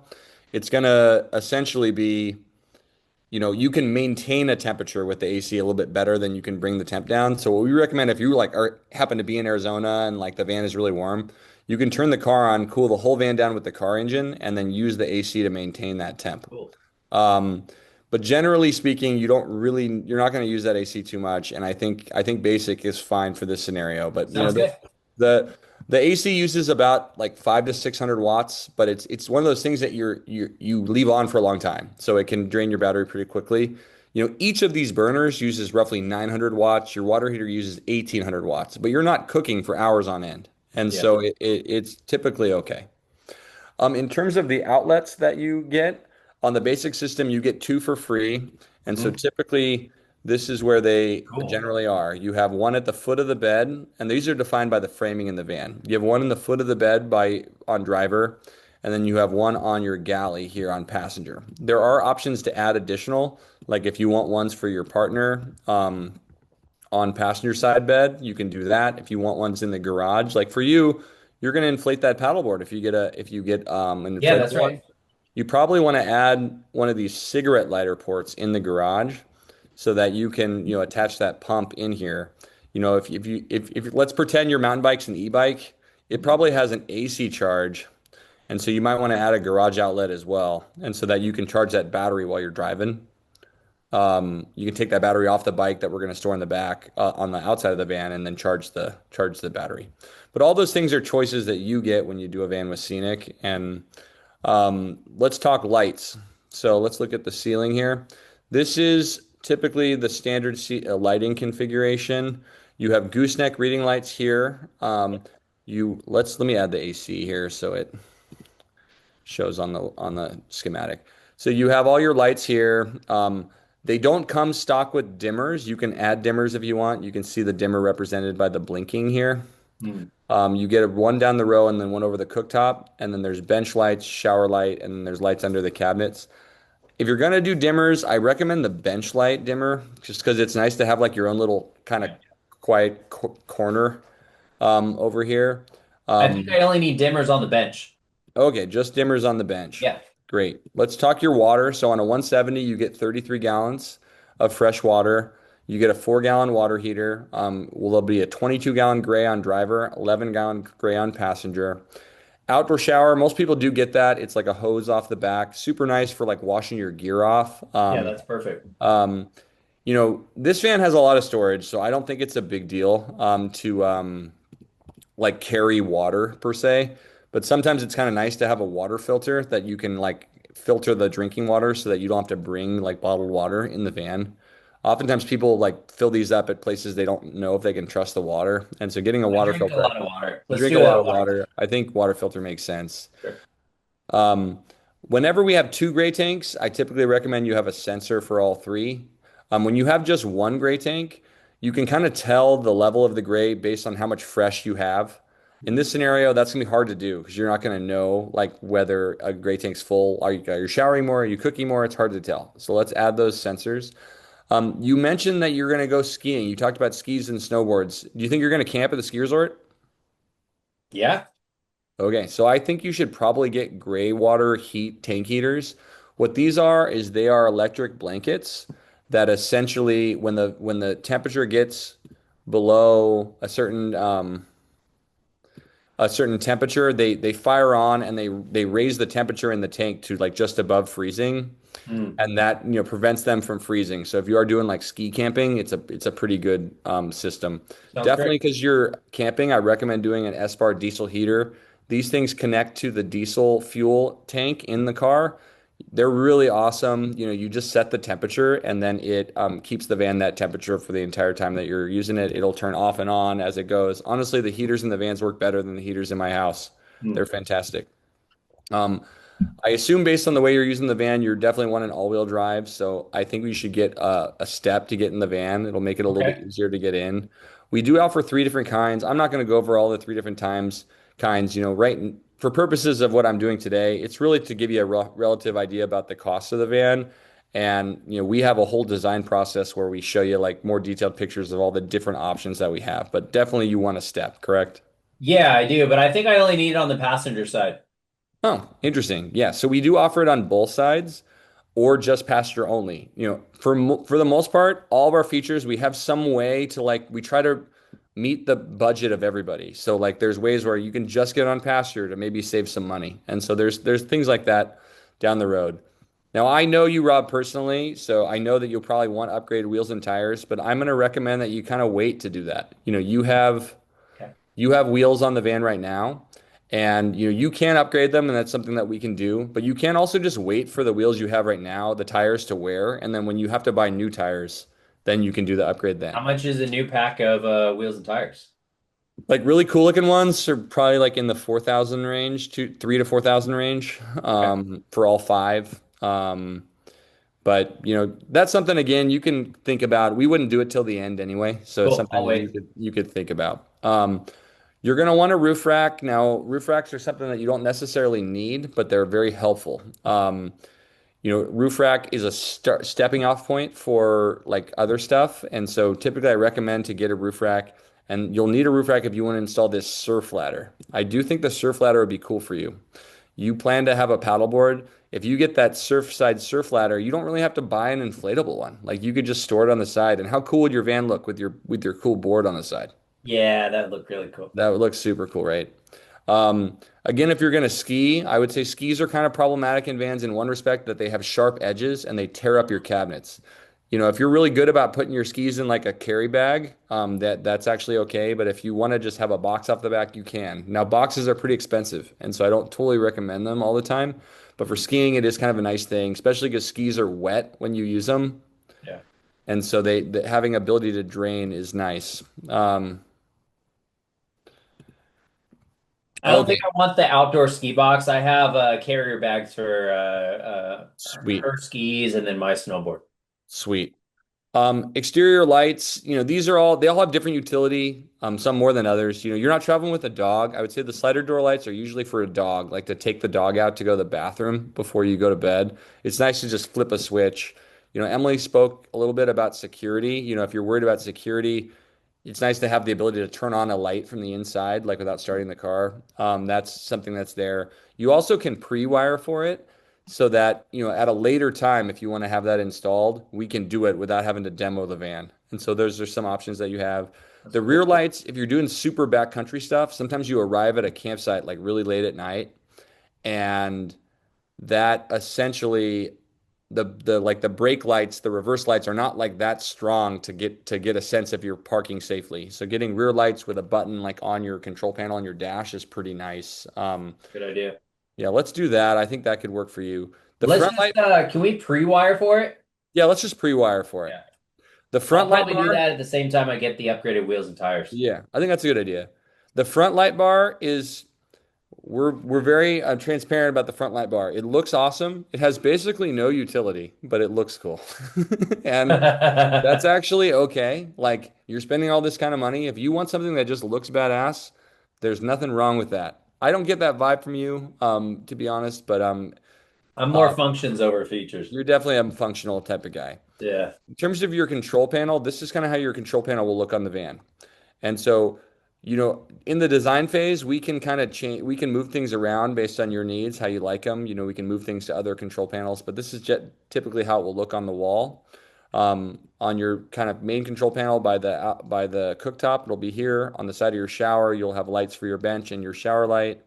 You'll have his and hers outlets, driver and passenger, and then in your garage, you'll have that cigarette lighter, AC, and then your light switch for the garage lights. Cool.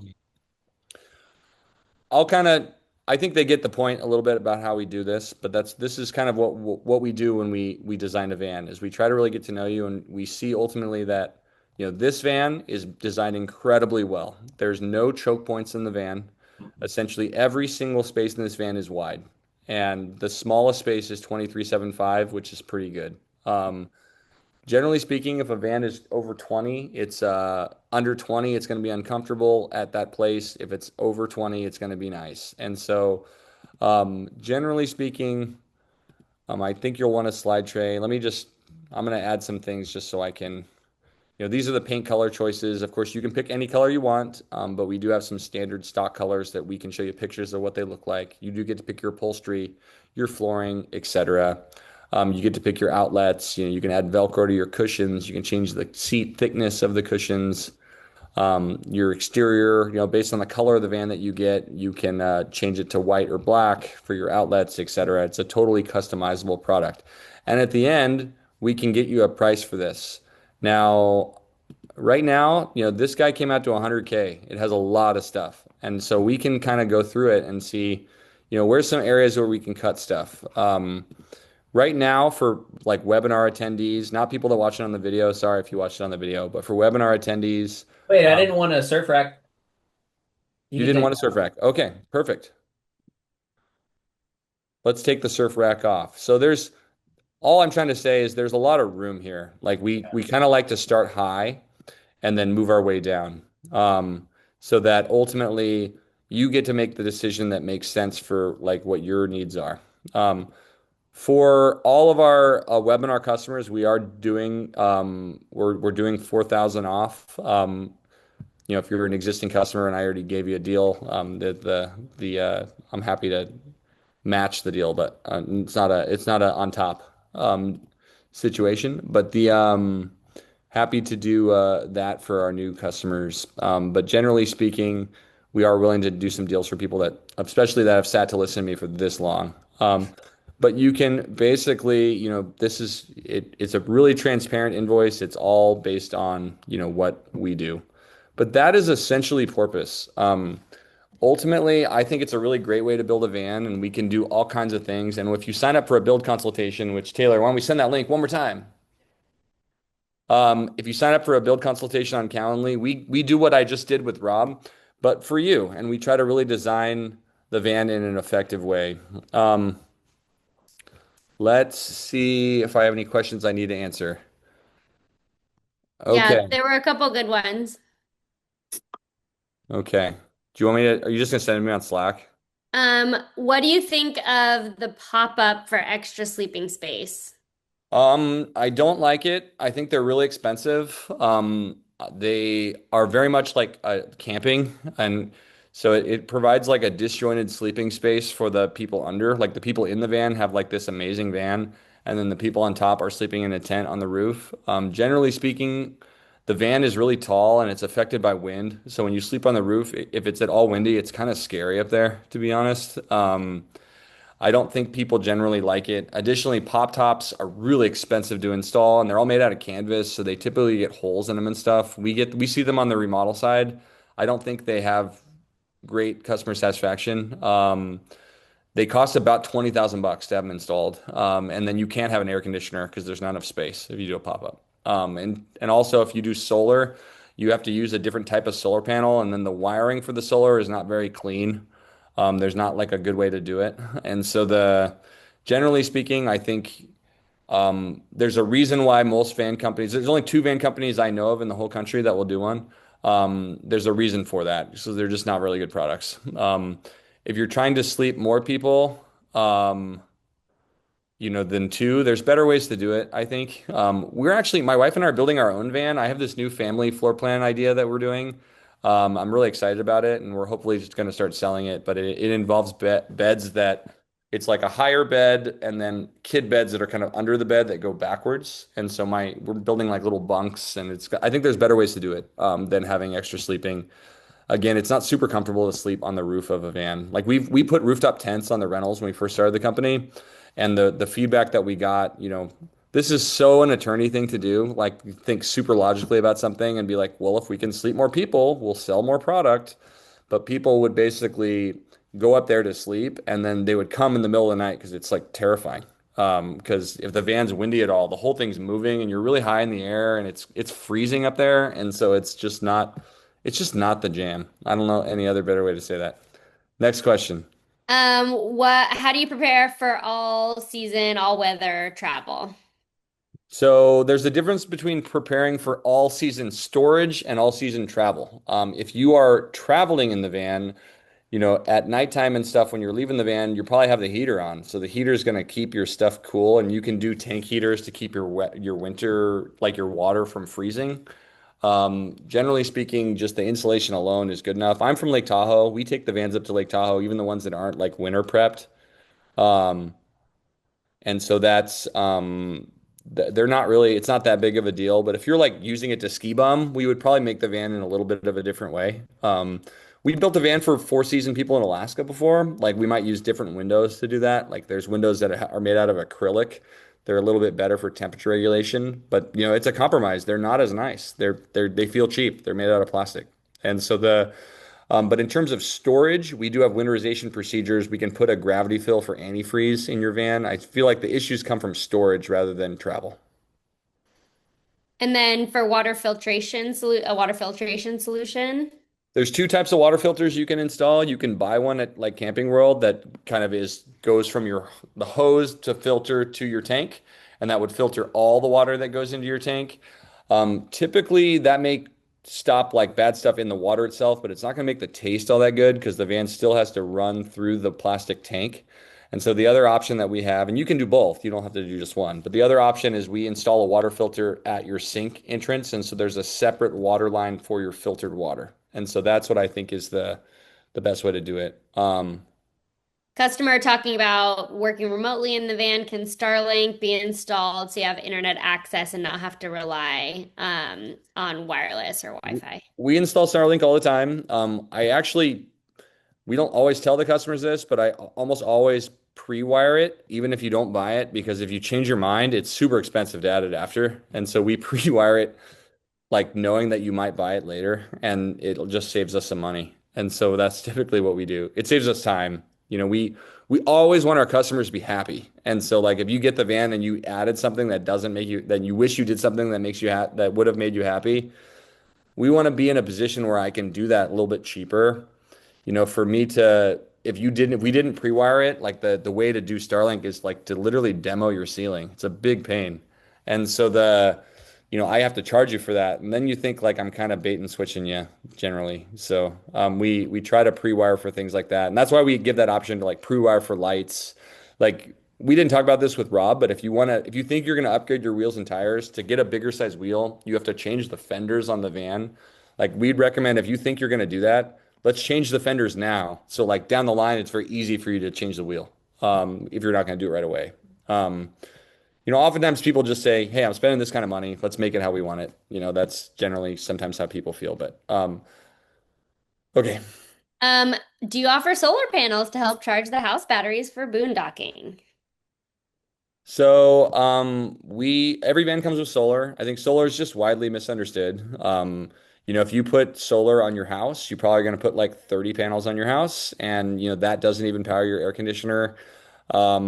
The solar, a van you can fit like 2 or 3 panels on, so it's going to trickle charge your battery, but it's not really going to charge your battery. It's going to kind of replace your non-high usage stuff. Like it'll support your lights and your fridge, and it'll support you charging your phone and that kind of stuff. But like using your AC or your water heater, it's not nearly powerful enough.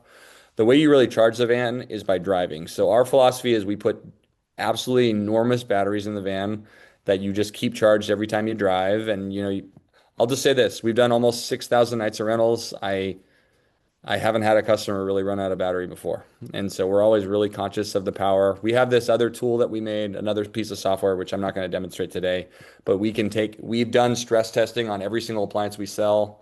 And a lot of common things that people use like CPAPs, things of that nature. And you can put in how many hours a day you're going to use every single appliance, how far you're going to drive, what the weather's like, and it'll tell you how long the battery's going to last and tell you which battery size to buy. Have you thought about a slide out table extension instead of a flip up? We've never used one. I think you said thought about. We definitely thought about it. I think it's probably possible, but you would have to lose the drawer above the fridge, and I don't think it would work all that well. I think a flip up would probably work better, but yeah, because you have to like if this is the countertop, because usually we have the stove in that location, so you'd have to drop it down pretty significantly to be able to clear the stove. So anytime you have any sort of modular thing that comes in and out, you always have to think of the receiving end of it. Where is it going into, and making sure that space accommodates it when it's locked in place, secure, not rattling, all of that stuff. So we find that the flip up ends up being able to meet that need in like a more secure way. Yeah. It's an interesting idea, but I don't think it would work as well. And plus it wouldn't be even. I think that's the main thing is the flip up provides a completely even surface. So it feels like one countertop, whereas it would feel like really disjointed. I have seen those in like DIY vans, but it's not a product we sell. What are the typical size of the water tank and gray tank? On a short wheelbase van, you get 20 gallons of fresh, and then The gray water depends on where your drainage is. So on passenger side, you can either have an 11 or a 22 around driver side, and on passenger side, you can only have 11, and that's based on the actual size of the framing where it can fit. Um, in terms of fresh, if you want to extend your fresh on, in a short wheelbase, you can buy a 28 gallon, and that replaces where the spare tire is in the back.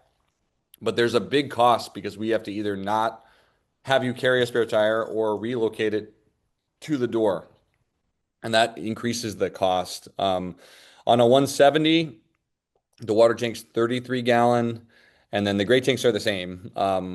And you could, I guess, do the spare tire one. If you do a dinette, we always do the spare tire one because you're going to want that storage. Do you offer different refrigerator types? I think we should talk about this in the tour. Okay. Alrighty. I think that's my cue. You want to do the tour? Yeah. Okay. All right. We do offer different refrigerator types. Yeah, and they're all 12 volt. They're not off like through the inverter. We don't sell propane either. We don't do propane either.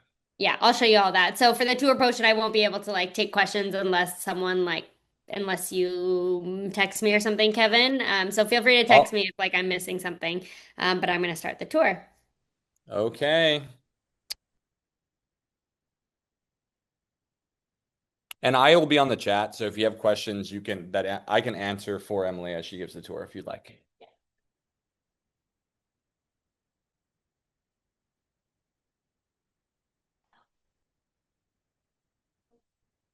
Okay. Are there people still in the shop? We had some people coming in on the weekend to work some.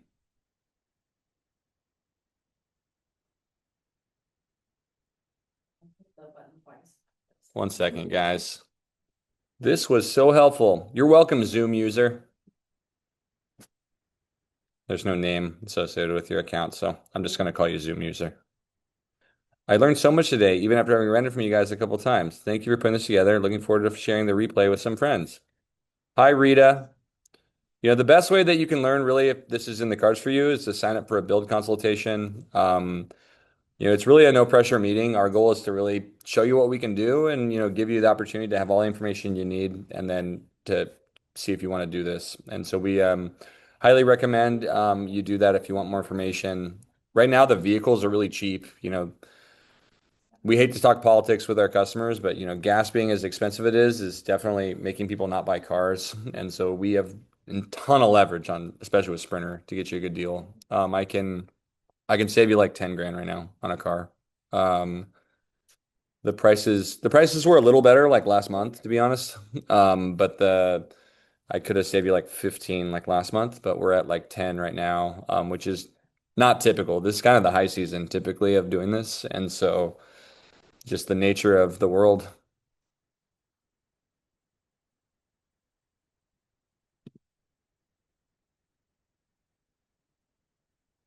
Oh, thanks, Peter.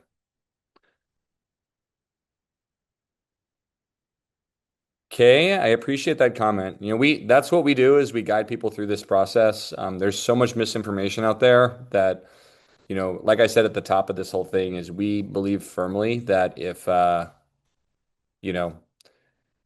people are educated about what they're doing, they're going to pick our company. And that's why we spend all this time. Truthfully, do I want to spend my Saturday here on Zoom? Probably not, but I'd rather spend the time with my children. But we'd rather our customers not get get taken. You're not mute. You're unmuted. You're muted. All right. Can you hear Kevin? Yes. Great. Hi, can you hear me? I guess you heard Taylor talking. Okay, so this is our showroom. So I'm going to kind of go through the stages of a build and kind of how we do things, and a lot of builders do things. So you'll get a really good sense of like how the whole process, the grand scope of things work. So I'm going to take you to an empty shell first. So this is how we prefer the vans to be delivered to us. We help the customers, like 99% of the time, we help the customers acquire the vehicle directly through Mercedes or wherever they're acquiring the vehicle from. And we want it to be empty. So the benefit of that is because we can add things that parallel their specific build. So we can put windows in the place that the customer wants it. We can add the roof racks or any of those things that they specifically want. And then, of course, they're choosing the vehicle size based on the floor plan we decided and all of that. So this is an example of a van that just was delivered to us. You can see it has nothing inside.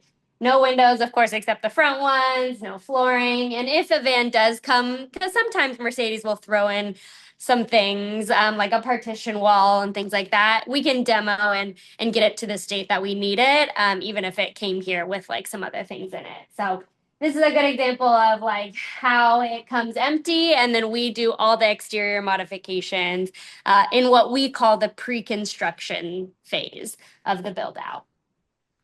So the next van just completed the pre-construction stage, and it's waiting for the builder to start the next stage of the build. So this customer, you know, through the design process, chose the various windows that they wanted. They chose to have roof rack, AC, solar panels, fan, all of that stuff included in their build.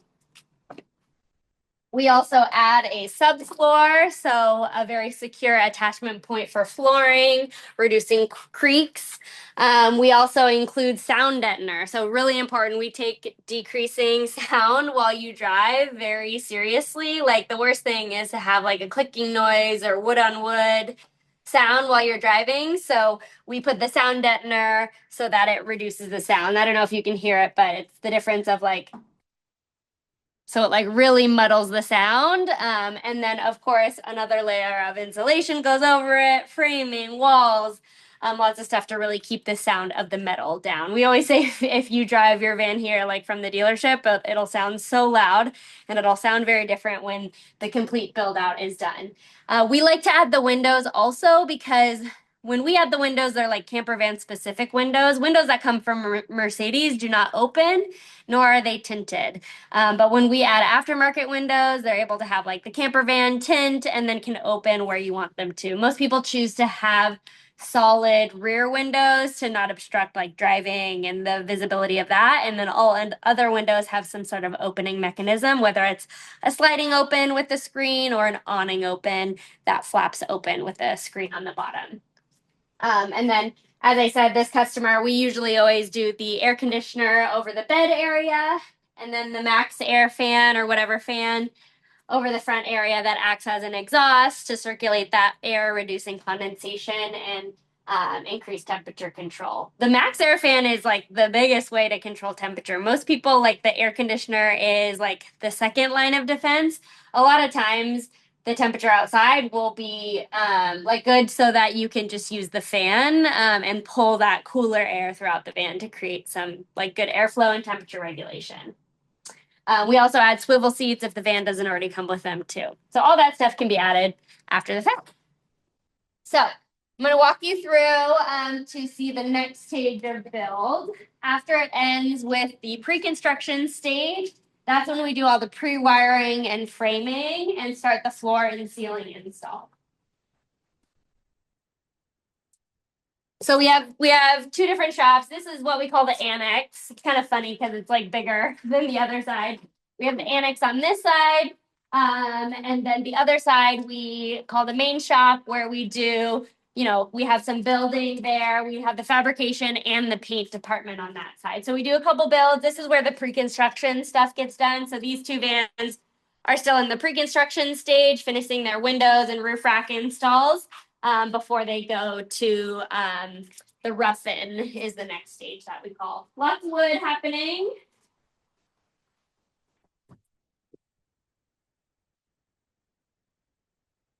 So all of our cabinetry are specific to the camper van build. I mean, like Kevin said, the van is shaped like an egg. So every furniture piece has to be extremely specific to the van build itself so that it fits. Because if it doesn't fit, it's going to rub, it's going to make noise, and it's going to wear over time. And we don't want any of that. So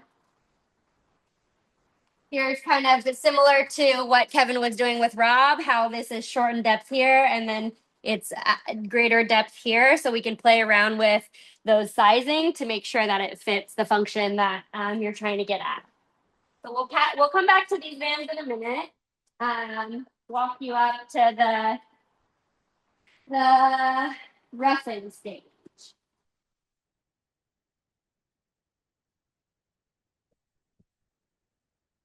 Okay. So this van is in the rough-in stage, so it had the flooring installed above that subfloor. It has the insulation installed. So here's the insulation. It has a moisture barrier. I know we talked about moisture in some sense, so we like to use one that has moisture barrier because oftentimes, like, you think of the moisture coming from the outside, but it's oftentimes coming from like us on the inside, breathing, dogs panting, temperature variations. And then you have the framing, we want to have secure attachment points so that any piece of wood or anything attached to here has something really, really strong to hold on to. You could tell the wiring is in progress as well. We use marine grade wire. There's a lot of parallels with marine products. I mean, there's moisture, there's movement, both in like marine and camper van. So there's lots of overlaps, which is a good thing. So the wiring is specifically gauged to the different products. So everything, has to be appropriately labeled for whatever feature it's going to. It's appropriately gauged, so you can tell there's like different sizing. It's a very complicated process, and that's individual to each van. If you get a plug in a certain place or a feature in a different place, the wire has to be run in that specific location so it comes out of the wall at the place you want it to. So it takes a lot of planning. So even like after documents are signed, we do a lot of planning before we even step foot in the van to make sure everything's in place for the builders. Anytime there's a contact point of the wiring with the metal, we use this protective loom so that it decreases any sort of wear on the wire. This is one thing, like when we talk about long-term durability, I can't have wires behind your wall breaking down. Like, that's not good for you, that's not good for me. So we're gonna do whatever we can to make sure that we set your van up with the long-term durability that, we promise the clients when we sell you a van. So that's one way that, and also for the rentals, I can't have something go out on a renter. The other day I had one call and their stove wasn't working. They just had pressed a button to turn the outlet off that we were able to turn back on quickly. But if that was, an issue, they're on a 19-night rental. I was gonna have to find them a van builder to go out and check it out. We take that seriously, so I'm gonna do whatever I can to avoid those kinds of things. So we set you up good. So this van is basically finishing up. They have the ceiling install done. You're able to choose, the lights that you want, the color, whether it's black black casing or silver, lots of different stuff that we go through in the design phase. Next, I'm going to show you a van that is further along here.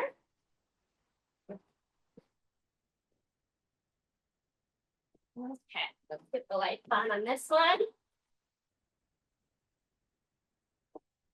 Okay, so this van is, of course, a couple steps further. It has the furniture in place. We're delivering this van in a couple weeks. This is a long wheelbase, so you can tell you can get big countertop cooking space here, big bench here. This is our Everest floor plan. There's going to be toilet in this section. This customer plays ukulele, wanted to have like big storage for musical instruments and stuff like that. So we were able to make that happen in this floor plan. This furniture piece is modular. She could have chose, a bigger drawer section here, and then we would just make the bench a little bit shorter. She could have chosen a closet here, so lots of different modularity depending on how open you want the space and how much storage you want in the space. So all of this is going to be our, someone had asked a question about a pantry shelf. So this section is going to be like shelves with a door, like a pantry. This is drawers. This is a sink section, and this is where the fridge will be housed. So you get to choose, as long as it makes sense with the frame rails and everything, you can choose like the order of the cabinetry and whatnot, and the color, the size, all that stuff is customizable. I know Kevin mentioned this, but anytime we have a drawer bank next to the bed, we make sure the bottom drawer is a step to get onto the bed. So this side, I don't know if the slides are in place. Oh, they are. So this is a step, and it's a functional drawer that you can take the top off and use this as a drawer also. So we do like a lot of different things. As much as you can like double up a feature, the better, where as long as it doesn't sacrifice each individual function alone. You don't want, like, some people say, I'm gonna need a shower, but I'll just use it as a closet. It's like, well, then if you want a shower, you have to take everything out, and that's where the roaming pile of stuff goes. Like, if you want a closet and probably not going to use a shower, should we just get you a closet? So we really want to make sure that we're maximizing each function to the fullest ability and not like wasting any space, because it's not that big of a space. We want it to be as functional. I can say functional 10 times in this, but we want it to be, as useful for the customer as possible. This is the standard height bed. So the bed platform is going to go here, and the bed will be a little bit, the mattress will come a little bit higher.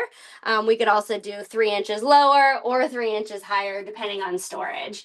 So lots of different options based on mobility and whatnot too. Of course, when the bed's lower, this wall is lower too. So it's a little bit easier to get in and out of the bed. Cool. Okay, let's go to another further along van.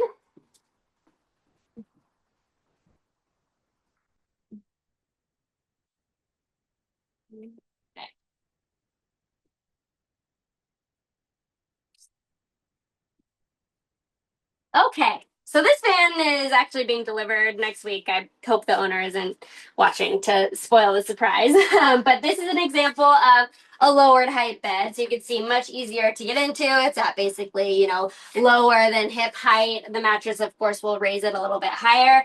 And you have the step to get into the bed. So, much more functional to get into the bed. This is our glacier floor plan. So in comparison to the last one where the big kitchen area was on the passenger side, it's on the driver's side in this one. And then you utilize both the passenger and driver swivel seat to eat or dine or hang out. So when we add a swivel seat, it comes with a handle. You push the handle back to twist the seat around, and then you have it in place. And then once it's in place, you can, move it back to make it comfortable. One thing that we're learning so much all the time. Like, we actually called this customer it was before we had the software. We called this customer because we wanted to make this drawer bank like a couple inches smaller, because at first it came out like, I think 3 inches more, and we just felt like that wouldn't be super comfortable, because when you want your driver's swivel to be usable, you want a little bit of knee space so that a person can actually comfortably sit here. If you have a driver swivel that comes with the van, for example, and don't necessarily want this to be usable, we could push the furniture back a little bit, and maybe just someone's a little bit diagonal when they want to swivel the seat. But this, we wanted to make sure it was super functional so that it can actually be used in the way intended. One thing that, people won't tell you when you're building it is that whenever you have a lagoon attached to a galley height furniture piece, in order for the table to rest over here, you have to raise it up decently high for it to clear this countertop. So what that means, that's great for preparing food. You have an extra prep space. You can swivel this around and have extra prep space when you're cooking. But if you actually want to use it while you're sitting here, this is a bit high for me, right? So each time I swivel this around, I have to raise and lower this. So I have to kind of crank this to loosen it, and then lower it, and then crank it to tighten it, and then I can have it lowered and then comfortably eat. And then to swivel it back around, I have to raise this up again. So whenever I'm in a build meeting and I'm talking, they're leaning towards a floor plan where the table is attached to countertop height. I want to make sure they understand that, because I would hate to deliver a van where they're like, man, this isn't like particularly fun to raise and lower each time. And if that's the case, maybe this furniture piece on this side should be a bench, so that the table can be at the lowered height where you just swivel it back and forth to use it, and you don't have to really raise and lower it. So those are the considerations that we want to make sure that we talk about so that it's the right fit. Anytime you have a van without a shower, the toilet is housed in a bench. So the toilet in this van is housed here. This is the composting toilet. You can have it in either location as long as, you know, the frame rails allow. And then you can use the toilet. We put this cutout so you don't have to like take it out or move it to use the toilet. You know, nothing's going to go into your thighs when you're sitting here. We also make this removable on a magnet. So if you did have to service the toilet for whatever reason, you could access it. And then the other part of a bench can either just be trunk storage, drawers, in the leftover space available. You know, we could have made this a little bit longer to the end of the step extension. They wanted a little bit more open space, so they were fine with this size. So it all worked out. I'm excited to deliver this one. You can also choose to have various lights beyond dimmers. We just consider kind of the space and how it looks visually, whether you want to do a dimmer or not. It's kind of fun to have dimmers, especially on like the bench or the main lights, or even the ones over the bed, so that you can easily and comfortably lounge in the van. For upper cabinets, we always want to talk about the function of an upper cabinet. We love upper cabinets over the kitchen area. We don't like upper cabinets over a bench as much. A lot of manufactured vans, you'll see just like they feel very walled in. They feel like lots of high furniture, lots of things that are kind of just like pushing and conflicting with each other. Our view is if you can get away with stopping a cabinet before it hangs over the bench, it's so much easier, you know, to sit down where you're not having to like worry about bunking your head, because I mean, realistically, there's going to be some head bunks in a van, whether you like it or not. We want to reduce that as much as possible. So, you know, this customer liked the idea of having cabinets here, but not have it go all the way over the bed, so that they felt a little bit more spacious, because this van does have a lot of storage in general. So that was their choice to just do 2 here instead of maybe they could have fit like 4 total. So those are the things we talk through also. This is a long wheelbase van here, the 170. I'm going to take you to a short wheelbase with a shower. It's kind of the opposite. This is like one of the most open floor plans. This one is maybe the tightest floor plan. Short wheelbase with the shower. Okay.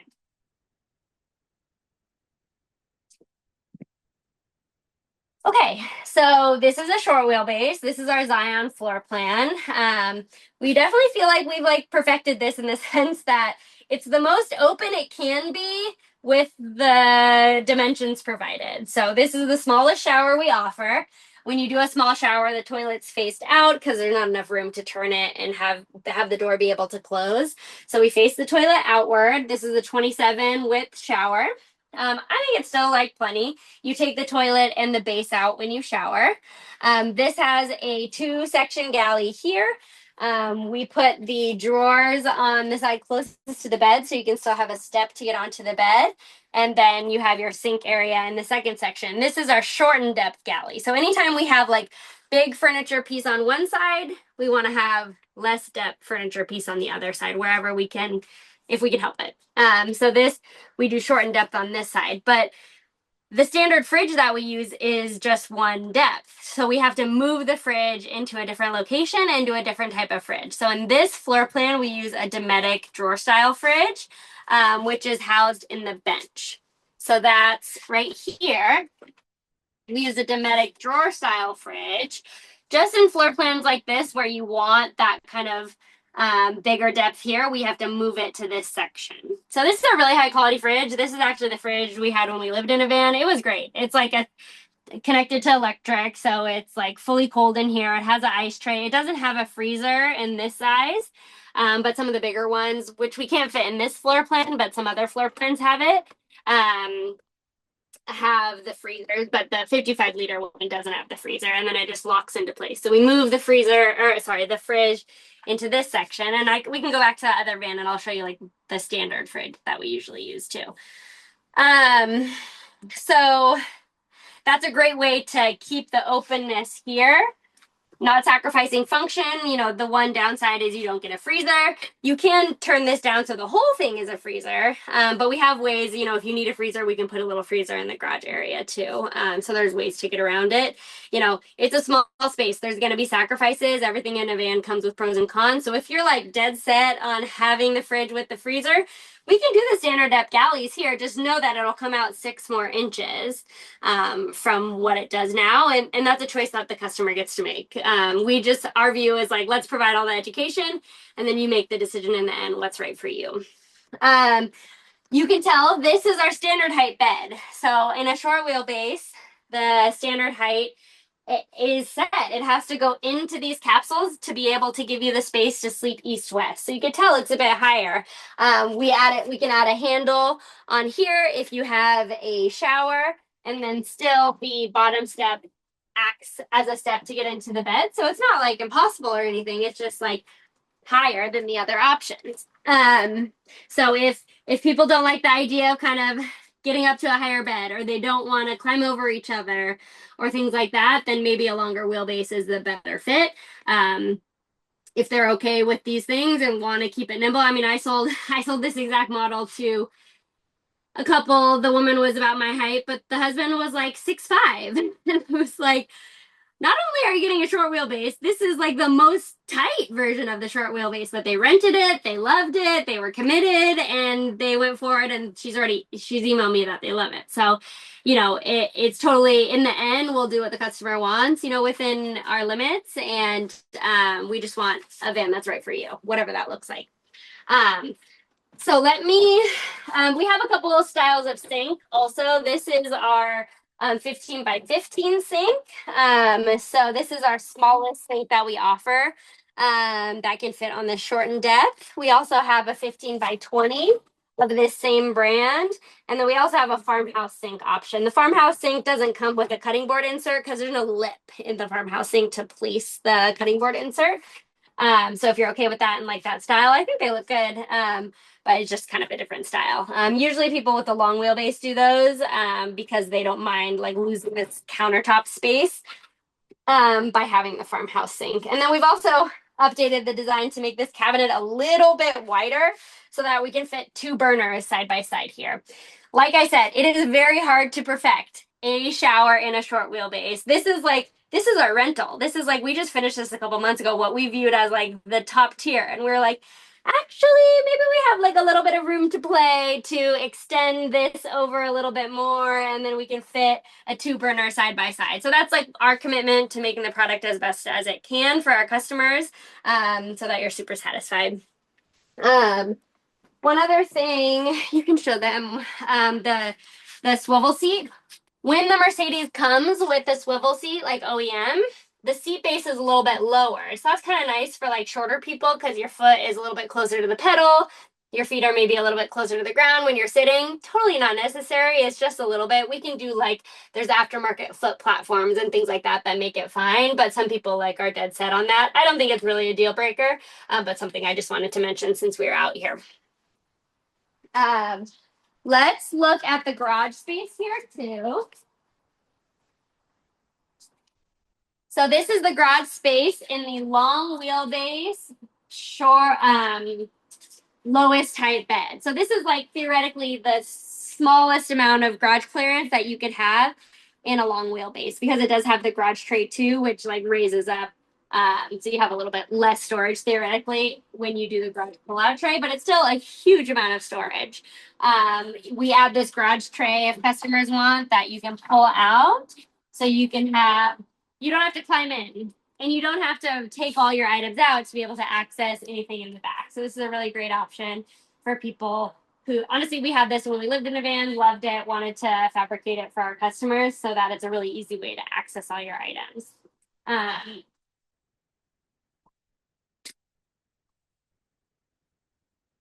On the driver's side is where we house the water system. So you have a 4-gallon electric water heater and you have a 33-gallon freshwater tank. In the long wheelbase, we do 33 gallons. Short wheelbase, we do 20 gallons of fresh water unless you undermount it, which is 28 gallons. And then you want to do a tank water heater because although it takes a few minutes when you turn it on for the first time, then each time you use the hot water, you don't have to like run through and reheat up the water. So it decreases like any waste of water.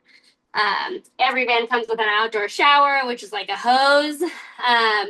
Our battery systems are really clean and accessible. So someone had asked earlier about like how to accommodate the changing like features and electronics and things like that. We like to keep a little bit of space in our battery boxes. So if like there's a bigger battery that comes out or you want to upgrade your batteries, we have a little bit of space for that.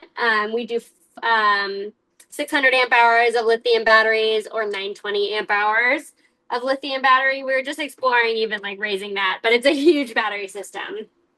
We also make our electrical systems really easy to access. You want that when you're looking at a builder. Like, how easy is it to access your fuses and your breakers and your main switches and all of that so that it can be repaired on the road? We also add aftermarket fans to the system just so that sometimes like the internal fans of the inverter can be loud.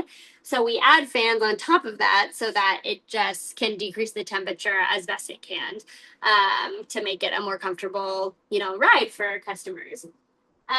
You have cubbies above here. This is what Kevin was saying, that if someone wanted to explore even building one without these cubbies, and this would be like the ultra low option, we're open to that too. We're always trying to accommodate as much as you can. I think you would still get a decent amount of storage, like from here to here. It's still, for how deep this is, I think it's still good. So that's something that we're continuing to explore as well.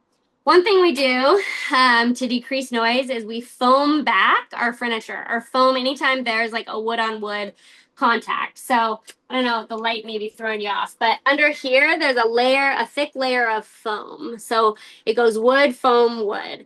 And that is so that it decreases the noise. Anytime wood rubs up, there's creaking and different sounds. And if that's not possible, let's say like a door has to be closed like right on the other piece of wood, we'll put like a silicone tape on it so that it still decreases that noise. Honestly, our vans have gotten so quiet, it's like almost annoying because now we're hearing the things that we can't control. So like we've really gotten to a point where everything that is controllable, we try to control so that it's like the best experience for the customers.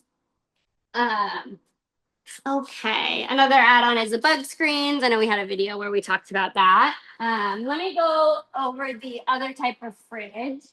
The most common type of fridge is this isotherm drawer fridge. We like a drawer fridge because you don't have to deal with like a door on either side. It's just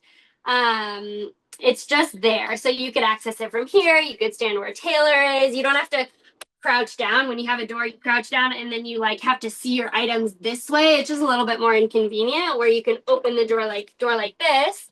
And you can access your items here. They also have like a fold down. I know this is like brand new. So a fold down for beverages or condiments. These go up here that we're installing. This is the bigger option. Most people don't need this size. You also have, I call this like a deli or produce drawer. And then you have a freezer section here. It's all tight so it doesn't rattle around. Freezer section here. Perfect for little ice creams. So we like this. It's really quiet. It bolts directly into the frame. It is like marine grade. It's like sold by marine companies mostly. They're really sleek. They look clean. They all run directly off the battery system. So it's all 12 volt. So you don't have to like have an inverter on or anything. These are just like always on while you're within the van. Super high efficient too. Not pulling too much of your battery system. Okay. I'm wondering if there's anything else. Did we have any questions while I was chatting, Kev, or something that you think I should show? Something else? No, I think you're good. Okay. Well, while we're walking up, if anyone wants to ask any question or see anything else, we can stay on. But I'm going to head back to the office.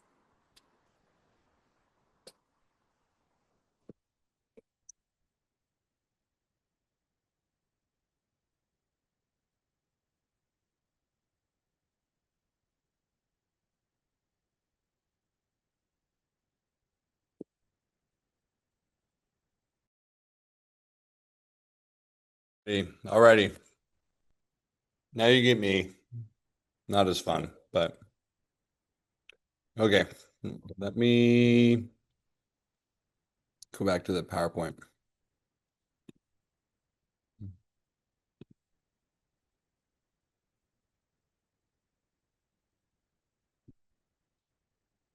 Okay. Are we back? Okay, so I think we talked about this, but why we developed Porpoise is to really make sure that the van is built purposely so you can get, exactly what it's they're very clear about what you're going to get. Ultimately, we're really proud of the software that we built. I actually built the software myself, and it's very, very cool, and no other van companies have anything like it. And so you can go on our website. Um, if you go on our website at scenicvans.com, I will put the Design a Van link into the chat. Taylor, can you do that, please? Just put the link to Porpoise on the chat. Um, the reason why you see DIY builders use 48-volt systems is because they're using EcoFlow. EcoFlow is like they sell them at Costco. It's like if you don't know anything about electrical, you can buy an EcoFlow system, and they're really expensive, but they're somewhat easier to install than a custom system. They're not as good as custom systems, but EcoFlow comes in at 48 volts, so that's why they do that. EcoFlow is like a battery in the box system. You don't really have to know anything about electrical. Like if you see, and I'll talk about that in a second, but if you see a professional builder using EcoFlow, it means they don't know what they're doing, generally speaking. But that's the main component of EcoFlow. Let's talk about evaluating camper van quality. So it's very difficult to evaluate the quality of a camper van. A design that looks clean does not always translate to functionality. And I think that's one of the big mistakes that people make. We see vans all the time. I mean, I'm sure a lot of you people who are interested in this product get tons and tons of advertising and stuff related to this on social media. Your algorithm has, made your way to us for one, but generally speaking, there's a lot of vans out there that we think are almost like funny because their focus is really on like the picture rather than the functionality. There's vans that cost hundreds of thousands of dollars more than what we charge, and the vans are not even remotely as well made. And it comes down to the fact of leaning into how it looks and the picture rather than like how it actually will function and drive or how long it will last and be durable. This percentage of space used versus the percentage of time that you use that function versus its cost. Those are the kind of the factor that you have to figure out. There's lots of things that are, may have an interesting function, but they lead to like being very heavy and being super noisy, having locking mechanisms and things that you have to adjust. And, some of those things don't have a luxurious or clean look. And so there's kind of a balance to figure that out. Here's some things that we just don't recommend, and I know someone asked this about. Straight off the bat, we will not build you a rear shower. There's a couple of reasons why. It's easier to show this on Porpoise, but I'm happy to do that. If you sign up for a build consultation, I can show you like legitimately why. But basically, shower off the back.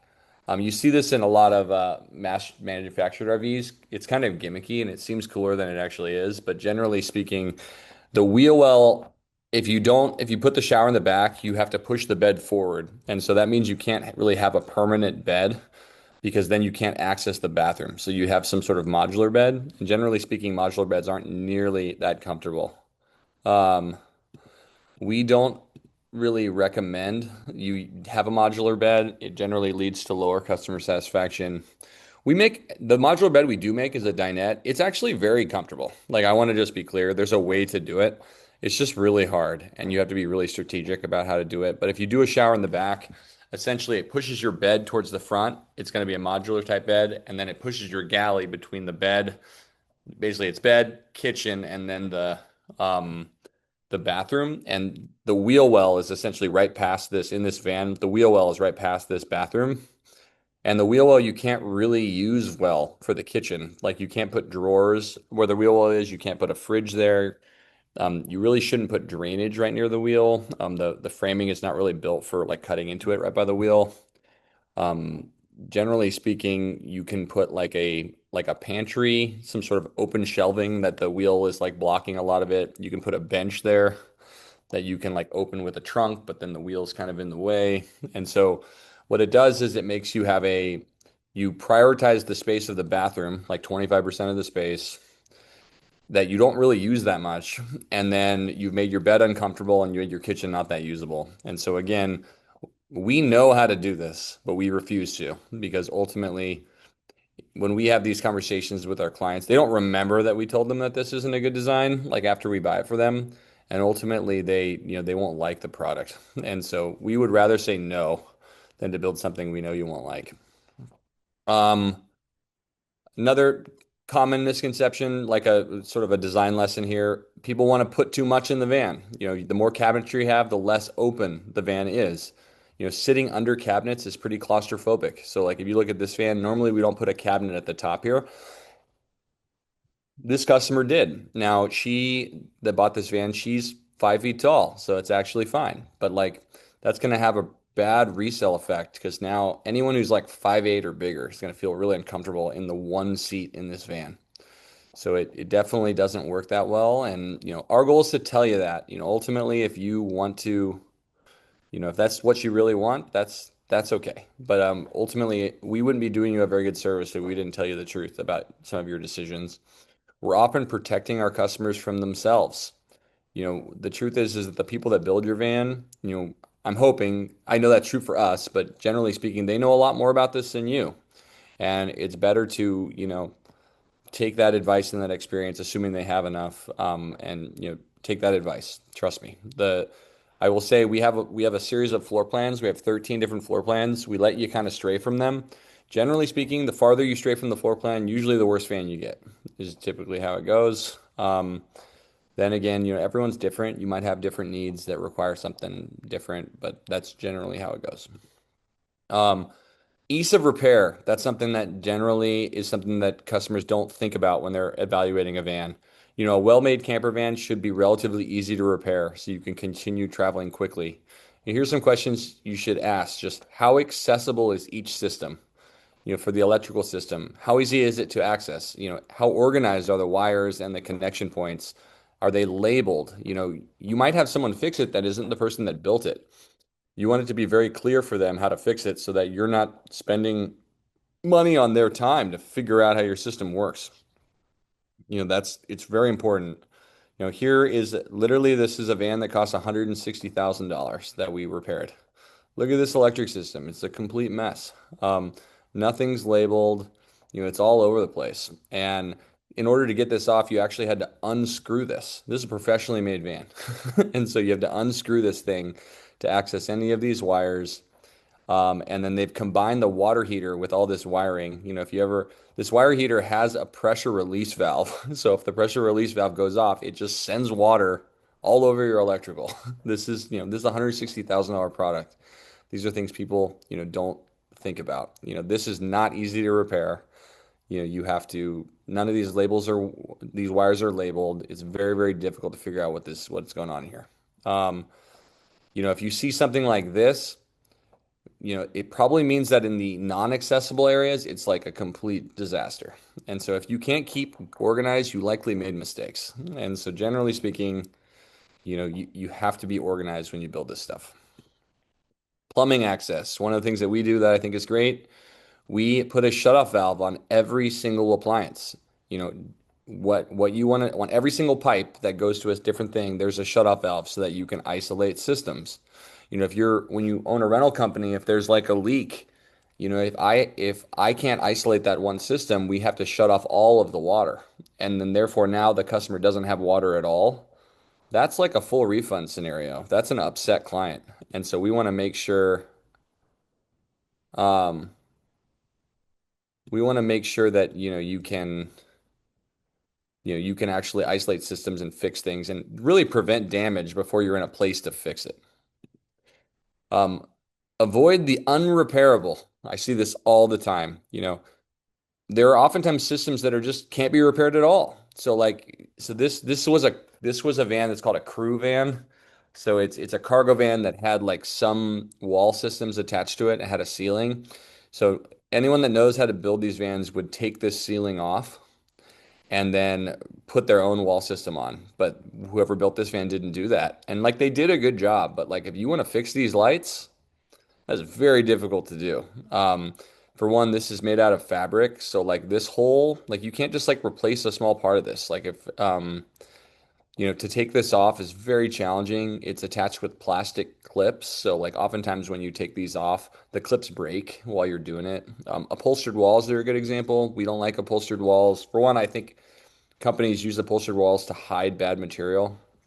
And I don't think that's a good product to use. But generally speaking, if you have to like cut into this upholstery, you're not going to find that fabric again likely, and it's going to be really hard to repair it in a clean way. And oftentimes what we find is mold behind upholstered walls. Shiplap is another We make the appearance of shiplap by cutting shiplap lines into large pieces of wood. But like if you build it with real shiplap, which is like tongue and groove planks up and down the wall, if you usually those are attached with glue and nails. And so if you ever have to get behind the wall, you basically have to demo the whole van and rebuild the wall. You know, someone that didn't build that for you, that's going to be very challenging to do, and very expensive. And so the way we do it is we have giant panels, so I can take the whole panel off and it's no big deal. Noise. Nobody cares about noise in these vans. They should take extreme consideration regarding noise. There's lots of ways you can do this. You can use insulation. You can put sound deadener on the metal. The wall materials themselves provide good noise protection, and you can also foam. Those are what we do. Also just the way you build something creates noise. Like the way we install trim pieces, we like to have a little like 1/16th space between a trim piece and the wall, because any sort of touching creates a crunch point, and therefore like when you go over a bump, it'll crunch, and then that vibration will run through the wood, and you'll feel like and that gets annoying. And so noises drive me crazy, and so we try to make noises better. Durability. Good question. Can a system be used repeatedly and not break? Like considerations should be made for repeated touching. For example, you probably have this issue at your house. A lot of times cabinets, if they don't have good handles where you actually touch the wood, if you touch that wood in the same place over and over and over and over again, you start to see like fingerprint indentions in the cabinets. You need to have a pretty clear way to grab onto something. The more times people are touching things that are painted, especially, scratches happen. Question with scratches, is there a ability to repaint that? If the van is made out of laminate, like all those mass manufactured vans, it's just like a sticker over particle board. That thing scratches, it's never going to be the same. You can't fix it. You can't do anything about it. And so like a paint can be refinished. There's some laminates that are self-healing. That's like another cool option. But generally speaking, you want to make sure it can be repaired and it's durable. We say this a lot. Everything in this world has a shelf life, myself included. And you have to know the shelf life of all the products you sell if you're going to do a good job. When you rent vans, you figure that out. I'll tell you this, we don't offer propane anymore, primarily because the lithium batteries are so good and you don't really need two systems. But, propane hoses, 18 months, the gaskets on a propane splitter, roughly a year. Generally speaking, battery monitors are like 2.5 years. Our cushions last forever. There's different things that have different shelf lives, but generally speaking, everything has a shelf life in this world, and you should know when you're evaluating a builder or a product, you should be able to know what that is and have that expectation.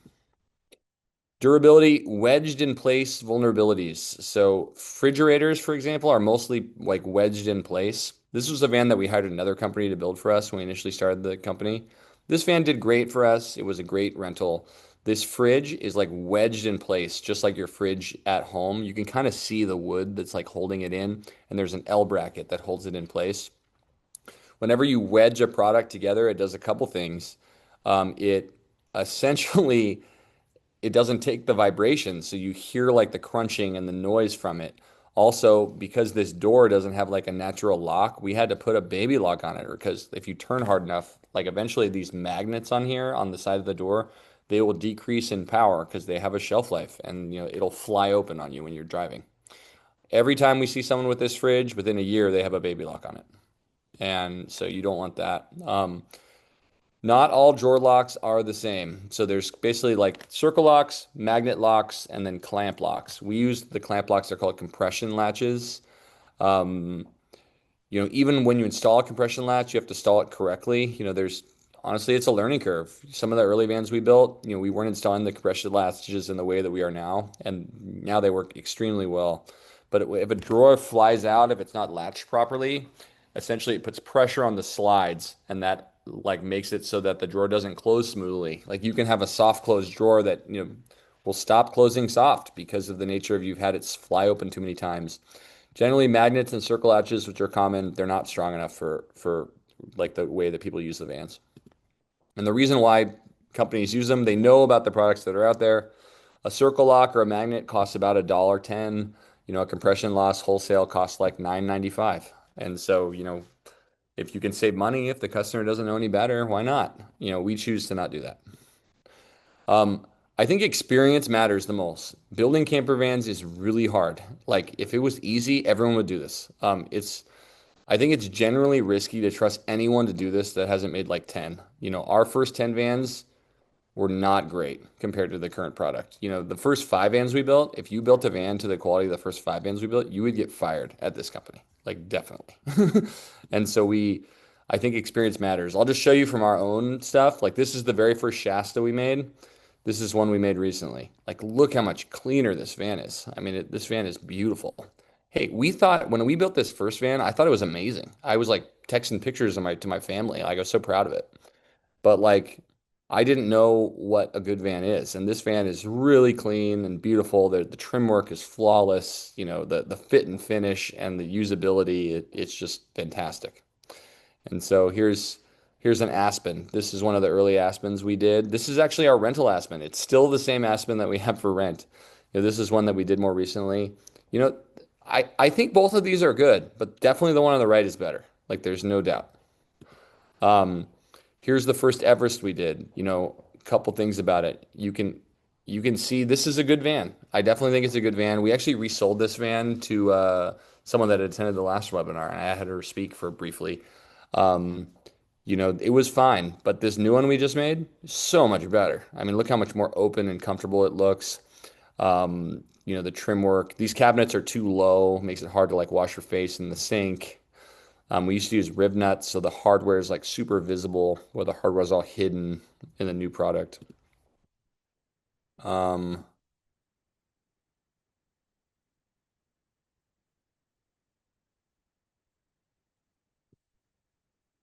don't know who, having owned a Road Trek, a Pleasure, and a Casita. This is by far the best. I don't know who this is on the iPhone, but I appreciate the shout out. That's really cool. Here's a Cascade. This is like a rental Cascade that we used to have. Here's one that we made recently. The fit and finish. This is just pure experience. Like little things like see this shower wall. These shiplap panels just don't match, and that's no bueno. We want them to match the lines, and that comes from experience. It's hard to do. Do you want to talk about this little ladder? We thought we were so clever with the ladder to get onto a bed, and customers just said it was like so uncomfortable because you couldn't actually bend your knee. Like your knees had nowhere to go on the original Cascade to actually climb up that. Yeah, that's a good point. So like getting into the van, we thought, oh, having a little ladder in the center is a good idea, but it just didn't work that well. And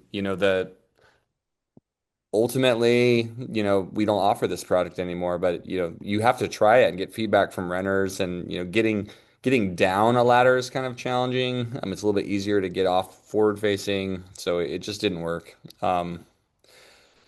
Zion floor plan, you can look, we've even improved that since this picture, but you can see that, look how narrow this hallway is compared to the one on the right. This is a much more comfortable van to be inside. Pismo, this is, experience matters. Repetition means improvement. So the first one that we made had a single table with locking slides. Basically, what we found is this guy who sits on the left, if he ever has to like go up and go to the bathroom, you have to put the entire table away. And so now we split it in two. We also don't like these blue nubs, like the way they lock. They work really well, but the way they lock, and also just having slides on the side is just not as good as having like a channel. And having this works more on the right, more like the way a cutting board in like a built-in cutting board in a kitchen looks. Like it has these like plastic stretchers that make it very sturdy, and so you can see the difference. And just when we built this first one, I thought it was amazing, but you just always get better. The most recent van we've made, is always the best one we've ever made. It's just how it goes. Sometimes you just learn stuff from renting the van. I call it again the attorney's curse. I think I know everything, but I don't sometimes. And so this van, my thought was, hey, this is a family rental. If it sits five, we'll rent to families of five. Then that's better than if it seats four. Well, we rented the van for a year and a half, and there were like 95% families of four, and 5% families of five. And by having three seats here, now there's no pass through to walk through. So it's very awkward to use the van. And so, we gutted it and we replaced it with captain's chairs. It's a much better product. Data collection improves builds. This one has no side steps. This was a rental that we had. Not safe for most customers. In our demographic, like sure we can put a handle, but it's hard to get in. Like it's a higher vehicle and you want to be safe. Whereas now we put side steps on almost every van, and it's definitely necessary with an all-wheel drive. We used to sell these like built-in ladders. Basically it works great, but at some point you have to like move the ladder. The ladder's like in the way, and so that's that roaming pile of junk problem. And then again, like it's not easy to use at night getting down on a ladder, whereas a step is a little bit easier to use. And that all comes from the data of renting a van. I think knowing how your van is built is super important. Like you should ask your builder like how they operate their company. And there's really like a couple ways you can do it. Managed product is like kind of what we do, which is really project-based employment. One builder or a team works on an entire van from start to finish. We think this typically yields the highest quality of the project due to complete continuity. Like the team works on the van from beginning to end. It's definitely more expensive and slower to do it this way. Like if I worked on an assembly line, which I'll talk about in a second, I would make more money, but the product wouldn't be as good. Employees are required to have extensive training if you work this way, but then for warranty work, if your van comes back for a warranty, the guy that built it knows everything about the van. And so we can definitely fix a warranty issue, and there's going to be less warranty issues if that's the case. In an assembly line, it's definitely cheaper and faster to build, but it's often lower quality and there's really no continuity or ownership of the project. Our take is personal projects need a personal touch. This is a product that is extremely personal to the customer. They've spent oftentimes like they've been saving for their whole life for this, and we want to meet that moment effectively, and that's why we really try to do everything we can to ensure that you get a product that fits your needs, that is made well, that you're not going to have problems. You get one bite at the apple with this. Like occasionally there's like people that have bought many RVs and this is just an extension of that, but oftentimes this is like a one-time in a lifetime purchase. We want to make sure we do it right. It's a big responsibility. We just take it really seriously. I think employee quality and training is super important. This is a specialized trade. It involves woodworking, electrical, plumbing, automotive, finish work, project management, all in one. People that get into this often have like a single trade, usually, and they learn the rest as they go. So, wondering, how are you training your employees? How do you recruit employees? Is this a job or is this a career? How serious do employees take their roles here? And I'll tell you about it in a little bit, but we have a comprehensive training program that's funded by the state of California. We take our employee training responsibilities really seriously because we want to sell the best product, and we do. I think we make the best van in America. Builders' approach to warranty is super important. Think beyond the paper. Every van company in the world, every mass manufacturer company, every RV dealer, they offer some sort of warranty. But the question is, are they capable to execute it? Because a warranty is only good if it can be executed. So, knowing what exactly is covered and what isn't. What is the quality assurance process for the company? For example, we have a super complex quality assurance process. We have our own software we developed to check every single thing before it's delivered. It's like rigorous. Honestly, it's really annoying that we check the vans this much because oftentimes, things happen and we have to fix stuff. When you're building something by hand, it's hard. And so, you should ask what happens if you're not near the build shop. A lot of these are very local, regionally based. Like it doesn't necessarily mean you have to buy a van from a big conglomerate company, but they should have some sort of plan that if you're not near the shop, what happens if I need a warranty repair and I'm nowhere near the shop? And so I would ask the company that question, and they should have a good answer for that. If they don't, that means that warranty is not going to be filled. Important considerations. Do you have a dedicated staff for warranty? Do you outsource it to other RV repair? What happens when you're not near the build shop? How many builds are you supporting at once? Can you afford to stop and work on a warranty? If you only are building like one at a time, if you have a major warranty issue, that's like going to be existential to the survival of that company. Do you have a staff or budget available to stop whatever current project you're making that leads to you making money and work on a warranty that brings in no money? That is a big red flag. You have to have some sort of infrastructure to honor warranties. And, I think people should be really honest about warranty. What you should ask this question: what products do you sell that come back under warranty? They should have a very, very clear answer to that. I mean, I can tell you what happens to us. It's sound. We try to do everything to make the vans quieter. We do a sound test. We do a road test with noise. I have somebody sit in the back and listen for noises, and we try to fix them. But you kind of got to work the kinks out in a van. You have to, we got to drive it around, get it vibrating, see where the sounds come.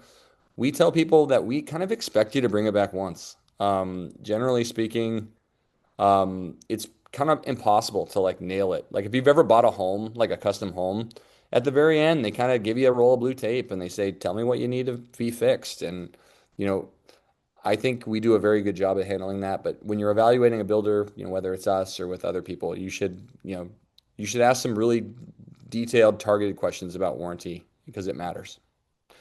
Here's some common misconceptions. Roof storage. Roof storage sounds great until you do the math. So there's simply not very much room for storage if you have the amenities people commonly want. So to have solar, to have an AC, to have a fan, there's just no room for anything else. And so it's just not really a thing. Also, the van is tall. Carrying anything heavy on a ladder is like dangerous. It's really not about strength or ability. It's about practicality. Unless you have a winch at your house, you're really not going to store stuff on the roof. It's better to just kind of just concede that point. Roof decks. We've built them. They seem really cool. They're not comfortable. Essentially, you really feel the suspension and the wind. There's no guardrails. If you do a deck, you typically can't have an AC unit. Generally speaking, I don't recommend you do a deck. We, of course, put decks on the rentals when we first started the company. And then immediately I saw people drinking alcohol on top of them, so we took the decks off. But generally speaking, same with rooftop tents. It's spooky up there because it's just really tall. So I don't recommend you buy a van that has a deck. Any builder that builds these knows that as well, and they should tell you the same. But it depends. If you want to boost an invoice and get the price higher, a deck's a good way to do it. But that doesn't necessarily mean it's a good idea. Bike storage, super common question. People that want to store bikes on the inside of the van. Generally speaking, you're going to have to take the front wheel off and likely the seat to store your bike. In a low bed, it will never fit. In the standard bed, maybe, depending on the bike, typically not for e-bikes. For e-bikes, you're going to need the high bed, but oftentimes, it's not always the case, but people that have e-bikes that are pretty big that you need the high bed, typically they also don't want the high bed for mobility purposes, for like using the van. And so, that's a compromise you have to make. There's not a lot of great options, in reality, you buy expensive e-bikes, you don't really want to store them off the back because they're expensive and they can get stolen. What I always tell our customers is don't design your $150,000 van around a $1,000 bike. Sell your bike and buy a bike that fits. Like there's foldable e-bikes that can fit a lot easier. I had a customer that actually it was a great customer that we ended up having a long, great relationship as a client with. But generally they had a pop-up and the whole conversation was like, I want to make sure the pop-up we have fits in the garage. We love this pop-up. And I had to say like, my guy, we're not designing your $140,000 van around your $200 pop-up. Like I'll buy you a new pop-up that fits. Like, let's just do it. I want you to have a good van. We're not going to design the van around your pop-up. Road bikes generally fit in the regular bed. Generally speaking, they work. Regular road bikes, non-electric. You don't necessarily need any modifications. Most mountain bikes without the seat, you need the high bed generally. They're usually bigger.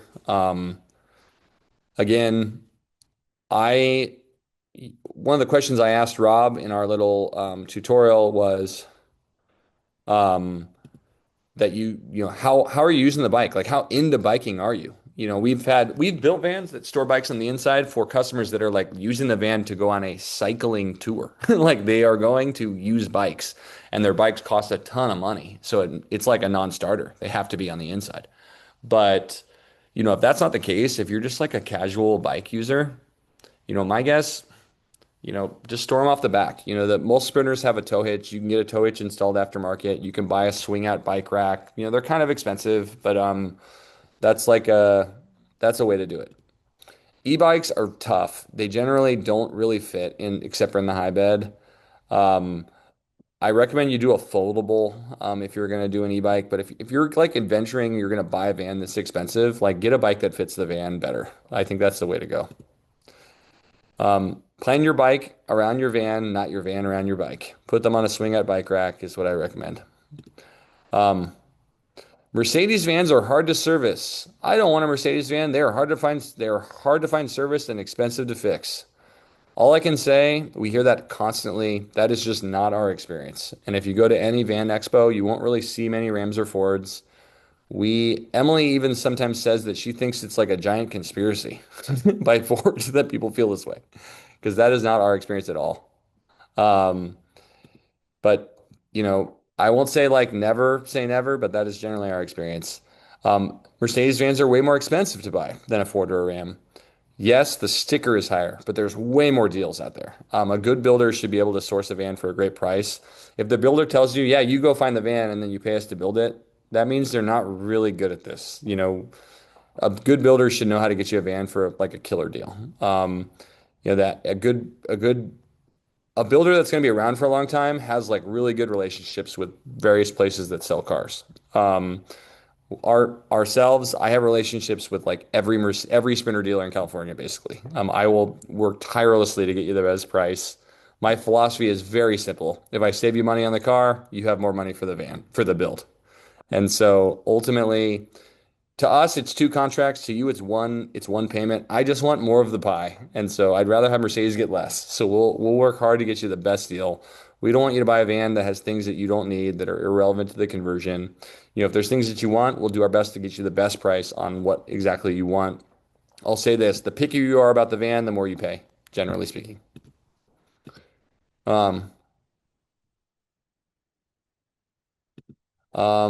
Where can I park? Minimum legal parking spot size is 18 feet. Basically, the minimum legal parking space will not fit any Sprinter and won't fit most trucks. But the reality is the large majority of parking spaces can fit both the 144 and the 170. You know, the largest cargo van length that we sell is the 170. It's 22.86 feet long. Most specs can fit 24 feet, no problem. The 170 EXT is like 24 feet, 2 inches.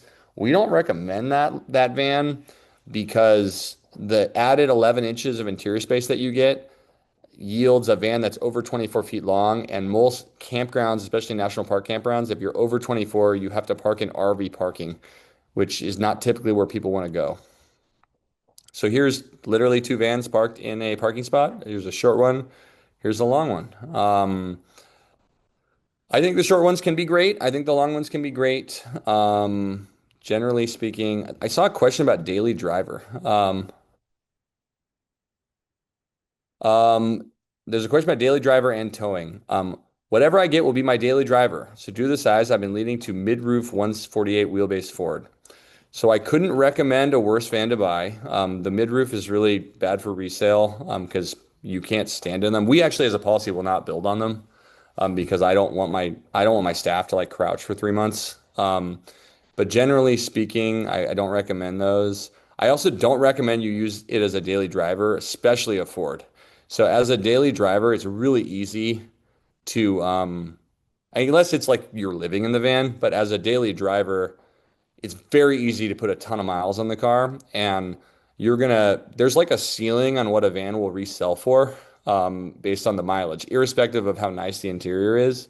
So you could do a really fancy build. Like if you have two identical vans from the interior and one has 50,000 miles, like let's use Sprinter, for example. One has 50,000 miles and one has 80,000 miles. The 50,000 mile van I could probably sell for like 115, 120 used. And then the 80,000 mile probably has a ceiling of like 80K. And so you could have the build be exactly the same. And essentially the difference in resale price is probably 35,000 bucks. What I recommend you do is if you need a daily driver, buy a clunker and don't put miles on your car. It'll affect you financially like big time. Um, Ford mid-roof vans have like probably the lowest resale of any of the campers. Generally speaking, and it's going to be hard for you to find someone to do the build. Anyone that does this professionally won't want to work on them. And so you're going to have to go to like a smaller builder that's like super desperate for money to do that. There's like no aftermarket products. There's like no aftermarket support for mid-roof fans specifically. They're really hard to work on. So generally, you know, I probably won't convince you, Sherry, but if there's anything you take away from this, I would strongly advise against that plan. We only build on the high roof, yes. And that's for the well-being of my employees. This is back-breaking hard work. Like you're in tight, small spaces, your arms are cramped in weird angles. It's hard work to do. And so if my guys have to be like this, the people don't last long working here if I have to do that. And so I don't think you'd enjoy a camper. Like you might be able to stand, you might be short enough that you can stand, but like you're going to be limited in reselling that van to people that are as small as you, if you're assuming that you can fit in it. But generally speaking, I think that's a really bad plan. With the extra weight for the build, will a final weight be provided to the buyer? This can affect how much you could tow.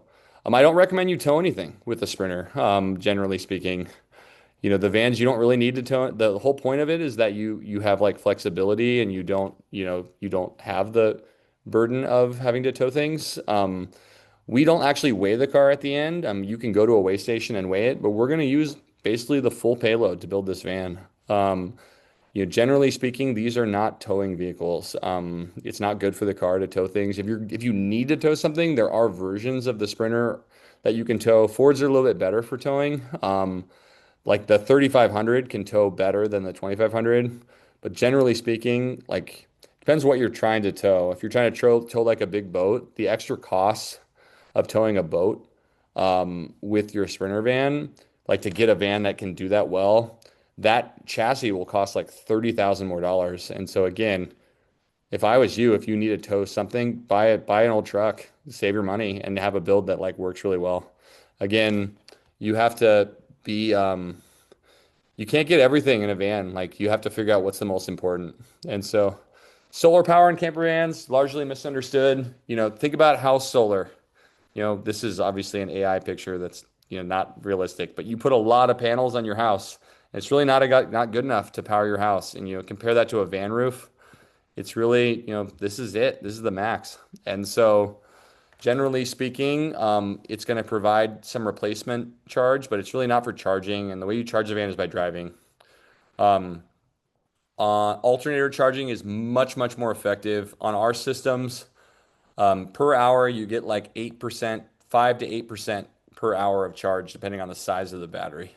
And then you get like 2% from the solar per hour.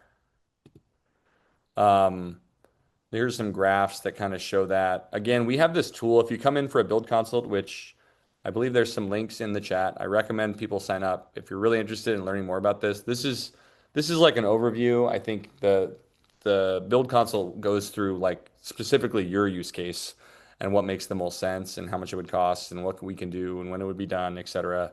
It's a no pressure meeting it's really focused on your needs. But generally speaking, we have a software that we can literally put in every single thing that you're going to do and tell you how long your battery will last.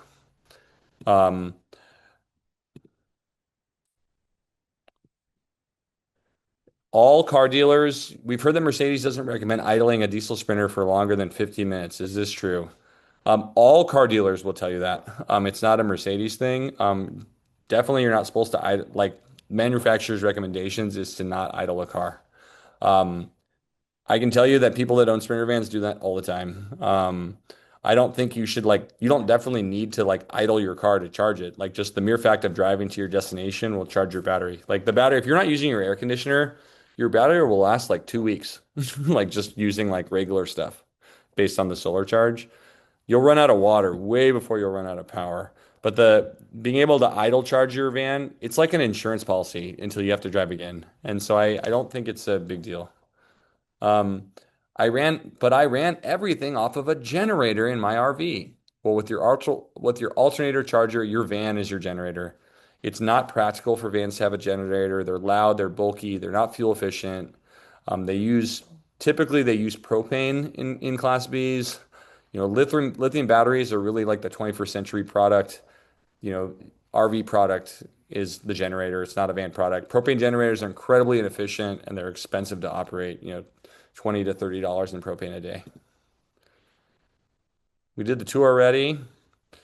All right, before I go into my final conclusion of the day, and I just wanted to thank everybody. There's still 24 people left.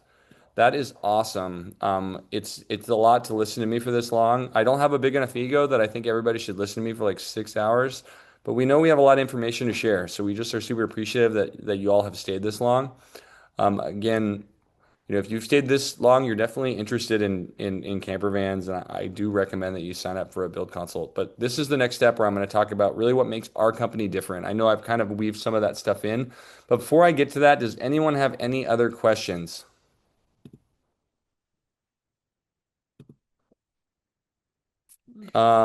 We actually had someone come in for a tour. I know they're watching this, so hi. But they told us that they went to look at manufactured RVs, and the guy told them that they could not run an AC without a generator. They just flat out lied to the customer, and it made me really sad that customers are being told those things. So yes, generators stink. We can absolutely make sure that your battery system can sustain how you're going to use the van.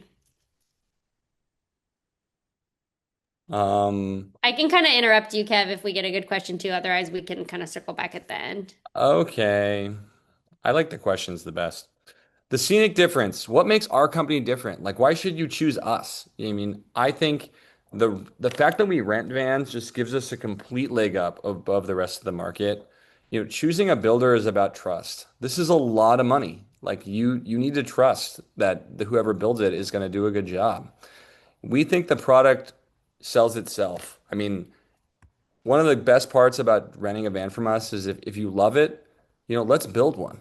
You love it. Let's do it. If you hated it, we saved you a ton of money. That's a win. That's a win in my book. I've had customers that hated the product, not because the product was bad, just like the nature of using the product was not something that was for them. Those people that hated it send me referrals because it's like, well, we didn't like it, but they did something we didn't like really well. And that is that's a huge compliment to me. And so I do think it's a pretty easy way to try it. Even if you don't live in this area, we have airport pickup. Come in, try a van.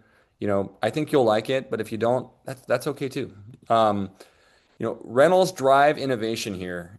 Everything that we do here comes from essentially learning what people think in the rentals. We have over 5,500 nights booked. With Scenic, we know things like the shelf life of the van products. We know the resale value. I buy and sell vans all the time. I know customer satisfaction data. I know the long-term durability of services.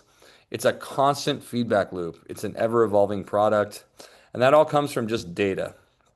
I'm not going to name names and talk crap about our competitors, but I was at a van show, and one of our main competitors, the CEO of the company, was shooting the shit with me, and he kind of told me he was shocked that I still do rentals because we started just as rentals. We didn't start doing builds. And he's like, I can't believe you still do rentals. And I said, it's essential to our entire process. And he's like, yeah, we tried rentals. Honestly, our van, in 3 months, the van was totally destroyed. And we ended up having to sell the van at a loss. And it was so much work. And we just decided it wasn't worth it.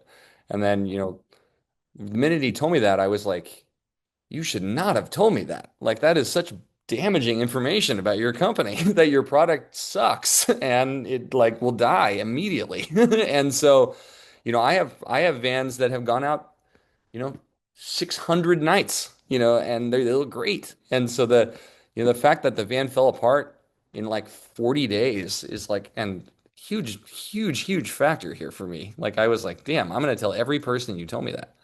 And of course, we have the respectful, I'm not going to say which company it was, but this is, renting really exposes your product. We don't like to hide behind our like the flashy Instagram of our product. If you came to the shop, first thing I do is I show you like an old rental. So you can see like this is the worst your van will ever look. And it looks great. And so, we're strategic, we're honest, we're transparent about our designs and our pricing. A big thing in business is the customer always right? No, the customer is only right if they know what they're talking about. They need to have sufficient information to make an informed decision. It's really easy to take advantage of a customer. Kevin, am I silly to think I can use a ProMaster 1500 or do I have to go to a 2500 high roof? I've been here since the start. I know you're not a fan. Thank you both for the free program. I've learned a lot. If you buy a ProMaster, it'll be a terrible mistake. I would not buy one, but I would definitely buy a 2500 if not. Your ProMaster will cost you a lot of money. Like 5 years ago, ProMasters cost $30,000 less than Sprinter. I can find you a Sprinter for less than you could buy a ProMaster yourself. I highly recommend against that. But generally speaking, do not buy a 1500. Definitely not. The 136 ProMaster is not particularly big enough to do what you want to do. They don't sell the 1500 in the 159 size. And so I would definitely get the 159 size and I would go 2500. Take it from me. I've rented ProMasters. I've lived in a ProMaster. I have tons of friends that have ProMasters. It's not that I'm not a fan. They're just terrible. And anyone that knows anything about this will tell you the same. You'll end up spending way more money overall buying a ProMaster. Ram is terrible at buying parts. Like one of my last ProMaster rentals, we got rear-ended and the doors cracked and they got, rear end, so I had to replace the doors. Chrysler told me it would be like 8 months to get new doors. So I ended up like going on a network of like pick and pulls, and I found a ProMaster with like doors I could refinish at a junkyard in Birmingham, Alabama. I paid a courier to have them sent here. We got them repainted. I got them put on the van. I did the whole thing in like 4 days. I was like so proud of how good we are at this. And that's like, it was a fun story. But generally speaking, they're terrible. And anyone that owns them will tell you the same thing. I can't help myself. I talk and give your name several times a week. I want to share how great your company and product are. Everything you do is so ethical. Thank you. That's really nice. Yeah, JH, don't buy a ProMaster. They're terrible. I'm just telling you.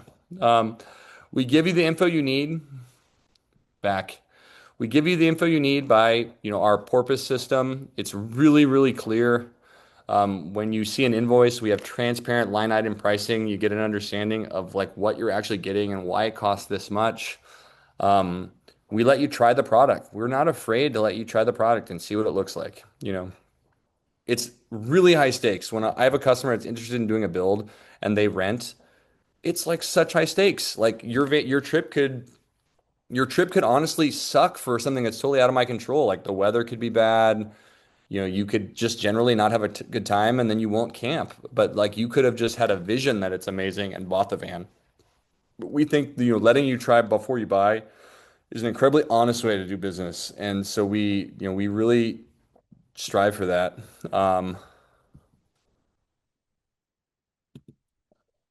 Okay.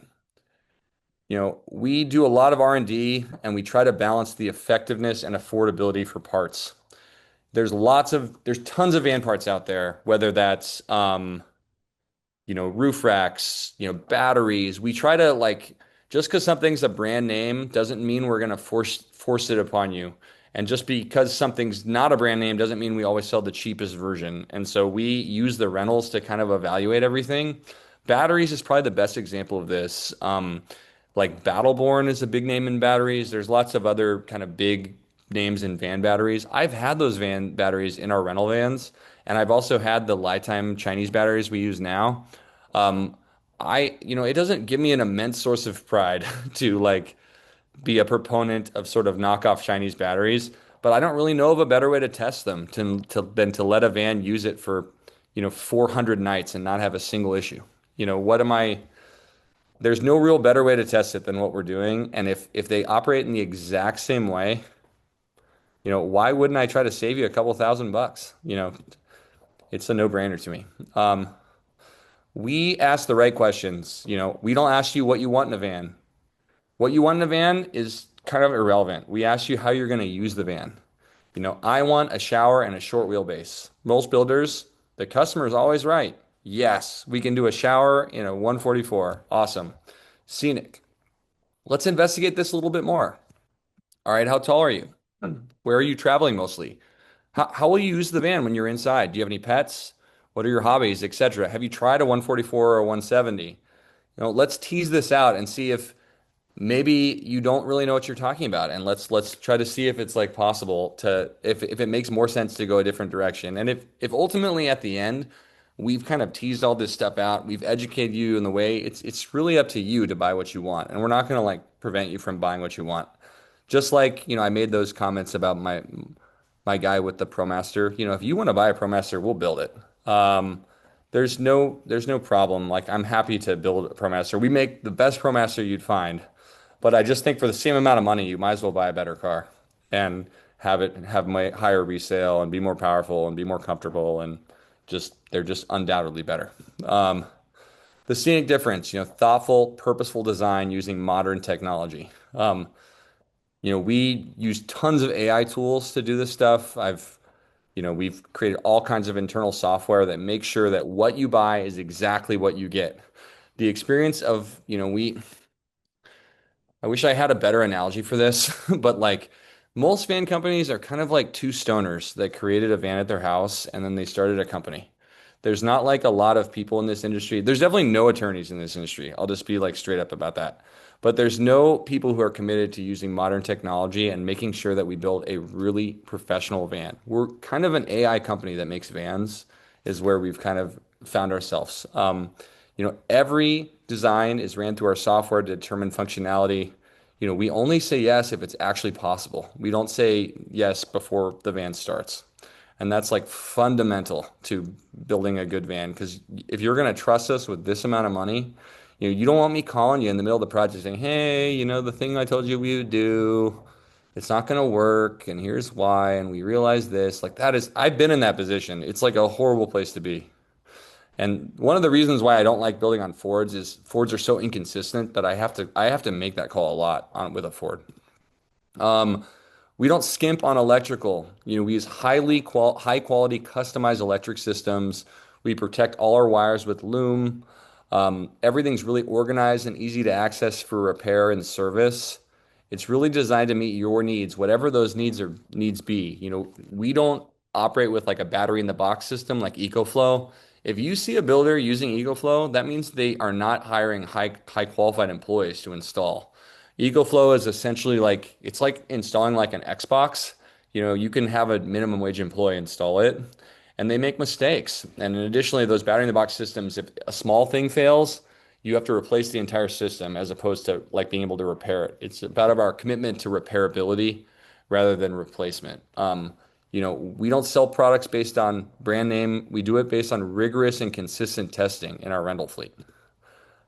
We don't skimp on material. We only use high quality material: bamboo plywood, marine grade Baltic birch, pre-finished framing boards, cabinet grade paint, luxury vinyl plank, industrial grade cushions. The cushions we buy, the company that I hire, we don't do our own upholstery. We're not good enough to make upholstery that's that good. And so the company I hire, we use this material called Krypton, and basically when liquid gets on it, it just beads off. I had a customer early on. We started using Krypton. She came in, wanting to do her build after going on a rental, and she said to us, I didn't want to say anything on our rental, but I spilt an entire glass of red wine on your white cushion and it totally didn't stain. So whatever was on that cushion is what I want in my van. And I really appreciate her telling me that, because I'm like, I'm going to use that spiel every time I talk to people about our cushions. And so we use really good cushions. They're not cheap. It's something that's worth spending money on. The company we hire, they do a lot of like retrofits for like movie theaters and things like that. Places where the cushion can be sat on hundreds of times. And I've never had to replace a cushion. I had to replace one cushion one time because it got stolen, not because it got damaged. And so generally speaking, the cushions are incredible. We use all marine grade wiring. Everything's loomed, high quality materials, super thoughtful, purposeful design.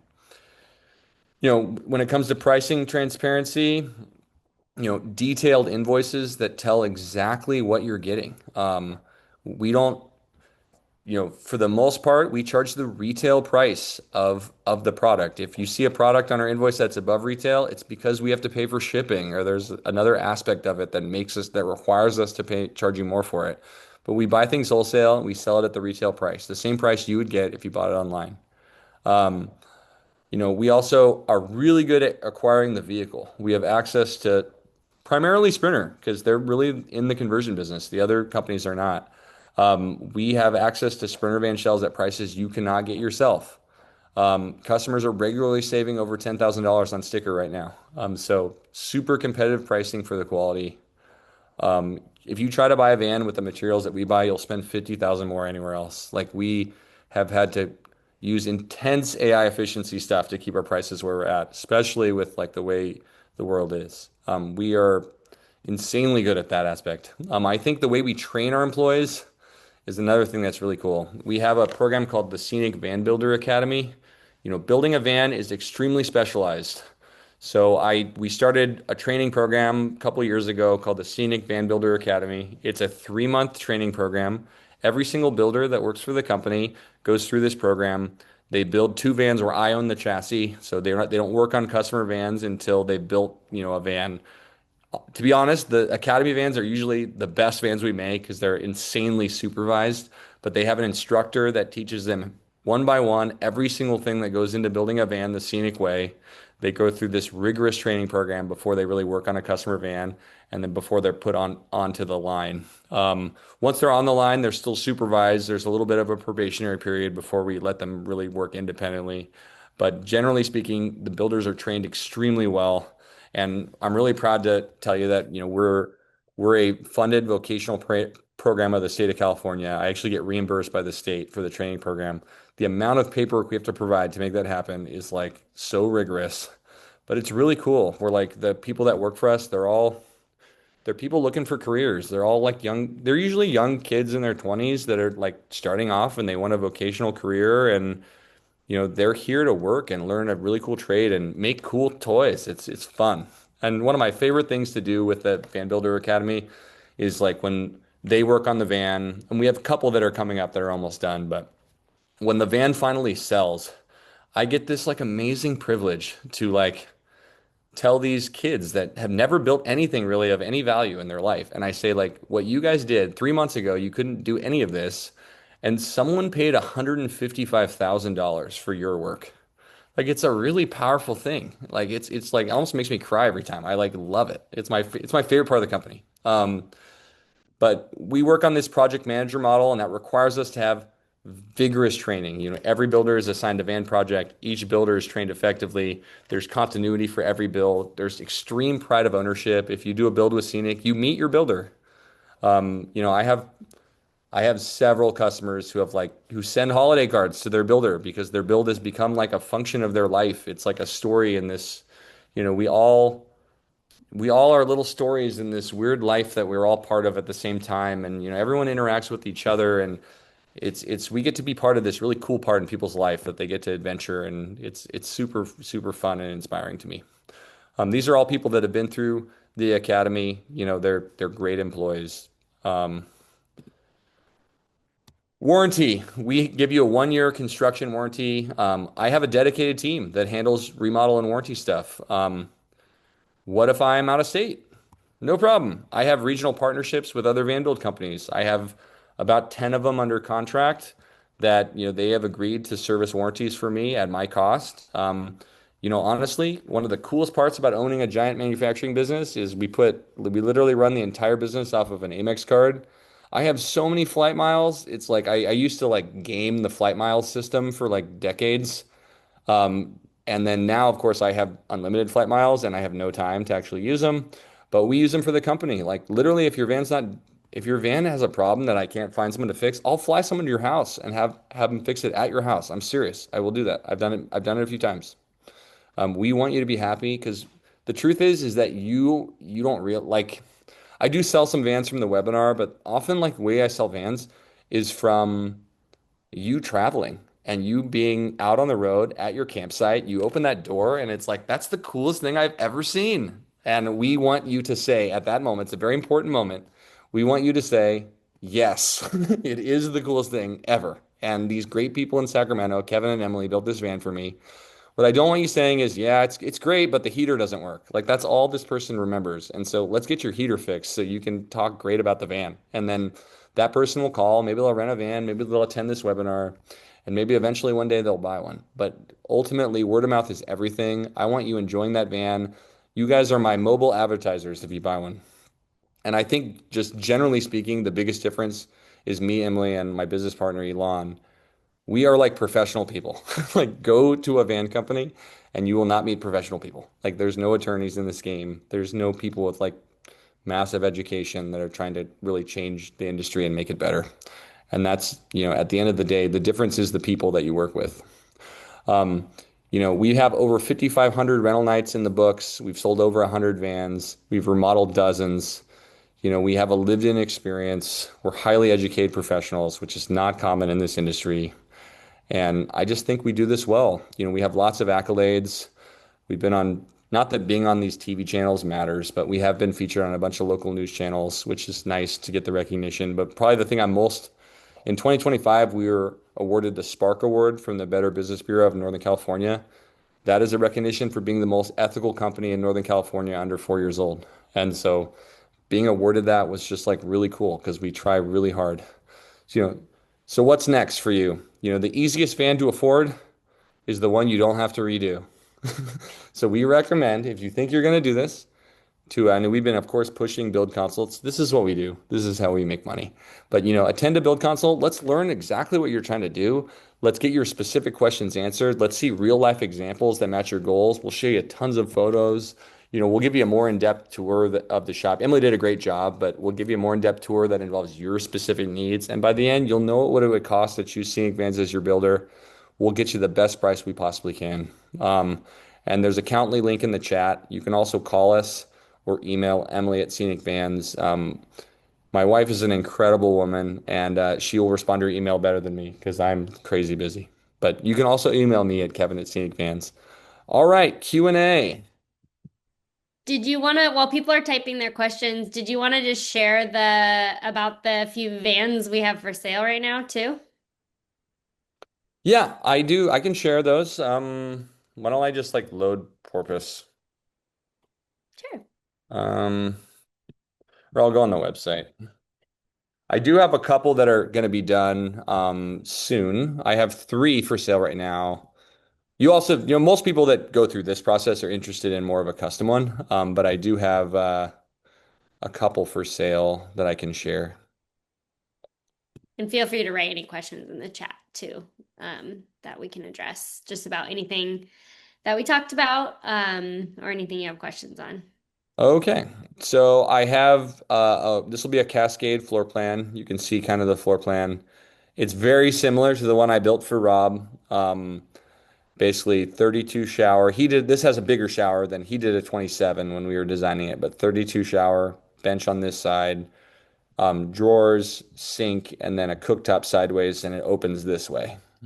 Super nice, dual swivels, silver gray exterior, roof rack, AC, heater, happy hour table, which I didn't talk about. That's a table that extends outside the van. You can set like a appetizer tray or your drinks on it. It's super nice. King bed in the back. 600 amp hour basic electric system, which is plenty. 33-gallon water tank. Epic van. Here's some photos of prior ones. It's under construction, so these are just examples of how they look. But very similar to what it will be like. It has white walls, the white birch as opposed to the bamboo, and then it will have Hamilton blue cabinetry. And then we're also doing a Zion. That's that 144 with the shower. This guy's under construction. The price is 137. It'll be completed end of July. This is essentially the pre-sale price. When it's done, we can get more for it. So we're going to raise the price when it's done. But it's nice to have it sold before. It makes it's easier for us if it sells before we finish. And plus, it's late in the game. It's close enough in the game that we probably can make some changes if there's things that you wanted. But here again, some floor plan examples. This one has that chest fridge style. It's going to have, shower. This is actually going to be sample of what I'll look like. This is a photoshopped color. We try to make the color right, but our robot overlords are not perfect at the AI change, but pretty nice. Does this one have a sample of what I'll look like? No. And then I do have a used one for sale that's in great shape. I think it's a good deal. It's a 2024 rear-wheel drive used. It's for sale for 90. It only has 39,000 miles on it. It's a pretty basic van, but it was one of our best early on vans. I actually used pictures of this van for marketing for like a year. The customer had a great time. They did 49 states. They didn't make it to Hawaii in their van. I told them what the hell. But maybe next time we'll get into that amphibious market. But the van is in perfect shape. It's been totally redone. If there's something that you want on it, we can do a remodel job and fix it. It's a great van. We can not fix it, but we can add stuff to it. It has bug screens. It has an S-bar heater. It does not have an air conditioner. One could be added. Has a composting toilet. Super nice. It has like the clock radio, which kind of is a bummer. But aftermarket, you can get a screen here if you want. But that's basically it. It is a white rear-wheel drive, which is, not as desirable as some of the other colors, but it does have the slide-out tray, which is a nice feature. We have a question. Do you typically have completed vans for sale? I'm retiring at the end of the year and can't get IRA money until January of 27. I typically don't have completed vans I typically have some. I'd say we have one for sale a month. It depends. Here's the skinny, is I sell spec vans when I need to fill slots. We build 15 at a time. So typically, there are times where I sell like 15 and I fill the slots. There are times where I don't. And so typically, I'll sell, basically if I do a spec van, it'll sell eventually. And so I just buy the van and kind of get started on it. And I build one that's like similar to what people generally want. And then, so I typically have one or two going. By January, it's hard to know exactly what I'll have. One of the things you can do though, is you could, there's, you can do a custom build and we would just start in January. You could reserve your spot, for example, so that right when you get your money, we're ready to roll. There's ways you can finance, if you're going to finance it all, it's probably better to do it before you retire because you can use your current income to base the loan off of rather than your IRA stuff. And so unless you're going to pay cash for the whole thing, but if you're going to use any financing tools, what I would do is let's do a finance deal of some sort, and then you can just pay off the loan, when you get your money. Then you don't have to wait till January. But TV, we do offer TVs. They work better on the long wheelbase than the short wheelbase. Do you want to show kind of on a cascade where it would be? Yeah. It would be like on the other side of the bed. So like, do we have any pictures? It would be like on this wall right here. We don't recommend you buy a TV. They're kind of like big, and I personally think for the cost of installing a TV, I don't win this argument all the time, but this is just my own opinion. For the cost of a television, you can buy like the biggest iPad you can buy. And then you can connect to like streaming apps a lot easier from an iPad than like a standalone TV. Like everyone's had that experience when you first buy a television And you have to connect it to Wi-Fi, and it's like you have to use the remote, and it's a big pain in the ass. Well, if you have that TV in there, that's how people usually watch TV now, is through that. Um, you have to connect, every single time and do that. And you connect to like your phone, or if you do get Starlink, which we do offer Starlink, we do install it. Starlink's just pretty expensive. Like Starlink, so they advertise that they sell Starlink for $50 a month. The $50 a month version, you only get like 50 gigs a month. That's enough to watch like four movies. Typically people want the like the fully unlimited version, which is 175 a month. It's kind of a lot of money, I think, for something that like if you just have an iPad, you can buy an iPad with like cellular data, and you can just connect to a cell phone. You can download stuff on it and watch it when you don't have service. It's also a little bit more versatile. You can put a piece of Velcro on the back of it and just plop, stick it on the wall. That's what we did when we lived in the van, and it worked great. I highly recommend that method. Um, Funding. Yeah, I didn't really go into how people pay for these, but there's ways to do it. I would say most people finance the vehicle and then pay cash for the build. I talked about it a little bit, but you can finance half of the build into your vehicle loan. But if you want to finance the whole thing, the van has to be complete. Oftentimes, our completed vans sell before that is possible, typically. And it's hard for us to like take a deposit and hold it because I can't find out if you get approved until after the van's done. And so that's typically how that goes. Um, any other questions you have for us? For the few that made it this long, 21 people made it all the way to the end. I'm proud of you guys. Let's see what I can stick around for like 10 more minutes. If people have questions, ask away. You got me, you got my expertise on the line. You got Emily's expertise, which is probably better than mine. I don't know why I talked this whole time. But let's ask away. I'm gonna stick around for 10 minutes. I know there's probably people that are on here that maybe left it on and aren't actively here. But if you want to ask any questions, go for it. Again, thanks. I'll check out your website and Porpoise. I love it. Thanks, Kay. Appreciate it.